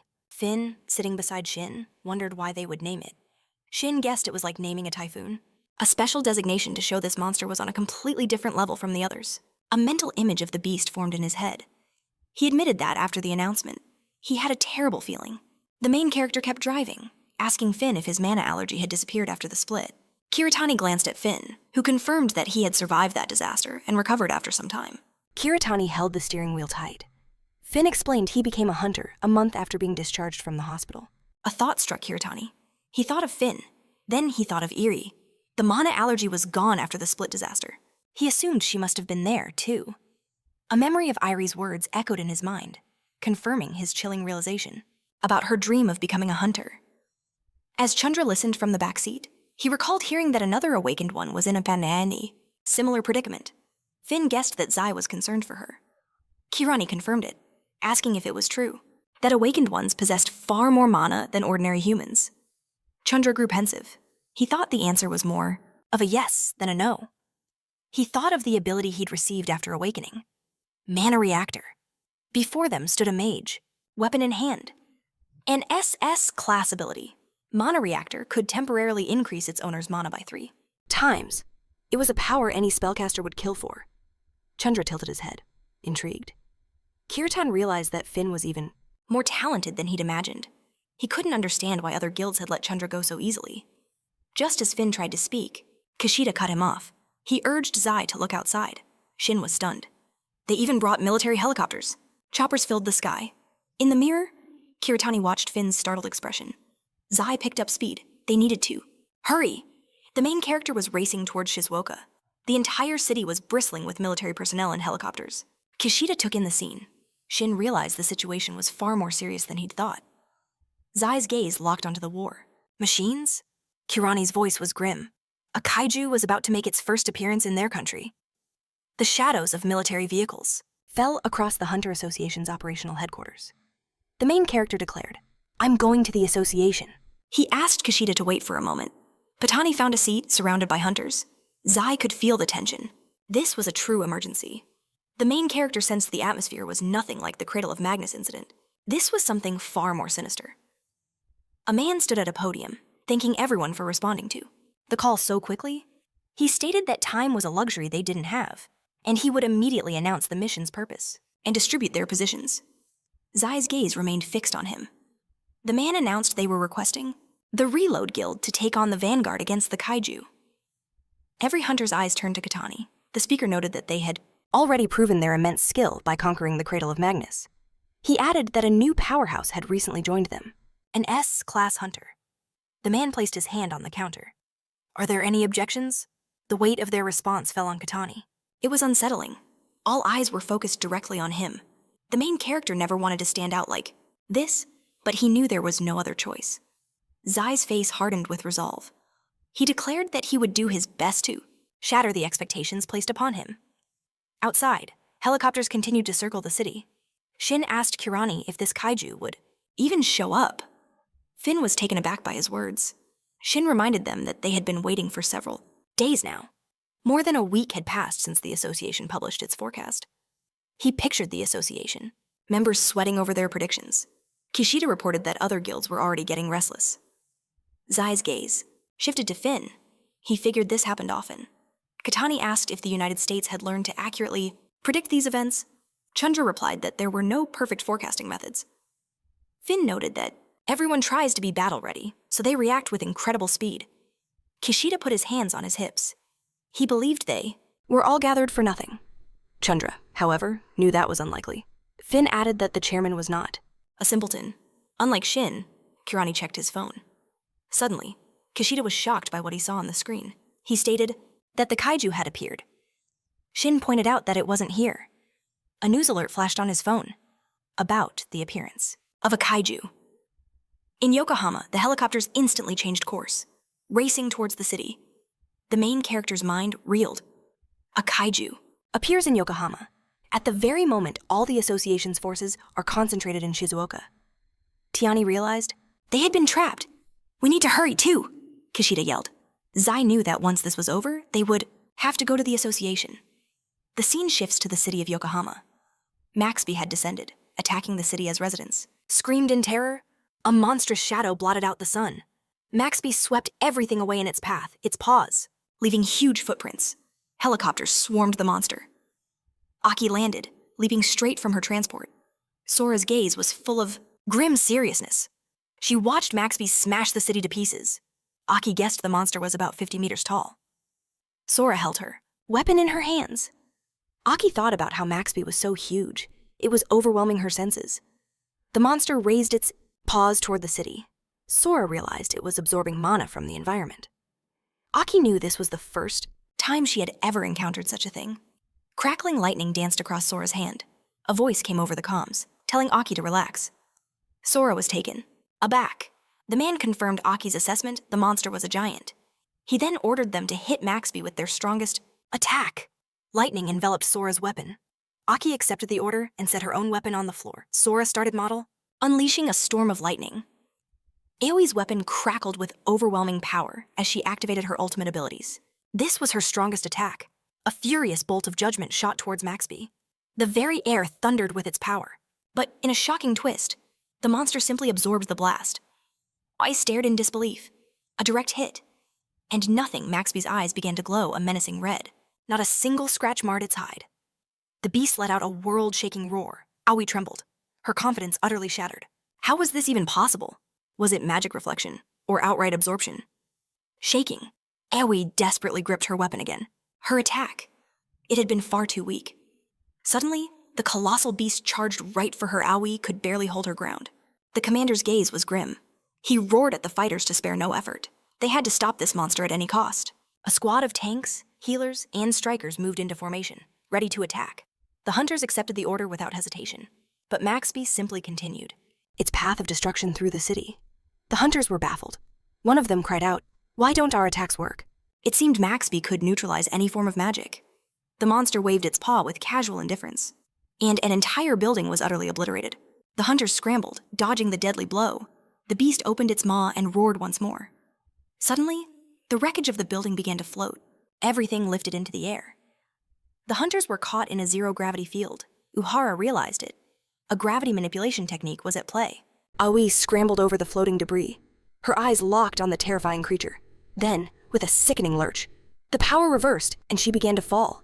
This was its cruel plan all along, to lift them high into the air, only to slam them down with crushing force. Aoi crashed hard onto the unforgiving ground.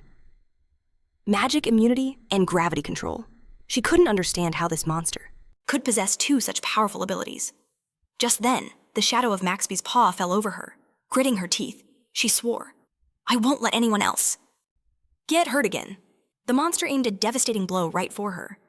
Aoi steeled herself for the impact. She vowed to take all of its attacks herself. The colossal fist descended. A desperate magic barrier appeared around Aoi. The impact was so immense she could barely remain on her feet.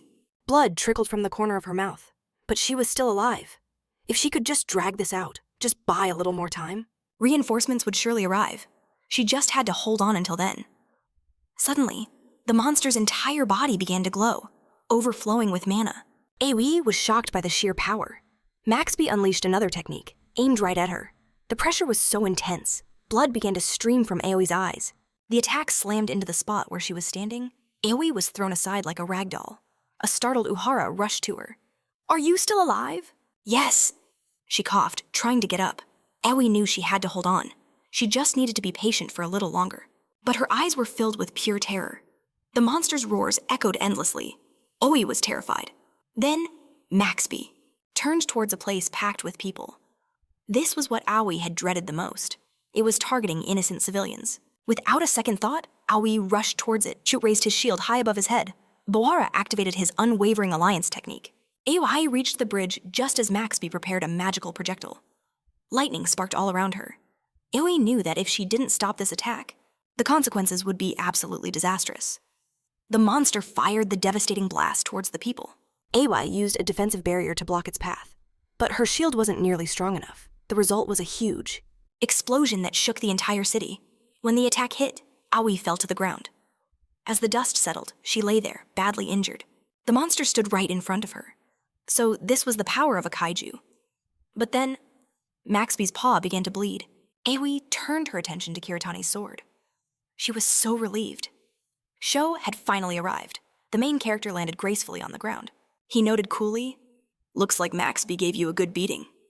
At that moment, Aoi fainted. Falling on top of Kiritani, she tried to apologize, but the main character simply told her to relax. "Save it for later," he said, handing Aoi to Kishida. He ordered Shin to take her to Finn for healing. Kishida asked what Sho would do now. As Finn began to heal the hunter's wounds, Kiritani stated he would deal with the monster himself. He said that when Shin and Finn were done with Aoi, they needed to start evacuating the population. Kiritani started walking toward Maxby. Shin called out for him to be careful. Kiritani calmly held his sword. His gaze was locked onto the monster. The main character thought to himself that he never expected to meet one of them in a place like this. Kiritani pointed his weapon at the beast. The system identified it, Overlord Maxby. It stood in the middle of a ruined city. So, it was one of the overlords. Kiritani figured Maxby was a low-ranking scout, sent to this planet simply to gather information. But he knew this monster wasn't capable of just recon. It was filled with nothing but pure hostility. Kiritani raised his sword. The main character despised monsters like this, the kind that suddenly appear only to destroy everything in their path. "I will wipe you from existence," he declared. With that, he rushed into battle. The other hunters watched in awe. He thought, "He's so fast." He didn't understand how his attacks were working. Kiritani dodged Maxby's punch with ease. The main character knew that simply attacking. Defending in mana battles had a simple, brutal logic. Neutralizing magic was one thing. But as Kiritani swung his blade, he demonstrated a whole new level of mastery. The first magic cycle shields from attacks, a seemingly impenetrable wall. But you can bypass it with another cycle from above Z's mind, raced as he continued his assault on the wounded Catan. Maxby was reeling. He'd assumed the monster's defense was just a single layer. The other hunters could only stare, stunned by the duel. They couldn't grasp Catan's strategy. The sheer difference in size and mana between them was astronomical. But the main character relentlessly pressed his attack on the beast. Maxby let out a furious roar as Z scaled the monster's massive paw. The kaiju tried to crush him, but Kirani gracefully leaped away from the devastating blow. The monster's claws were aimed squarely at Z's position. He was forced to retreat. Maxby roared again, unleashing a gravity technique that slammed down on Z. The main character watched the battlefield from high above. He guessed Maxby had blasted him nearly a kilometer away, but this was a blessing in disguise. The system announced a new ability had been acquired, and his X rank had increased. A brilliant halo materialized above Catan's head. With newfound power, Z rocketed back towards the monster, which stretched out a paw to snatch him from the air. The hunter swung his sword, severing the monster's entire arm. Sai pressed his advantage, his blade now burning with a brilliant flame. Maxby tried to deflect the attack, but could only roar in agony. Waru was completely floored by the spectacle. The woman couldn't process it. She was watching Z single-handedly overwhelm the kaiju. Jasek admitted he couldn't believe his own eyes. He was witnessing a single hunter bring a Calamity-class monster to its knees. Maxby was enraged. Catan grew wary, remembering the very attack that had defeated Ioka. He glanced at the ruined city, knowing there was no point in a simple kill. If he did that, the city would be reduced to rubble. Z resolved to take the full force of the coming attack himself. Maxby began to gather a colossal magic projectile, aimed directly at Sai. The main character activated his berserk ability. He braced himself to absorb the blast. Bright flames erupted around him as he calculated the distance. The monster was about 100 meters away. Kirani knew the moment the attack subsided. He had to close the distance and finish it. Concentrating his mana into his legs, he prepared, Overlords are immense. High mobility is the key to victory. To fight them, the 8 races had developed a method for traveling great distances in an instant. The main character activated the secret technique Jerk. Caden shot towards Maxby, who readied itself for the impact. His sword was now wreathed in roaring flames. Z unleashed the Titan Hunt technique, and the air itself shimmered with his mana. With a single devastating slash, Z severed more of Maxby's limbs. The monster shrieked in pain. Uhara turned to the other hunters. "Now," he yelled. "Our attack should work now. Give it everything you've got." The hunters unleashed a torrent of fire on the chase. Struggling beast, countless attacks flew toward Maxby. Its eyes strained with effort. The main character declared calmly, "It's over." Z poured mana into his fist. Catan's final attack slammed into the monster. Maxby was utterly defeated. The system announced Z's level up and the acquisition of a new ability. The hunters could only stare in awe at Kiritani. Is it really dead?" one man stammered. A younger hunter was amazed. He defeated a kaiju all by himself. Which guild is he from? But Catan's eyes were fixed on his status screen. This power, from his previous world, was finally available to him again. The main character stood atop the colossal corpse. Someone was shocked he'd managed to cut off the monster's head. He asked if there were any open spots in his guild, Reboot, begging Z to look their way. But Kirani simply closed his eyes. He'd test his new abilities later. First, he had to finish things here. Z casually slid his hands into his pockets. The scene shifts, taking us to the Hunters Association hospital. Aoka remarked that Sho has been basking in glory for the past few years. Sora noted that even his guild members were appearing. Frequently in the news, Kirani casually asked if Aoka had made the papers. Sora's body was a canvas of cuts and bruises. "The #1 hunter in Japan is supposed to be tough," Aoka replied with a sigh of distress. The main character put a hand to his head. Kirani noted that this defeat must have truly shaken her. Sora admitted that it had shocked Aoka to her core. She never imagined such a crushing defeat. With her arm broken, Aoka knew she still hadn't properly thanked him. Her gaze softened, landing on Catan. "Thank you, Sora," she said softly, "for saving my life." Aoka confessed that without him, she wouldn't be here. The sun shone brightly through the window. Kirani said he understood why she was willing to sacrifice herself, but urged her to be more careful. Sora looked at him, confused. The main character explained that many people are waiting for Aoka's return. Kiritani was standing outside her room. Sora thanked him for his kind words. Aoka admitted she never would have guessed that Sho could be so empathetic. "Well, I'm leaving," Z announced. Sora's gaze followed Kiritani down the hall, surprised by this unexpected side of him. "On your way out?" Aki asked if Kirani was rushing off somewhere.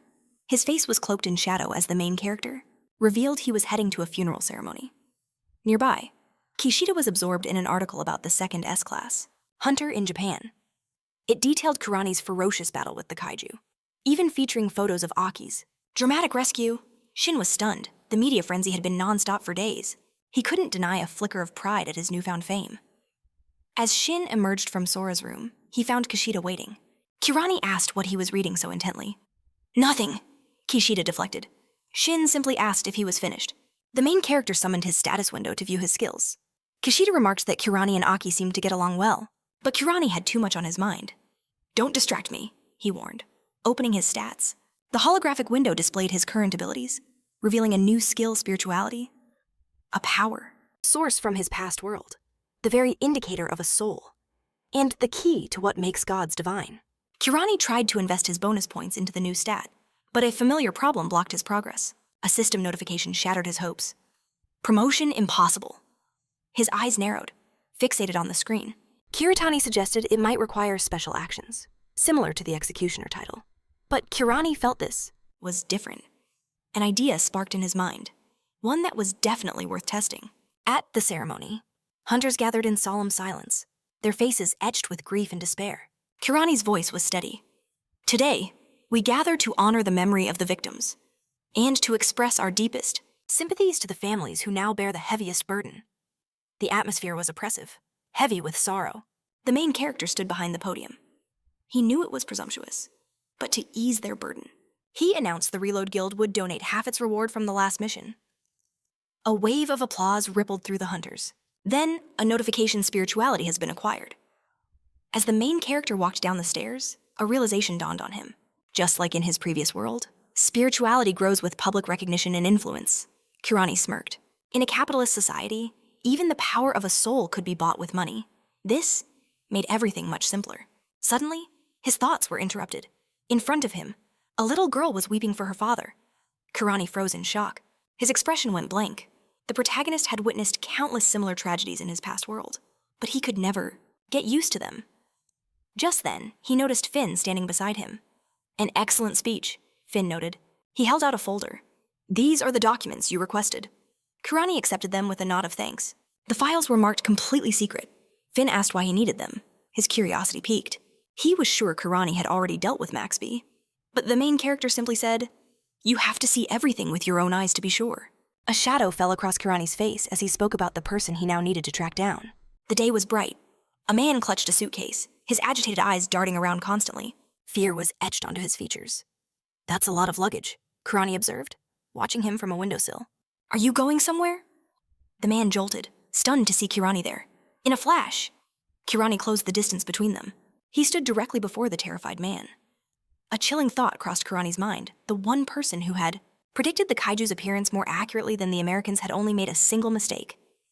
The location. The man waved his arms frantically, trying to justify himself. "Wait," he pleaded. "Even I couldn't have predicted this."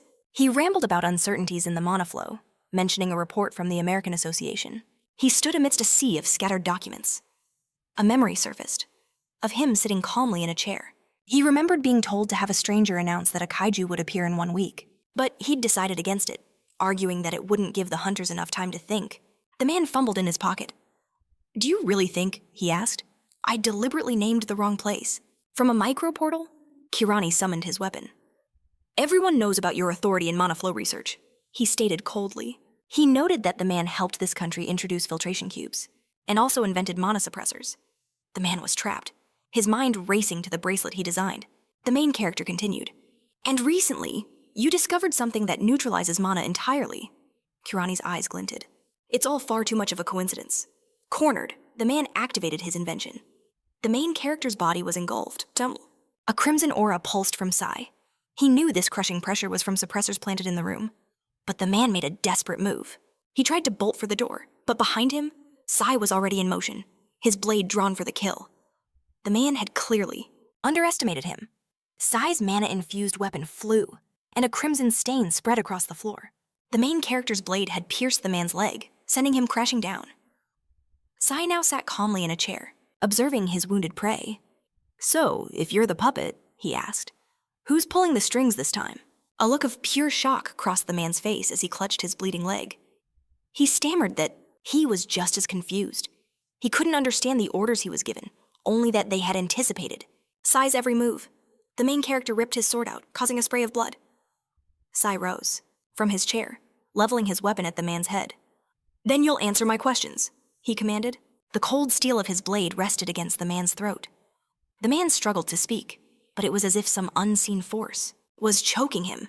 Sai pressed the sword to his chin. "Just like with Kaida," he deduced. "You're bound by a contract."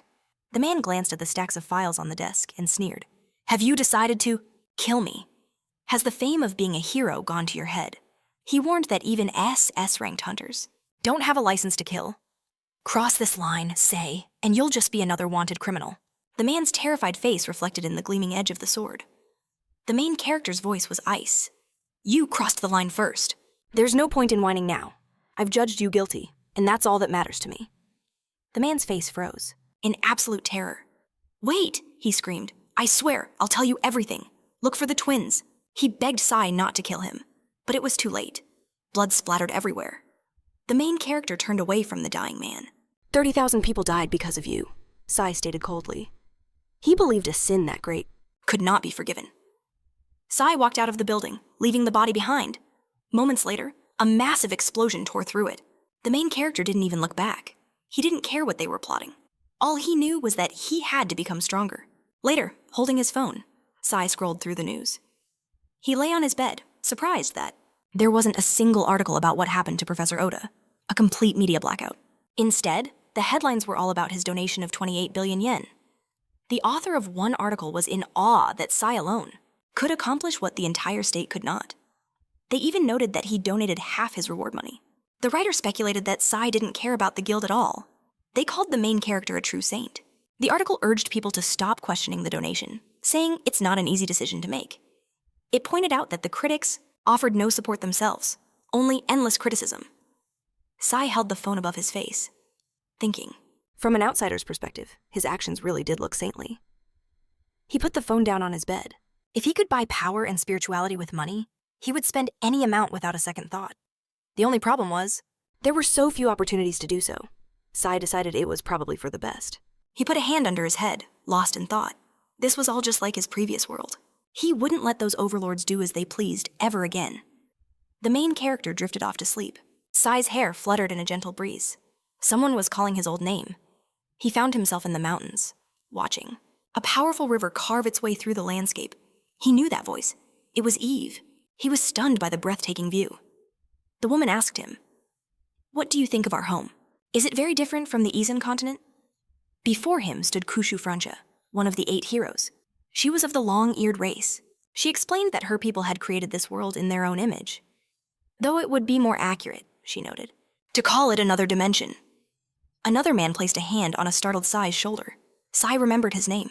He was surrounded by his fellow hunters. The man declared that even with the 5 of them, they could barely hold back. The Queen's army, Sai realized, he was dreaming of his past life. A blood-soaked hand flashed across his vision. "They've wounded Lady Kushu," the man roared. "Those pathetic worms," Sai was horrified. He remembered the Queen's son blowing himself up. In the main character's arms lay the bloodied body of a barely breathing Kushu. She struggled to speak his name. Tears streamed from her eyes as she begged for his forgiveness. "I shouldn't have aimed so high," she whispered. The body in his arms slowly began to fade into light. Sai could only agree with her. From her words, the main character realized a grim truth. Kushu, having known only the forest, was completely unsuited for the horrors of a battlefield. Meanwhile, in a humble blacksmith shop, the clang of a hammer echoed as a man forged his masterpiece. A stranger demanded that Raidenville cease his work, calling it a sacred relic meant for the goddess. But Raidenville defiantly continued the process. He ordered the man to be silent, declaring that neither their goddess nor her sacred tree was gone. Raidenville then questioned what good the relic was now. He declared they needed a weapon, an edge sharp enough to slay the queen herself. The main character watched, mesmerized. As the legendary weapon took form, Raidenville barked at the stranger to shut his mouth and bring him something to support his creation. Kirani recalled how Raidenville had poured his very life into forging the Queen's lair. He noticed his hand still hadn't touched the hilt. Suddenly, Raidenville froze, his eyes wide with terror at what he saw. A colossal monster erupted before them, a nightmare given form, and obliterated his forge in an instant. The beast continued its rampage, smashing everything in its path. Sho realized the monsters understood the threat. This sword posed to their kind. That's why they began their relentless assault on the dwarven workshops. Kirani grimly remembered that Raidenville's final masterpiece ultimately sank into the unforgiving sea. The dwarf could only watch as the monster dragged his weapon, his very soul, into the crushing depths. Despair was etched across Raidenville's face. The main character understood that a dwarf, who had just lost the final hope he'd bet his life on, had fallen into complete despair. And then, he simply vanished as a thick fog enveloped his body. Sho remembered they found his remains within the snowy mountains, a place that had long ago become a battlefield. Kirani added, the grim truth. The cause of Raidenville's death was suicide. The main character gazed upon his lifeless body, as behind him stood another man.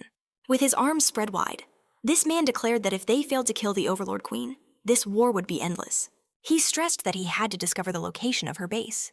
The story then introduced Kruger, one of the legendary 8 heroes, who belonged to the mythical race. Without warning, Kruger's mask shattered into 2 pieces. With a heavy crash, Kruger collapsed to the ground. The main character rushed to his side, but the hero was barely breathing. An ally of Sho's reported on the chaos outside. On the far side of the abyss, a memory from the system flickered in Kruger's mind. He spoke of a sea of stars, a boundless ocean, with no end in sight. Kruger revealed that the Queen resides on a circular continent, drifting aimlessly, through that cosmic sea. As Sho watched, Kruger's body began to fade into light. His final plea was for Kirani to kill her, to finally end this war. The main character shot up in bed, his hand clutching his head. He figured this dream was a memory triggered by his battle with the Overlord. Kirani thought back to his past life as Ardon. Back then, he couldn't grasp the true meaning of Kruger's last words. But now, the moment he became Kirani Sho, everything became crystal clear. Kirani contemplated the place Kruger had described. He finally realized it was outer space, and the monsters they called overlords were actually cosmic kaiju. The silhouette of a terrifying beast flashed in his mind. Anger burned on Sho's face. Now that I understand everything, he thought, it's time to prepare. The sun's rays Illuminated the hunter's shop as Sho made his way to Izumi's workshop. Soon, Kirani was standing in Suguru's doorway. Izumi asked him what was wrong. Behind Kirani lay the massive corpse of a kaiju. The main character stated firmly that his share of the reward should match his contribution to its defeat. Closing his eyes, Suguru waved his hand dismissively. Izumi stammered that he couldn't possibly afford to buy it. Suguru's face twisted in anger. Sho reminded Izumi of his own words to just bring him whatever ingredients he could find. "Grandfather, just take the materials and get to work," Sho said with exasperation. Kirani then surveyed the items scattered. Throughout Suguru's store, Sho declared he would give him half of the kaiju as payment. Izumi's jaw dropped in shock. He slowly turned his head toward the colossal kaiju body. Kirani then made his request use it to forge superior equipment for him and his guildmates. Izumi's gaze was locked on Sho. Suguru asked if Kirani truly believed he'd agree just because of some valuable materials. Izumi remembered their arrangement, but he was overwhelmed by the sheer scale of the task at his age. The main character simply said that he was counting on Suguru, lost in his own thoughts. The main character headed for the exit. He now understood that the first overlord's appearance meant there was always a chance for others to attack. A menacing kaiju silhouette filled his mind's eye. Kirani's gaze was deadly serious. In his past life, he thought they had lost before they even had a chance to form a plan. But this time, things would be different. The sun shone brightly over Kirani's home. Sho, Ai called out, a towel in her hands. Kirani turned his attention toward her. Igawa was standing in the doorway. To Sho's room, Ii urged him to come and look at something. The main character didn't understand why she was making such a big deal out of it. Igawa's eyes were filled with worry. Ai explained that something strange was coming from her hands. A powerful aura of mana was swirling around her arm. Kirani was stunned by the sight. He immediately assumed that IE had awakened, just like Finn did back then. The main character thought about his recent talk with Finn. In truth, Kirani had been expecting something like this to happen after their last encounter. A torrent of mana engulfed Irie's weakened body. Sho's face was a mask of shock, unable to comprehend. What kind of insane power was now wrapping itself around her? Irie raised her hands, overjoyed. She couldn't believe she was finally awake. She asked eagerly, "Can I become a hunter now?" But Sho's eyes were filled with caution. He knew this energy better than anyone. Sho instructed her to open her stats window. Era froze, waiting for his next command. Concentrating, she held out her hand. In a clear voice, she chanted the incantation to summon the system window. Era held her breath, her hand outstretched, but nothing happened. The system remained silent. Her gaze fell in disappointment. She supposed she had been wrong after all. Sunlight streamed into Sho's room. The main character was stunned she hadn't awakened her power yet. Sho theorized she wasn't like the others. He told Era to sit and focus on her breathing. Sho guided her, ensuring her breaths were as deep as possible. Settling on the bed, Irie closed her eyes and vowed to try again. In that moment, her body was completely enveloped. In an overwhelming surge of mana, the main character was floored by the sight. Sho simply could not believe his eyes. He was deeply impressed by her talent. He instantly recognized what it was. A hint of that familiar, powerful aura flickered in his memory. This mana. It reminded him of the departed hero, Kashu. Era, meanwhile, was deeply worried about what was happening to her. She asked Sho if her body was all right. In response, the main character gently placed a hand on her head, reassuring the flustered girl. Sho noted that her awakening was slightly different. He asked her to let him know if she felt any changes. Era understood his request. A small smile graced Sho's face. He thought to himself that if he had met her in his past life and taught her how to level up, there would have been 9 heroes, not just 8. Suddenly, the sharp ring of a phone shattered the moment. The main character held the device to his ear. "Did something happen?" he asked. Sho immediately made his way to the Japan Hunter Museum. Tachibana was waiting for him, a worried look on her face. She was surprised that Sho would drag a civil servant out on her day off. The major barely recognized him.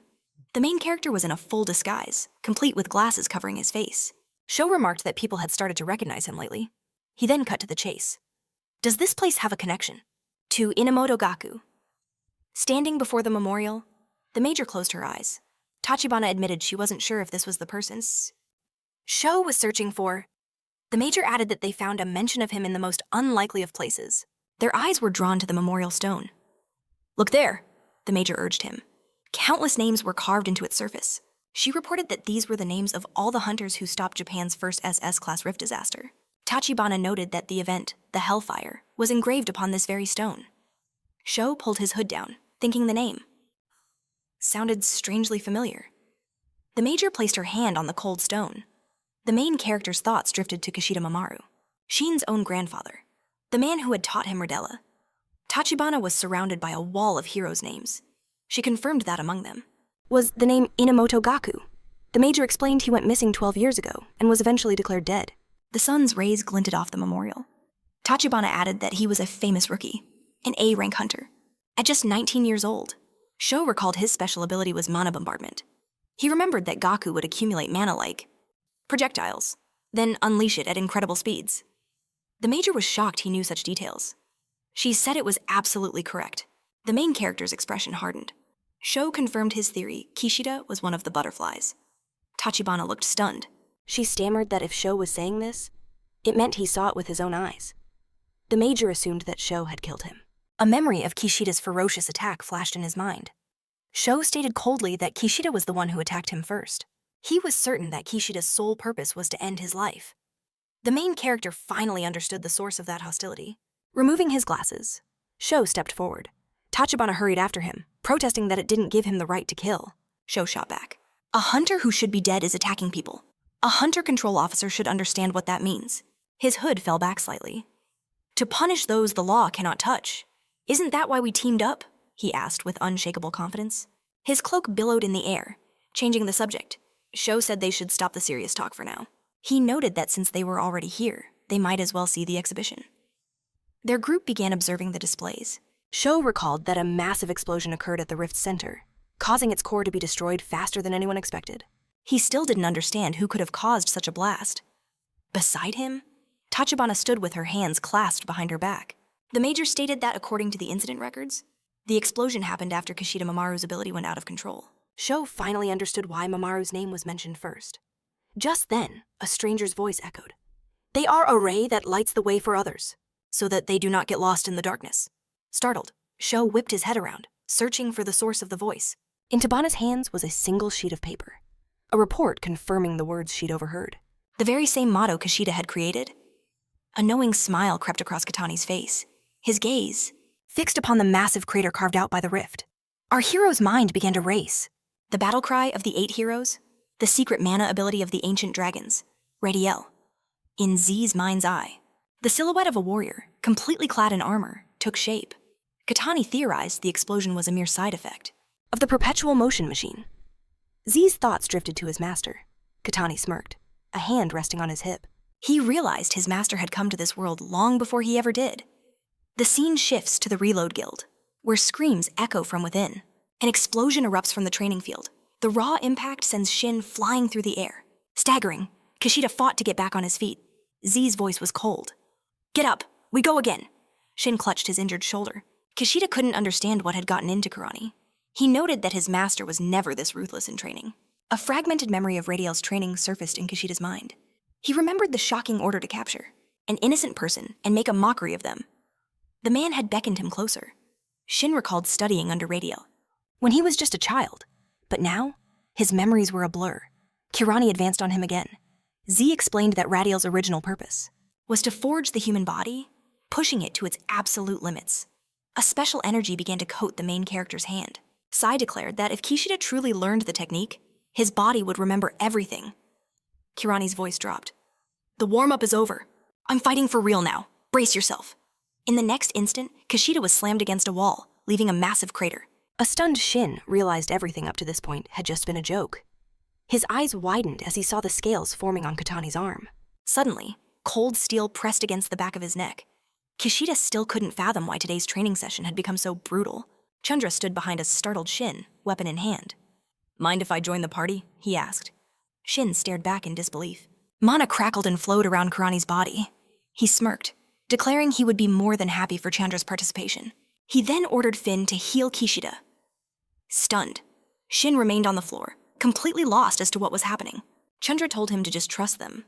Finn simply stated he could heal injuries far more battered than this. Kishida shot back. Is that really something a healer should say?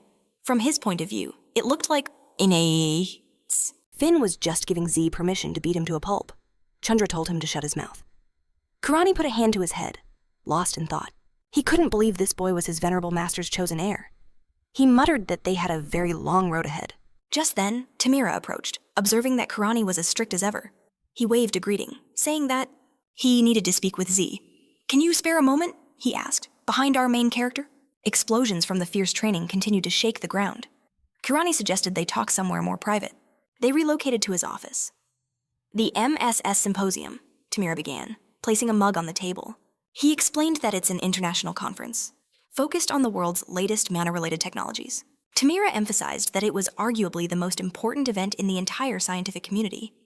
He then stated his desire for Kirani himself to participate. The MSS Symposium. The name triggered an image in Kirani's mind.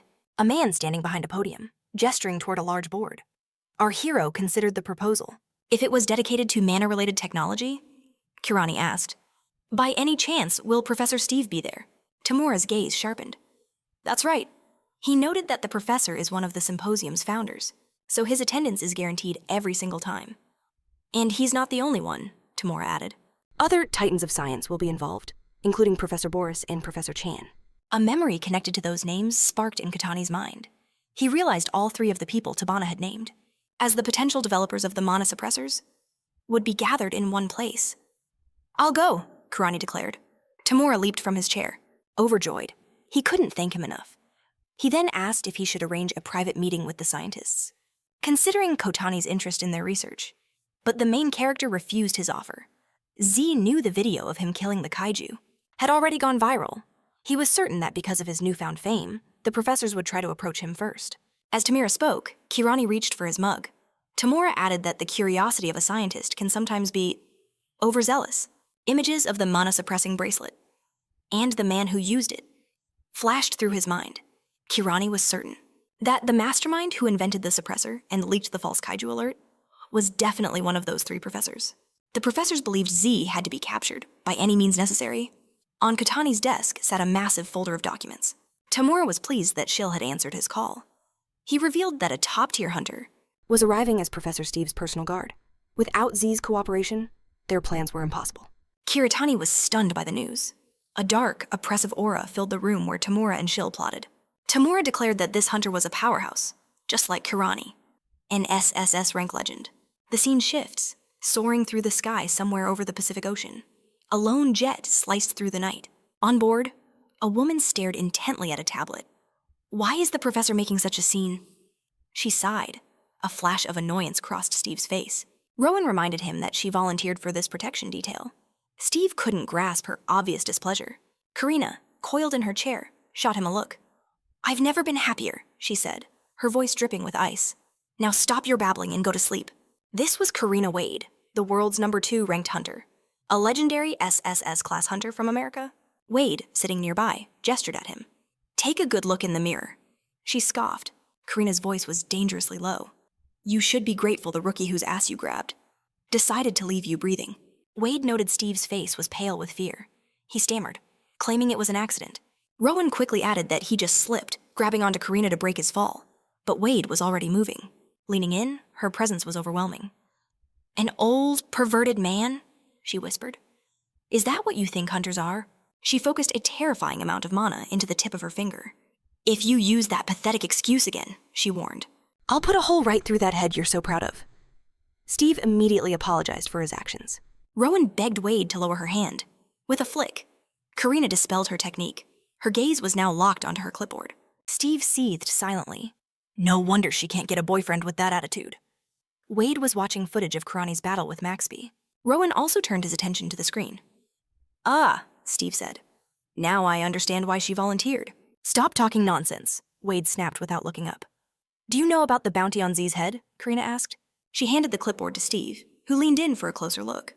Rowan noted, if my eyes don't deceive me, that's a ring-shaped object made of pure light. Steve realized it looked just like an angel's halo. Karina took the clipboard back. Steve suggested it must be some kind of new ability.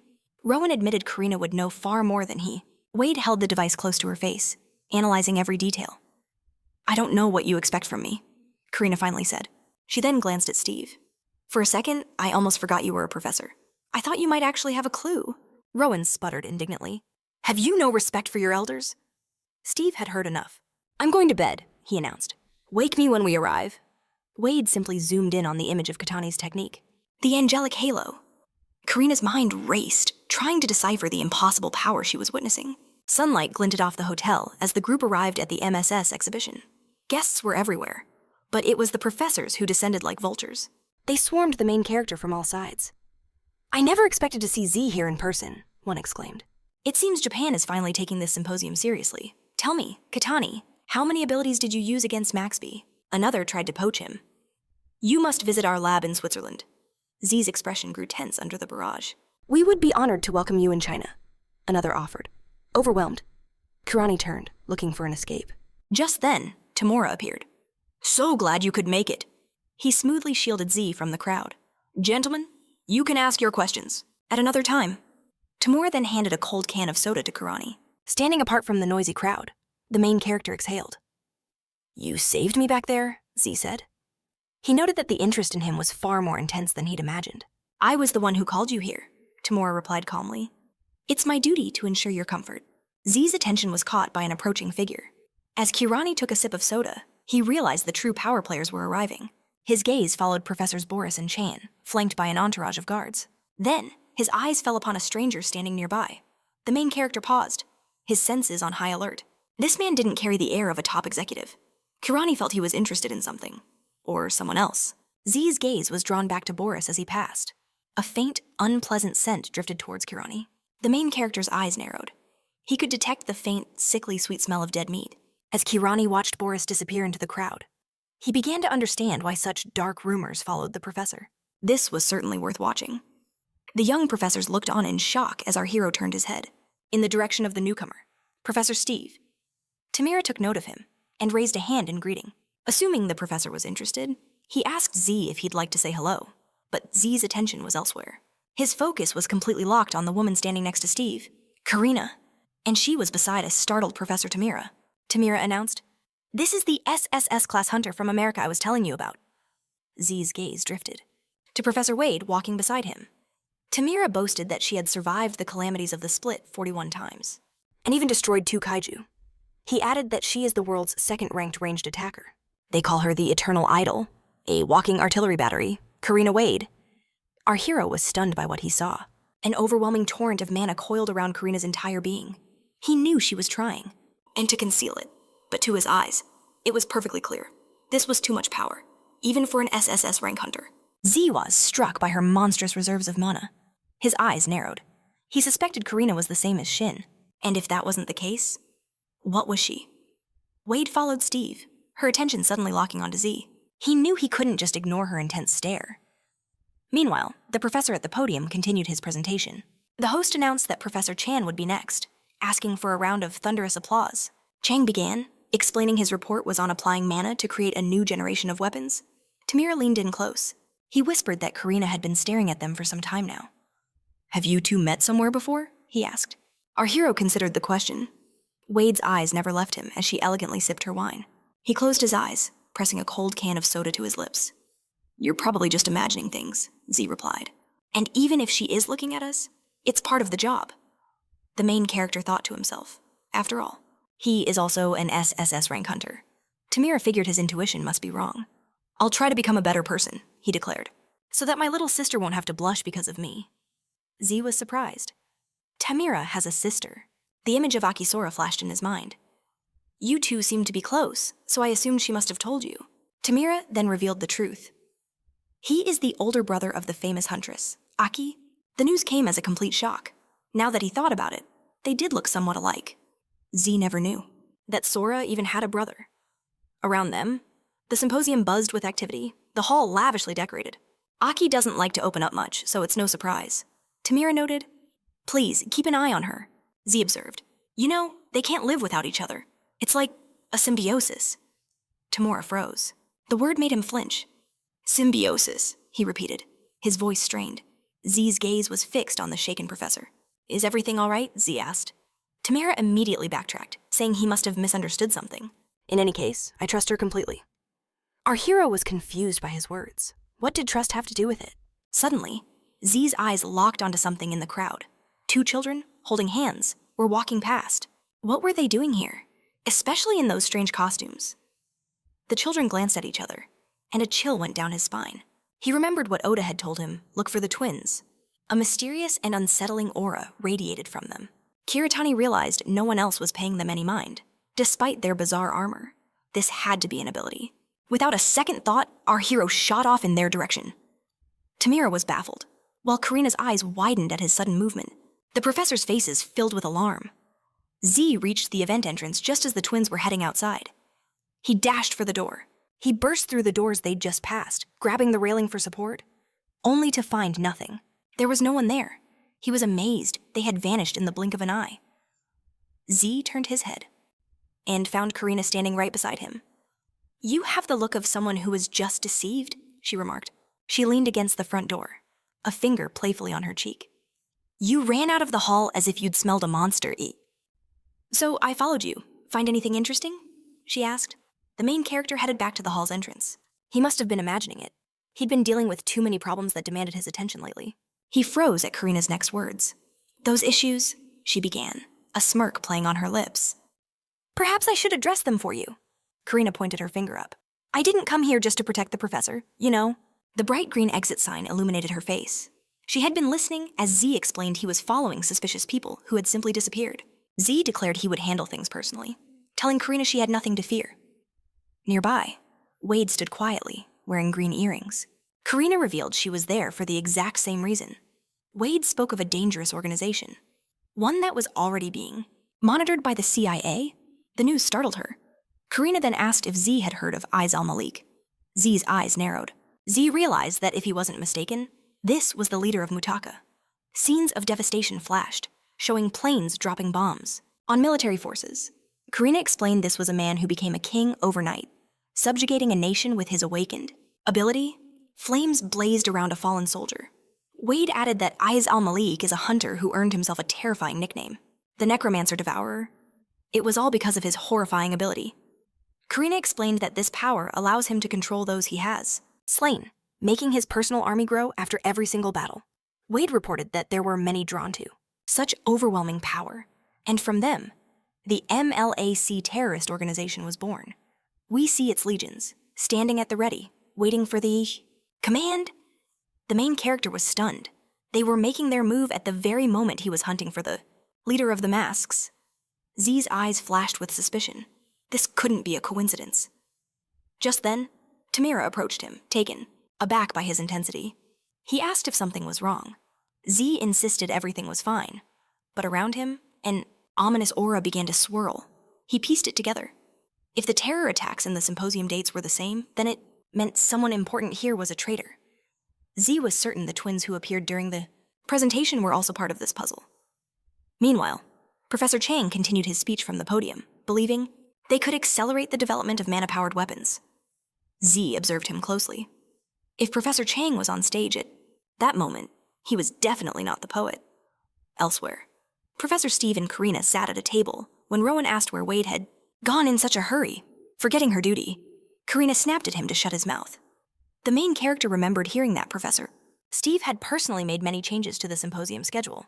Z noted that when the twins appeared, Steve was right beside Karina. Zwaz completely lost in thought when a professor's voice cut through. "Are you all right?" he asked, noting that Z seemed to be in a rush to go somewhere. It was Professor Boris, standing before him with a smug look on his face. He then asked if Z had found what he was looking for. The main character was shocked. Z recalled the dark rumors surrounding Professor Boris, a man who was said to reek of dead flesh. To think such a man was feigning concern for him. In that instant, a massive explosion ripped through the hall. The entire venue was turned into a pile of rubble. In the middle of the devastation, the main character stood tall. Z shook off the last of the dust. He figured he'd been lost in thought for too long, and now he had to assess their new reality. Behind Z was the surviving Tamira, who was hiding behind an overturned table that had shielded him from the explosion. Tamira was relieved to see Z was all right. The main character put a finger to his lips, asking Tamira to be silent. A look of pure shock crossed Tamira's face. He was terrified that they had been trapped inside a dungeon, with a serious expression. Z confirmed that it looked that way. A small smile appeared on Z's face. He knew that this wasn't a real dungeon, but a poorly made willow. He wondered what the professor's next move would be. Suddenly, Za became alert. He sensed movement as the dead began to rise from the shadows. A startled Tamira yelled that he heard something. A horde of enraged corpses was charging straight for them. The main character readied himself for battle. He looked at the unholy crowd that greeted them. Z declared that they would sort out the situation after dealing with these things first. The dead continued their relentless charge. The bewildered professors couldn't understand what they were seeing. Tamira looked on in horror. He stammered, "Are those dead people?" As Z's hair covered one of his eyes, the main character was thinking about Karina's words. He understood that this was Iz's ability, necromancy. The silhouettes of Eevee's founders appeared in his mind. Z concluded that Iz must be in league with the creators of Willow, and with that, he charged into the battle. Z said they needed to ensure everyone's security first. He would deal with the dead. He then ordered Tamira to protect the civilians. Tamira immediately accepted his command. An enraged corpse lunged forward, biting down hard on Z. The main character activated his skill hand of death. With a single move, he tore the creature's head from its body. Z's hand was covered in flames as the horde of monsters continued to swarm him. Z drew his sword. In just one devastating attack, Z obliterated the crowd of undead. The monsters were completely consumed by fire. Overjoyed, the professors cried out that they were witnessing the power of an SSS ranked. Hunter Tamira looked on in utter shock. He thought that even for his legendary rank, Z was far too strong. The main character continued his fierce battle against the dead. Tamira thought that all S rank hunters, and even the best in Japan, Akagi Sora, were no match for him. Z smashed his way through the remains of the dead. A familiar chime echoed in his mind. The system announced his level had risen. Z paused, a flicker of surprise in his eyes. Just from a few undead, he hadn't hunted seriously since the Maxby battle, so his experience points should have been depleted. Then, a thought sparked in his mind. He recalled a crucial detail. Jenny, killing heretics yields a massive EXP bonus. If Iz, the undead steward, was a heretic, then every single one of its minions would carry the same status Iz commanded this entire legion of the dead. What an unbelievable stroke of luck. A confident smirk spread across Z's face. Meanwhile, the professors were urgently debating his combat prowess. One professor marveled at his SS rank power, a level beyond comprehension. But Z cut them short, apologizing. "We need to pick up the pace," he announced, placing a firm hand on Professor Tamura's shoulder. ZA declared that Captain Tamura of the Hunters Association would guide the group. "I'm trusting you with this," he said. "I expect your full cooperation." A stunned Tamura called out for him to wait, but it was too late. Z was already gone. "I will carve a path through the undead," he yelled back. "Tamura, lead everyone else to safety through the way I clear." The captain pleaded for him to stop, but Zai ignited his blade with roaring flames, plunging straight into the heart of the horde. As he fought, the system announced his mana pool had surged to 271 fire coiled around Z's fist, ready to be unleashed. He launched a volley of flaming projectiles into the dead. The monstrous crowd was instantly annihilated. And again, the system chimed. Level up. Z glanced at his status screen, sword still in hand. Suddenly, a desperate voice echoed through the dungeon, pleading for the monsters not to come any closer. Z's head snapped up. Where was that coming from? A terrified scream for help pierced the air again. The undead were clawing their way into a hidden alcove. Z's eyes narrowed. With a single, explosive punch, he obliterated them, deep within the cave. Z found Professor Chan, shaking like a leaf. The man was paralyzed by terror, but rushed forward at the sight of him. He begged Zai to get him out of the dungeon, promising he would repay the debt, no matter the cost. Z's gaze remained fixed on the professor.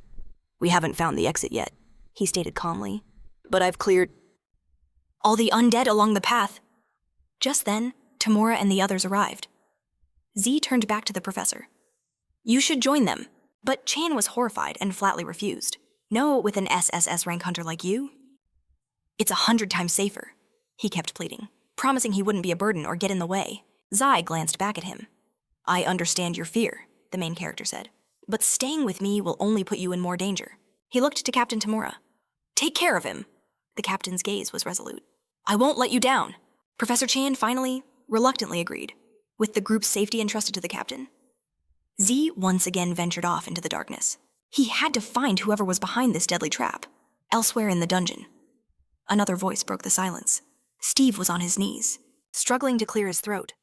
Rowan, equally shocked, realized the explosion had triggered the dungeon's opening. A worried look crossed Steve's face, but a woman named Karina told him to calm down, her gaze steady. She reminded Rowan that he had an SSS rank hunter protecting him. Rowan finally caught his breath and managed to get to his feet. "I don't know how many kaiju she's killed," Steve muttered, "but we're definitely safer with her." Karina simply said that once Steve grasped the situation, he'd relax, in his hands. Rowan was examining a strange, unknown object. Steve, however, noticed something else. This dungeon, it's different from the others. Surprised, Karina turned to him. She crossed her arms, impressed the professor had noticed. An irritated Rowan piped up, assuming Karina had forgotten her duty to protect him. Steve ignored them, his attention fixed on the strange stone. He was certain that one look was all he needed. "These are artificial," he declared. "They're holograms." He gestured for her to look, showing how his fingers passed right through the rock.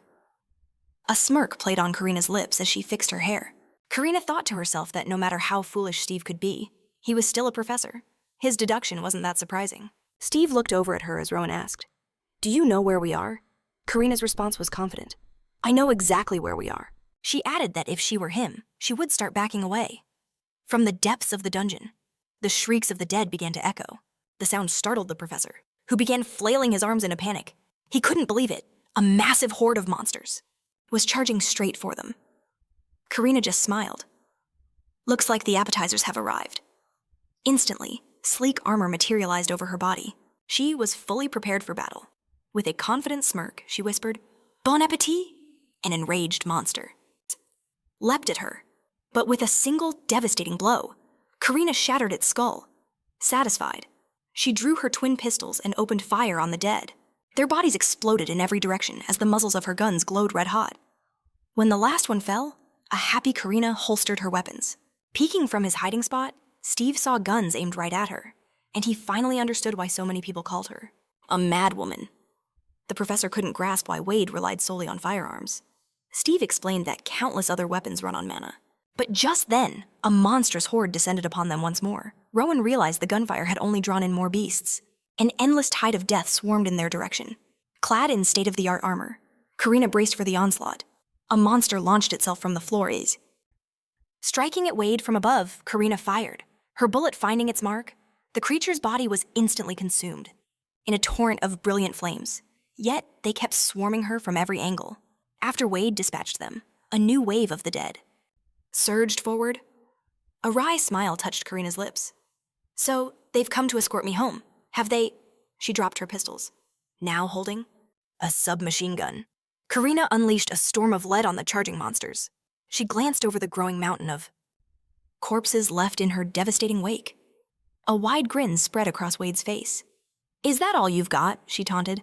Just then, a colossal blue beast materialized before her with a deafening roar. Its eyes burned with a menacing red glow. Wade smirked. "Now this looks interesting." She tossed her automatic rifle to the floor and drew her massive revolver. To her surprise, it was empty. "Ah, must have forgotten them," Karina muttered casually. Wade began searching her pockets for more rounds, but just as she was trying to find her ammo, the hulking blue beast charged. It smashed through everything in its path, letting loose a world-shaking roar. While still searching, Wade effortlessly summoned a defensive barrier, completely nullifying the monster's furious assault. Still, Karina couldn't seem to figure out where she had put them. Steve could only watch in utter disbelief. A stunned Rowan gasped. "Incredible offensive power and an impenetrable defense, all in one person. They call her a walking fortress for a reason," the professor added. The monster hammered relentlessly against Karina's shield. Suddenly, Wade's face lit up. Ah, there they are, in her hands, were special bullets, each one pulsing with immense mana. Wade calmly began to load her revolver. She noted that it was finally her turn to attack. Karina took aim and fired at the colossal beast. A cataclysmic explosion rocked the dungeon's very foundations. The blue monster's head was utterly incinerated. With a sigh, Karina noted it was more fun to kill skilled opponents. Her face was shielded by her advanced armor. but she knew it wasn't time to celebrate yet. She turned to the hostage taker, as Wade ordered. Him to release the professor, calling him useless? But the man's hand was already at a terrified Steve's throat. "This is your fault," the man sneered. "You were too busy playing around and left him vulnerable. Now, if you don't want the old man to die, you will slowly lower your weapon." In that same instant, a bullet from Karina's gun pierced the man's skull. Wade coolly blew smoke from the gun's muzzle. It always amazes me when simpletons think they can threaten a tank with a pea shooter. "Did you think hunting a few scientists made you strong?" Karina added. A startled Steve clutched his heart. He was completely shocked by Wade's ruthless efficiency. Rowan worried that the shot could have missed. "You should be thanking me," Karina stated. "For saving your life." She stepped contemptuously on the man's lifeless body. Wade urged the professor to look closer at the man. His tattoos marked him as a member of MLAC. Karina noted that he had even more of them hidden under his clothes. "All of them praise this A's," she explained. Steve leaned in to examine the tattoos more closely. Wade assumed their goal was to eliminate all the symposium scientists. Rowan reported that when he saw the living dead, he immediately suspected it was them. But now he had no doubts. Steve turned his gaze toward Karina, his eyes pleading. The professor asked if she could save the others. Taken aback, Wade asked if he was sure. "My mission," Karina reminded him, "is to protect you." But the professor's gaze was firm with resolve. "I will be fine. You've more than proven your strength here." Rowan declared that he couldn't let his research brothers die at the hands of some criminal gang. "Please, don't worry about me. Save the others," Steve insisted. A slow smile spread across Karina's face. Pleased. Wade noted that she'd expected him to say that. "I'll be right back," Karina promised. "Find a place to hide." Meanwhile, the main character continued his advance, blade held ready in his hands. He stared deep into the mists of the willow grove. Kieran's eyes narrowed. A man's voice called out his name. "I have been expecting your arrival," he stated. A grin appeared on Z's face. Katani guessed that he himself had only just arrived. Z noted, "I understand not having time to change your clothes. But you could have at least bothered to change your voice." Sunlight glinted off Katani's face. Z demanded that he stop. "This farce, and remove that ridiculous mask." "Professor Boris,"